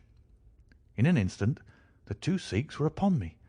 One of them snatched my firelock up and levelled it at my head, while the other held a great knife to my throat and swore between his teeth that he would plunge it into me if I moved a step. My first thought was that these fellows were in league with the rebels, and that this was the beginning of an assault. If our door were in the hands of the sepoys, the place must fall, and the women and children be treated as they were in Cawnpore. Maybe you gentlemen think that I'm just making out a case for myself, but I give you my word that when I thought of that, though I felt the point of the knife at my throat, I opened my mouth with the intention of giving a scream, if it was my last one, which might alarm the main guard. The man who held me seemed to know my thoughts, for even as I braced myself to do it, he whispered, "Don't make a noise. The fort is safe enough. There are no rebel dogs on this side of the river." There was the ring of truth in what he said, and I knew that if I raised my voice I was a dead man. I could read it in the fellow's brown eyes. I waited, therefore, in silence to see what it was that he wanted from me. "Listen to me, Sahib," said the taller and fiercer of the pair, the one whom they called Abdullah Khan. "You must either be with us now or you must be silenced for ever. The thing is too great a one for us to hesitate. Either you are heart and soul with us on your oath on the cross of the Christians, or your body this night shall be thrown into the ditch, and we shall pass over to our brothers in the rebel army. There is no middle way. Which is it to be, death or life? We can only give you 3 minutes to decide, for the time is passing, and all must be done before the rounds come again." "How can I decide?" said I. "You have not told me what you want of me. But I tell you now that if it is anything against the safety of the fort, I'll have no truck with it, so you can drive home your knife and welcome." "It is nothing against the fort," said he. "We only ask you to do that which your countrymen come to this land for. We ask you to be rich. If you will be one of us this night, we will swear to you upon the naked knife and by the threefold oath, which no Sikh was ever known to break, that you shall have your fair share of the loot. A quarter of the treasure shall be yours. We can say no fairer." "But what is the treasure, then?" I asked. "I am as ready to be rich as you can be, if you will but show me how it can be done." "You will swear, then," said he, "by the bones of your father, by the honour of your mother, by the cross of your faith, to raise no hand and speak no word against us, either now or afterwards." "I will swear it," I answered, "provided that the fort is not endangered." "Then my comrade and I will swear that you shall have a quarter of the treasure, which shall be equally divided among the 4 of us." "There are but 3," said I. "No, Dost Akbar must have his share." "We can tell the tale to you while we await them. Do you stand at the gate, Mahmud Singh, and give notice of their coming." "The thing stands thus, Sahib, and I tell it to you because I know that an oath is binding upon a Feringi, and that we may trust you. Had you been a lying Hindu, though you had sworn by all the gods in their false temples, your blood would have been put upon the knife, and your body in the water. But the Sikh knows the Englishman, and the Englishman knows the Sikh. Hearken, then, to what I have to say. There is a Rajah in the northern provinces who has much wealth, though his lands are small. Much has come to him from his father, and more still he has set by himself. For he is of a low nature, and hoards his gold rather than spend it. When the troubles broke out, he would be friends both with the lion and the tiger, with the sepoy and with the company's Raj. Soon, however, it seemed to him that the white men's day was come, for through all the land he could hear of nothing but their death and their overthrow. Yet being a careful man, he made such plans that, come what may, half at least of his treasure should be left to him. That which was in gold and silver he kept by him in the vaults of his palace. But the most precious stones and the choicest pearls that he had he put in an iron box, and sent it by a trusty servant who, under the guise of a merchant, should take it to the fort at Agra, there to lie until the land is at peace. Thus, if the rebels won, he would have his money. But if the company conquered, his jewels would be saved to him. Having thus divided his hoard, he threw himself into the cause of the sepoys, since they were strong upon his borders. By doing this, mark you, Sahib, his property becomes the due of those who have been true to their salt. This pretended merchant, who travels under the name of Ahmed, is now in the city of Agra, and desires to gain his way into the fort. He has with him as travelling companion my foster brother Dost Akbar, who knows his secret. Dost Akbar has promised this night to lead him to a side postern of the fort, and has chosen this one for his purpose. Here he will come presently, and here he will find Mahmud Singh and myself awaiting him. The place is lonely, and none shall know of his coming, The world shall know of the merchant Ahmed no more, but the great treasure of the Rajah shall be divided among us. What say you to it, Sahib?" "In Worcestershire the life of a man seems a great and a sacred thing. But it is very different when there is fire and blood all round you, and you have been used to meeting death at every turn. Whether Ahmed the merchant lived or died was a thing as light as air to me, but at the talk about the treasure my heart turned to it, and I thought of what I might do in the old country with it, and how my folk would stare when they saw their ne'er-do-well coming back with his pockets full of gold moidores. I had therefore already made up my mind. Abdullah Khan, however, thinking that I hesitated, pressed the matter more closely. "Consider, Sahib," said he, "that if this man is taken by the commandant, he will be hung or shot, and his jewels taken by the government, so that no man will be a rupee the better for them. Now, since we do the taking of him, why should we not do the rest as well? The jewels will be as well with us as in the company's coffers. There will be enough to make every one of us rich men and great chiefs. No one can know about the matter, for here we are, cut off from all men. What could be better for the purpose? Say again then, Sahib, whether you are with us, or if we must look upon you as an enemy." "I am with you heart and soul," said I. "It is well," he answered, handing me back my firelock. "You see that we trust you, for your word, like ours, is not to be broken. We have now only to wait for my brother and the merchant." "Does your brother know, then, of what you will do?" I asked. "The plan is this. He has devised it. We will go to the gate and share the watch with Mahmet Singh." The rain was still falling steadily, for it was just the beginning of the wet season. Brown, heavy clouds were drifting across the sky, and it was hard to see more than a stone cast. A deep moat lay in front of our door, but the water was in places nearly dried up, and it could easily be crossed. It was strange to me to be standing there with these two wild Punjabis waiting for the man who was coming to his death. Suddenly my eye caught the glint of a shaded lantern at the other side of the moat.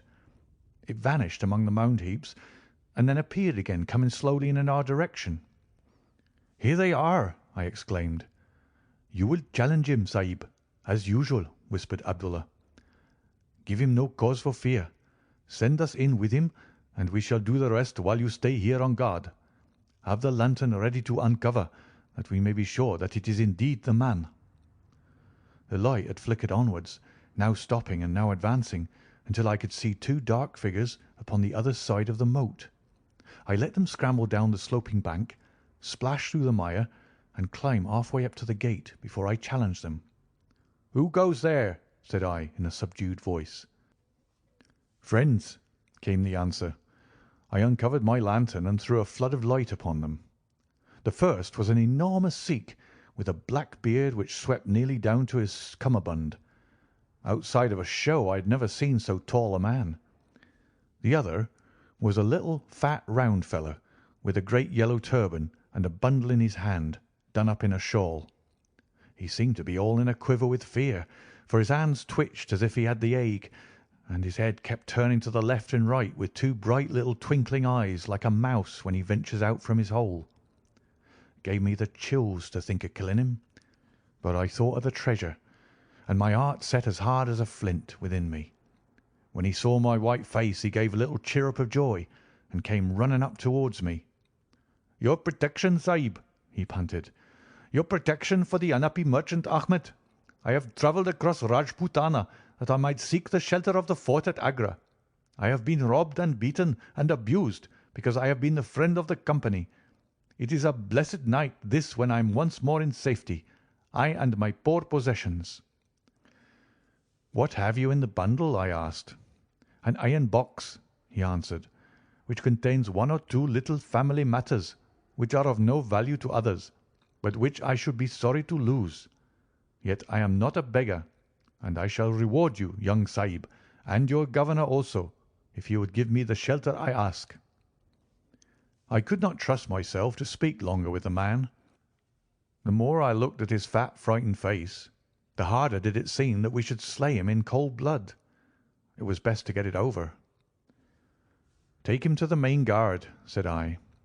The two Sikhs closed in upon him on each side, and the giant walked behind, while they marched in through the dark gateway.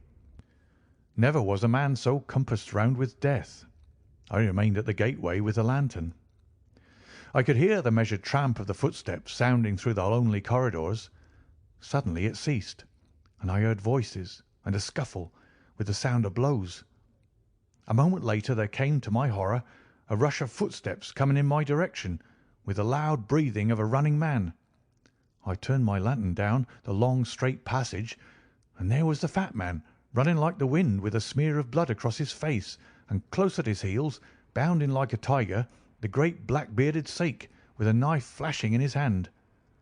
I have never seen a man run so fast as that little merchant.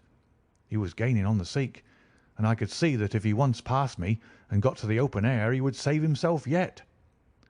My heart softened to him, but again the thought of his treasure turned me hard and bitter. I cast my firelock between his legs as he raced past, and he rolled twice over like a shot rabbit. Ere he could stagger to his feet, the Sikh was upon him and buried his knife twice in his side. The man never uttered moan nor moved muscle, but lay where he had fallen. I think myself that he may have broken his neck with the fall.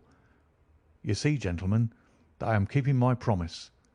I am telling you every work of the business just exactly as it happened, whether it is in my favour or not." He stopped and held out his manacled hands for the whisky and water which Holmes had brewed for him. For myself, I confess that I had now conceived the utmost horror of the man, not only for this cold-blooded business in which he had been concerned, but even more for the somewhat flippant and careless way in which he narrated it. Whatever punishment was in store for him, I felt that he might expect no sympathy from me. Sherlock Holmes and Jones sat with their hands upon their knees, deeply interested in the story, but with the same disgust written upon their faces. He may have observed it, for there was a touch of defiance in his voice and manner as he proceeded. "It was all very bad, no doubt," said he. "I should like to know how many fellows in my shoes would have refused a share of this loot when they knew that they would have their throats cut for their pains. Besides, it was my life or his when once he was in the fort. If he had got out, the whole business would come to light, and I should have been court-martialed and shot as likely as not, for people were not very lenient at a time like that." "Go on with your story," said Holmes shortly. "Well, we carried him in, Abdullah Akbar and I. A fine weight he was, too, for all that he was so short. Mahmet Singh was left to guard the door. We took him to a place which Sikhs had already prepared. It was some distance off, where a winding passage leads to a great empty hall, the brick walls of which were all crumbling to pieces. The earth floor had sunk in at one place, making a natural grave, so we left Ahmet the merchant there, having first covered him over with loose bricks. This done, we all went back to the treasure. It lay where he had dropped it when he was first attacked. The box was the same which now lies upon the table. A key was hung by a silken cord to that carved handle upon the top. We opened it, and the light of the lantern gleamed upon a collection of gems such as I have read of and thought about when I was a little lad at Pershore. It was blinding to look upon them. When we had feasted our eyes, we took them all out and made a list of them. They were 143 diamonds of the first water, including one which was called, I believe, the Great Mogul, and is said to be the second largest stone in existence. Then there were 97 very fine emeralds and 170 rubies, some of which, however, were small. There were 40 carbuncles, 210 sapphires, 61 agates, and a great quantity of beryls, onyxes, cat's eyes, turquoises, and other stones, the very names of which I did not know at the time, though I have become more familiar with them since. Besides this, there were nearly 300 very fine pearls, 12 of which were set in a gold coronet. By the way, these last had been taken out of the chest and were not there when I recovered it.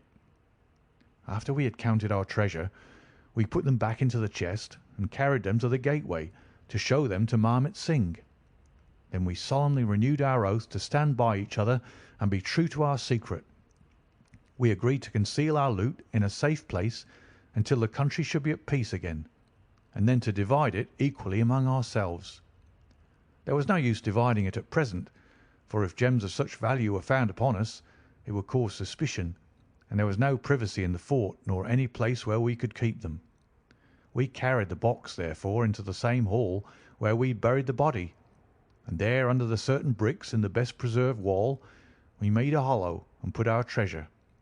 We made careful note of the place, and next day I drew 4 plans, one for each of us, and put the sign of the 4 of us at the bottom, for we had sworn that we should each always act for all, so that none might take advantage. That is an oath that I can put my hand to my heart and swear that I have never broken. Well, there's no use my telling you, gentlemen, what came of the Indian mutiny. After Wilson took Delhi and Sir Colin relieved Lucknow, the back of the business was broken. Fresh troops came pouring in, and Nana Sahib made himself scarce over the frontier. A flying column under Colonel Greathead came round to Agra and cleared the Pandys away from it. Peace seemed to be settling upon the country, and we 4 were beginning to hope that the time was at hand when we might safely go off with our shares of the plunder. In a moment, however, our hopes were shattered by our being arrested as the murderers of Achmet. It came about in this way. When the Rajah put his jewels into the hands of Achmet, he did it because he knew that he was a trusty man. They are suspicious folk in the East, however, so what does this Rajah do but take a second, even more trusty servant and set him to play the spy upon the first? This second man was ordered never to let Achmet out of his sight, and he followed him like his shadow. He went after him that night and saw him pass through the doorway. Of course, he thought he'd taken refuge in the fort, and applied for admission there himself next day, but couldn't find no trace of Achmet. This seemed to him so strange that he spoke about it to a sergeant of guides, who brought it to the ears of the commandant. A thorough search was quickly made, and the body was discovered.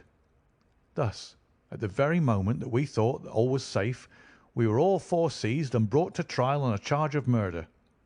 3 of us, because we had held the gate that night, and the 4th because he was known to have been in the company of the murdered man. Not a word about the jewels came out at the trial, for the Rajah had been deposed and driven out of India, so no one had any particular interest in them. The murder, however, was clearly made out, and it was certain that we must all have been concerned in it. The 3 Sikhs got penal servitude for life, and I was condemned to death, though my sentence was afterwards commuted into the same as the others. It was rather a queer position that we found ourselves in then. There we were all 4 tied by the leg and with precious little chance of ever getting out again, while we each held a secret which might have put each of us in a palace if we could only have made use of it. It was enough to make a man eat his heart out to have to stand the kick and the cuff of every petty jack in office, to have rice to eat and water to drink, when that gorgeous fortune was ready for him outside, just waiting to be picked up. It might have driven me mad, but I was always a pretty stubborn one, so I just held on and bided my time. At last it seemed to me to have come. I was changed from Agra to Madras, and from there to Blair Island in the Andamans.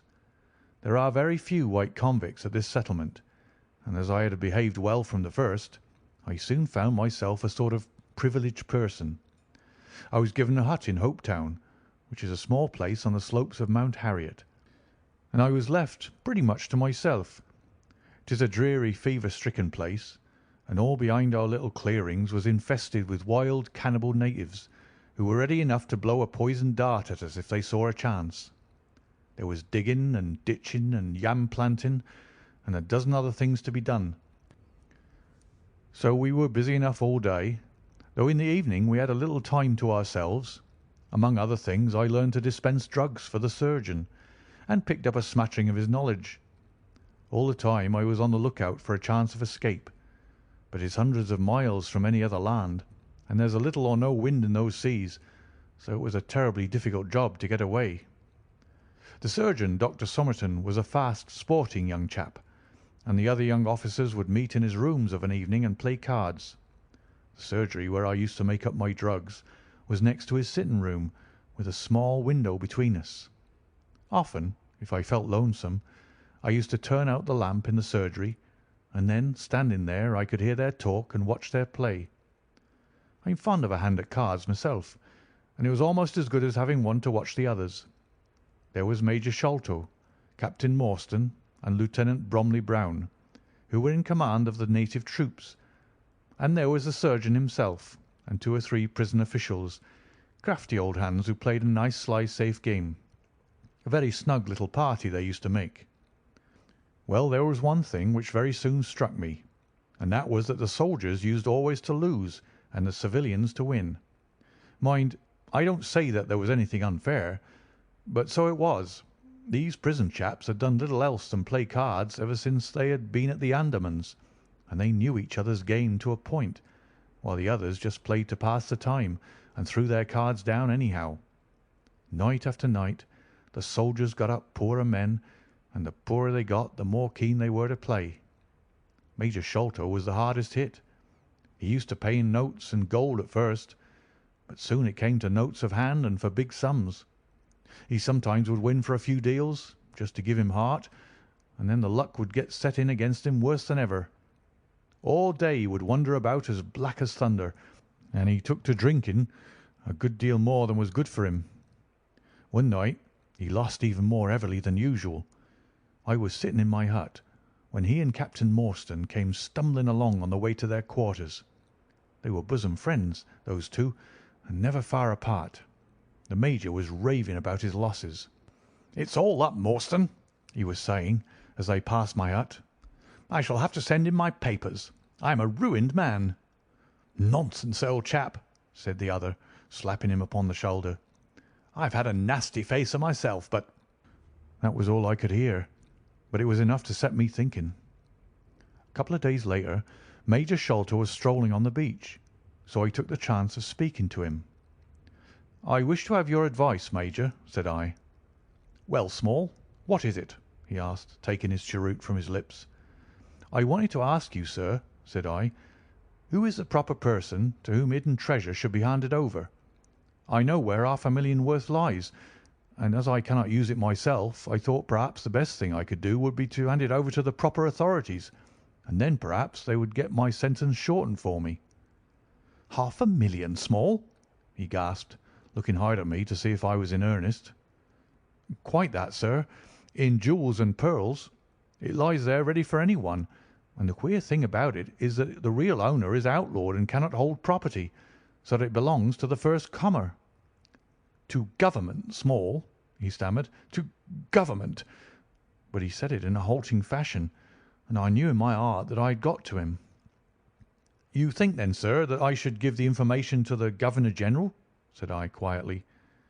Well, you must not do anything rash, or that you might repent. Let me hear all about it, Small.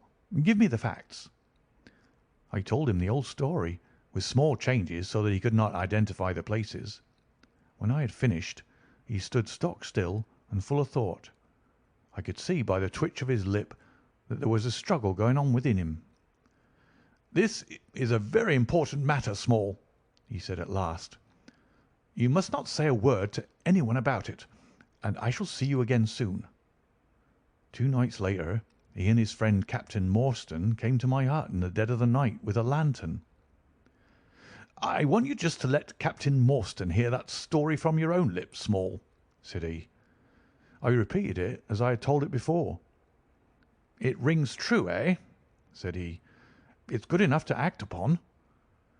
Captain Morstan nodded. "Look here, Small," said the Major. "We've been talking it over, my friend here and I, and we've come to the conclusion that this secret of yours is hardly a government matter after all, but is a private concern of your own, which of course you have the power of disposing of as you think best. Now, the question is, what price would you ask for it?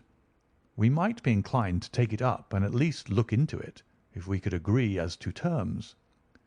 He tried to speak in a cool, careless way, but his eyes were shining with excitement and greed. "Why, as to that, gentlemen," I answered, trying also to be cool, but feeling as excited as he did, "there is only one bargain which a man in my position can make. I shall want you to help me to my freedom, and to help my 3 companions to theirs. We shall then take you into partnership and give you a fifth share to divide between you." Said he. "A fifth share. That is not very tempting." "It would come to 50,000 apiece," said I. "But how can we gain your freedom? You know very well that you ask an impossibility." "Nothing of the sort," I answered. "I've thought it all out to the last detail. The only bar to our escape is that we can get no boat fit for the voyage, and no provisions to last us for so long a time. There are plenty of little yachts and yawls at Calcutta or Madras which would serve our turn well. Do you bring one over? We shall engage to get aboard her by night, and if you will drop us on any part of the Indian coast, you'll have done your part of the bargain." "If there were only one," he said. "None or all," I answered. "We have sworn it. The four of us must always act together." "You see, Morstan," said he, "Small is a man of his word. He does not flinch from his friend. I think we may very well trust him." "It's a dirty business," the other answered. "Yet, as you say, the money would save our commissions handsomely." "Well, Small," said the Major, "we must, I suppose, try and meet you. We must first, of course, test the truth of your story. Tell me where the box is hid, and I shall get leave of absence and go back to India in the monthly relief boat to inquire into the affair." "Not so fast," said I, growing colder as he got hot. "I must have the consent of my three comrades. I tell you that it is 4 or none with us."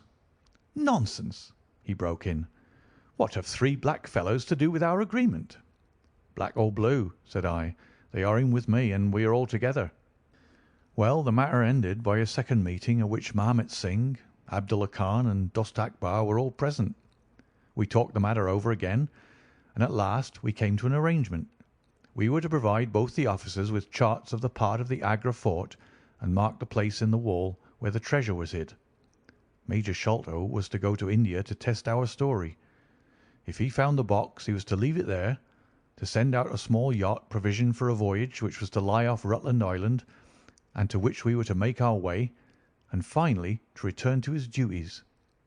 Captain Morstan was then to apply for leave of absence, to meet us at Agra, and there we were to have a final division of the treasure, he taking the major's share as well as his own.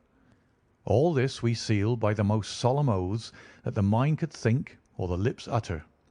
I sat up all night with paper and ink, and by the morning I had the 2 charts all ready, signed with the sign of 4, that is, of Abdullah, Akbar, Mahomet, and myself. Well, gentlemen, I weary you with my long story, and I know that my friend Mr. Jones is impatient to get me safely stowed in chokey. I'll make it as short as I can. The villain Sholto went off to India, but he never came back again. Captain Morstan showed me his name among a list of passengers in one of the mail boats very shortly afterwards. His uncle had died, leaving him a fortune, and he had left the army. Yet he could stoop to treat 5 men as he had treated us. Morstan went over to Agra shortly afterwards, and found, as we expected, that the treasure was indeed gone. The scoundrel had stolen it, without carrying out one of the conditions on which we had sold him the secret. From that day I lived only for vengeance. I thought of it by day, and I nursed it by night. It became an overpowering, absorbing passion with me. I cared nothing for the law, nothing for the gallows. To escape, to track down Sholto, to have my hand upon his throat, that was my one thought. Even the Agra treasure had come to be a smaller thing in my mind than the slaying of Sholto. Well, I have set my mind on many things in this life, and never one which I did not carry out. But it was weary years before my time came. I have told you that I had picked up something of medicine. One day, when Dr. Somerton was down with a fever, a little Andaman Islander was picked up by a convict gang in the woods. He was sick to death, and had gone to a lonely place to die. I took him in hand, though he was as venomous as a young snake, and after a couple of months I got him all right and able to walk. He took a kind of fancy to me then, and would hardly go back to his woods, but was always hanging about my hut. I learned a little of his lingo from him, and this made him all the fonder of me. Tonga, for that was his name, was a fine boatman, and owned a big, roomy canoe of his own. When I found out that he was devoted to me and would do anything to serve me, I saw my chance of escape. I talked it over with him. He was to bring his boat round on a certain night to an old wharf which was never guarded, and there he was to pick me up. I gave him directions to have several gourds of water and a lot of yams, cocoa nuts, and sweet potatoes. He was stanch and true, was little Tonga. No man ever had a more faithful mate. At the night named he had his boat at the wharf. As it chanced, however, there was one of the convict guard down there, a vile Pathan, who had never missed a chance of insulting and injuring me. I had always vowed vengeance, and now I had my chance. It was as if fate had placed him in my way that I might pay my debt before I left the island. He stood on the bank with his back to me and his carbine on his shoulder. I looked about for a stone to beat out his brains with, but none could I see. Then a queer thought came into my head and showed me where I could lay my hand on a weapon. I sat down in the darkness and unstrapped my wooden leg. With 3 long hops I was on him. He put his carbine to his shoulder, and I struck him full and knocked the whole front of his skull in. You can see the split in the wood now where I hit him. We both went down together, for I could not keep my balance. But when I got up, I found him still lying quiet enough. I made for the boat, and in an hour we were well out at sea.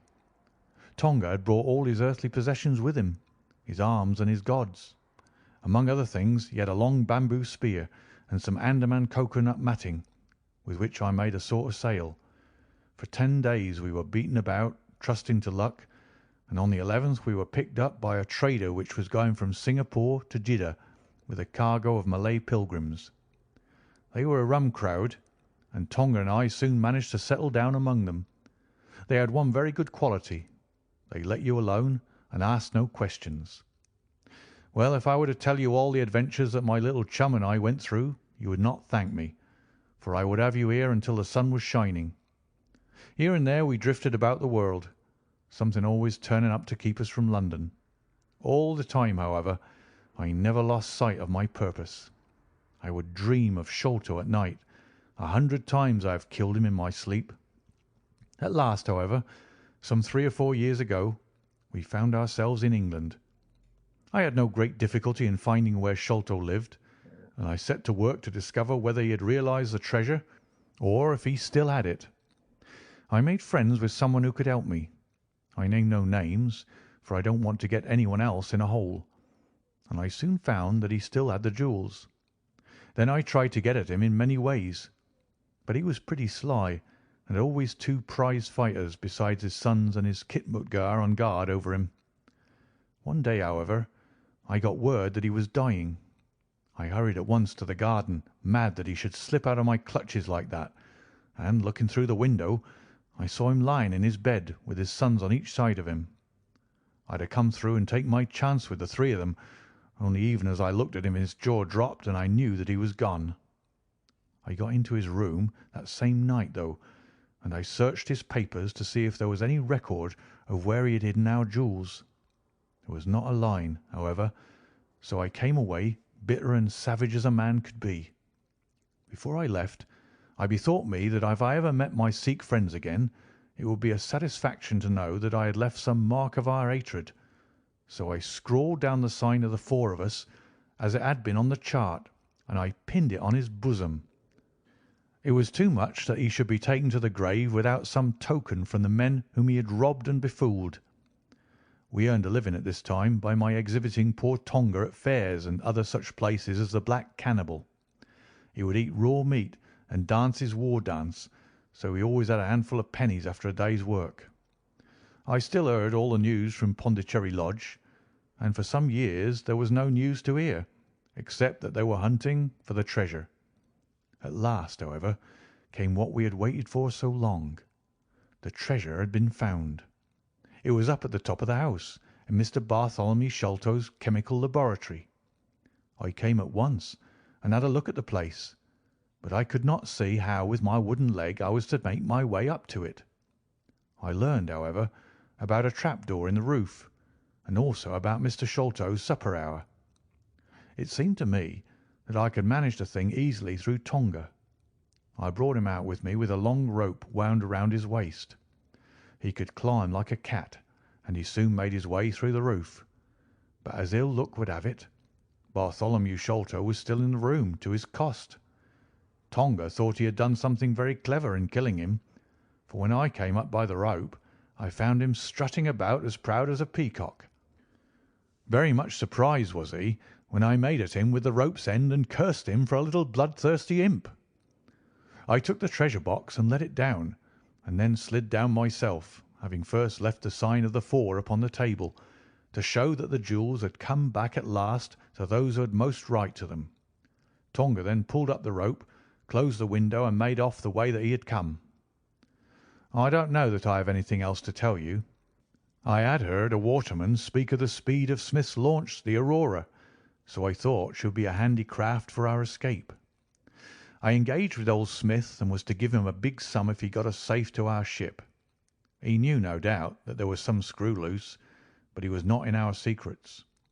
All this is the truth, and if I tell it to you, gentlemen, it is not to amuse you, for you have not done me a very good turn, but it is because I believe the best defence I can make is just to hold back nothing, but let all the world know how badly I have myself been served by Major Sholto, and how innocent I am of the death of his son." "A very remarkable account," said Sherlock Holmes. "A fitting wind-up to an extremely interesting case. There is nothing at all new to me in the latter part of your narrative, except that you brought your own rope. That I did not know. By the way, I had hoped that Tonga had lost all his darts, yet he managed to shoot one at us in the boat." "He had lost them all, sir, except one which was in his blowpipe at the time." "Ah, of course," said Holmes. "I had not thought of that." "Is there any other point which you would like to ask about?" asked the convict affably. "I think not, thank you," my companion answered. "Well, Holmes," said Athelney Jones, "you are a man to be humoured, and we all know that you are a connoisseur of crime. But duty is duty, and I have gone rather far in doing what you and your friend asked me. I shall feel more at ease when we have our story-teller here safe under lock and key. The cab still waits, and there are 2 inspectors downstairs. I am much obliged to you both for your assistance. Of course, you will be wanted at the trial. Good night to you." "Good night, gentlemen both," said Jonathan Small. "You first, Small," remarked the wary Jones as they left the room. "I'll take particular care that you don't club me with your wooden leg, whatever you may have done to the gentleman at the Andaman Isles." "Well, and there's the end of our little drama," I remarked, after we had sat some time smoking in silence. "I fear that it may be the last investigation in which I shall have the chance of studying your methods. Miss Morstan has done me the honour to accept me as a husband in prospective." He gave me a most dismal groan. "I feared as much," said he. "I really cannot congratulate you." I was a little hurt. "Have you any reason to be dissatisfied with my choice?" I asked. "Not at all. I think she is one of the most charming young ladies I have ever met, and might have been most useful in such work as we have been doing. She had a decided genius that way. Witness the way in which she preserved that Agra plan from all the other papers of her father. But love is an emotional thing, and whatever is emotional is opposed to that true, cold reason which I place above all things. I should never marry myself, lest I bias my judgment." "I trust," said I, laughing, "that my judgment may survive the ordeal. But you look weary." "Yes, the reaction is already upon me. I shall be as limp as a rag for a week." "Strange," said I, "how terms of what in another man I should call laziness alternate with your fits of splendid energy and vigour." "Yes," he answered, "there are in me the makings of a very fine loafer, and also of a pretty spry sort of fellow. I often think of those lines of old Goethe: Schade, dass die Natur nur einen Mensch aus dir schuf, denn zum würdigen Mann war und zum Schelmen der Stoff. By the way, apropos of this Norwood business, you see that they had, as I surmised, a confederate in the house, who could be none other than Lal Rao, the butler. So Jones actually has the undivided honour of having caught one fish in his great haul. "The division seems rather unfair," I remarked. "You have done all the work in this business. I get a wife out of it. Jones gets the credit. Pray, what remains for you?" "For me," said Sherlock Holmes, "there still remains the cocaine bottle." And he stretched his long white hand up for it. End of Chapter 12, and end of The Sign of the Four by Sir Arthur Conan Doyle.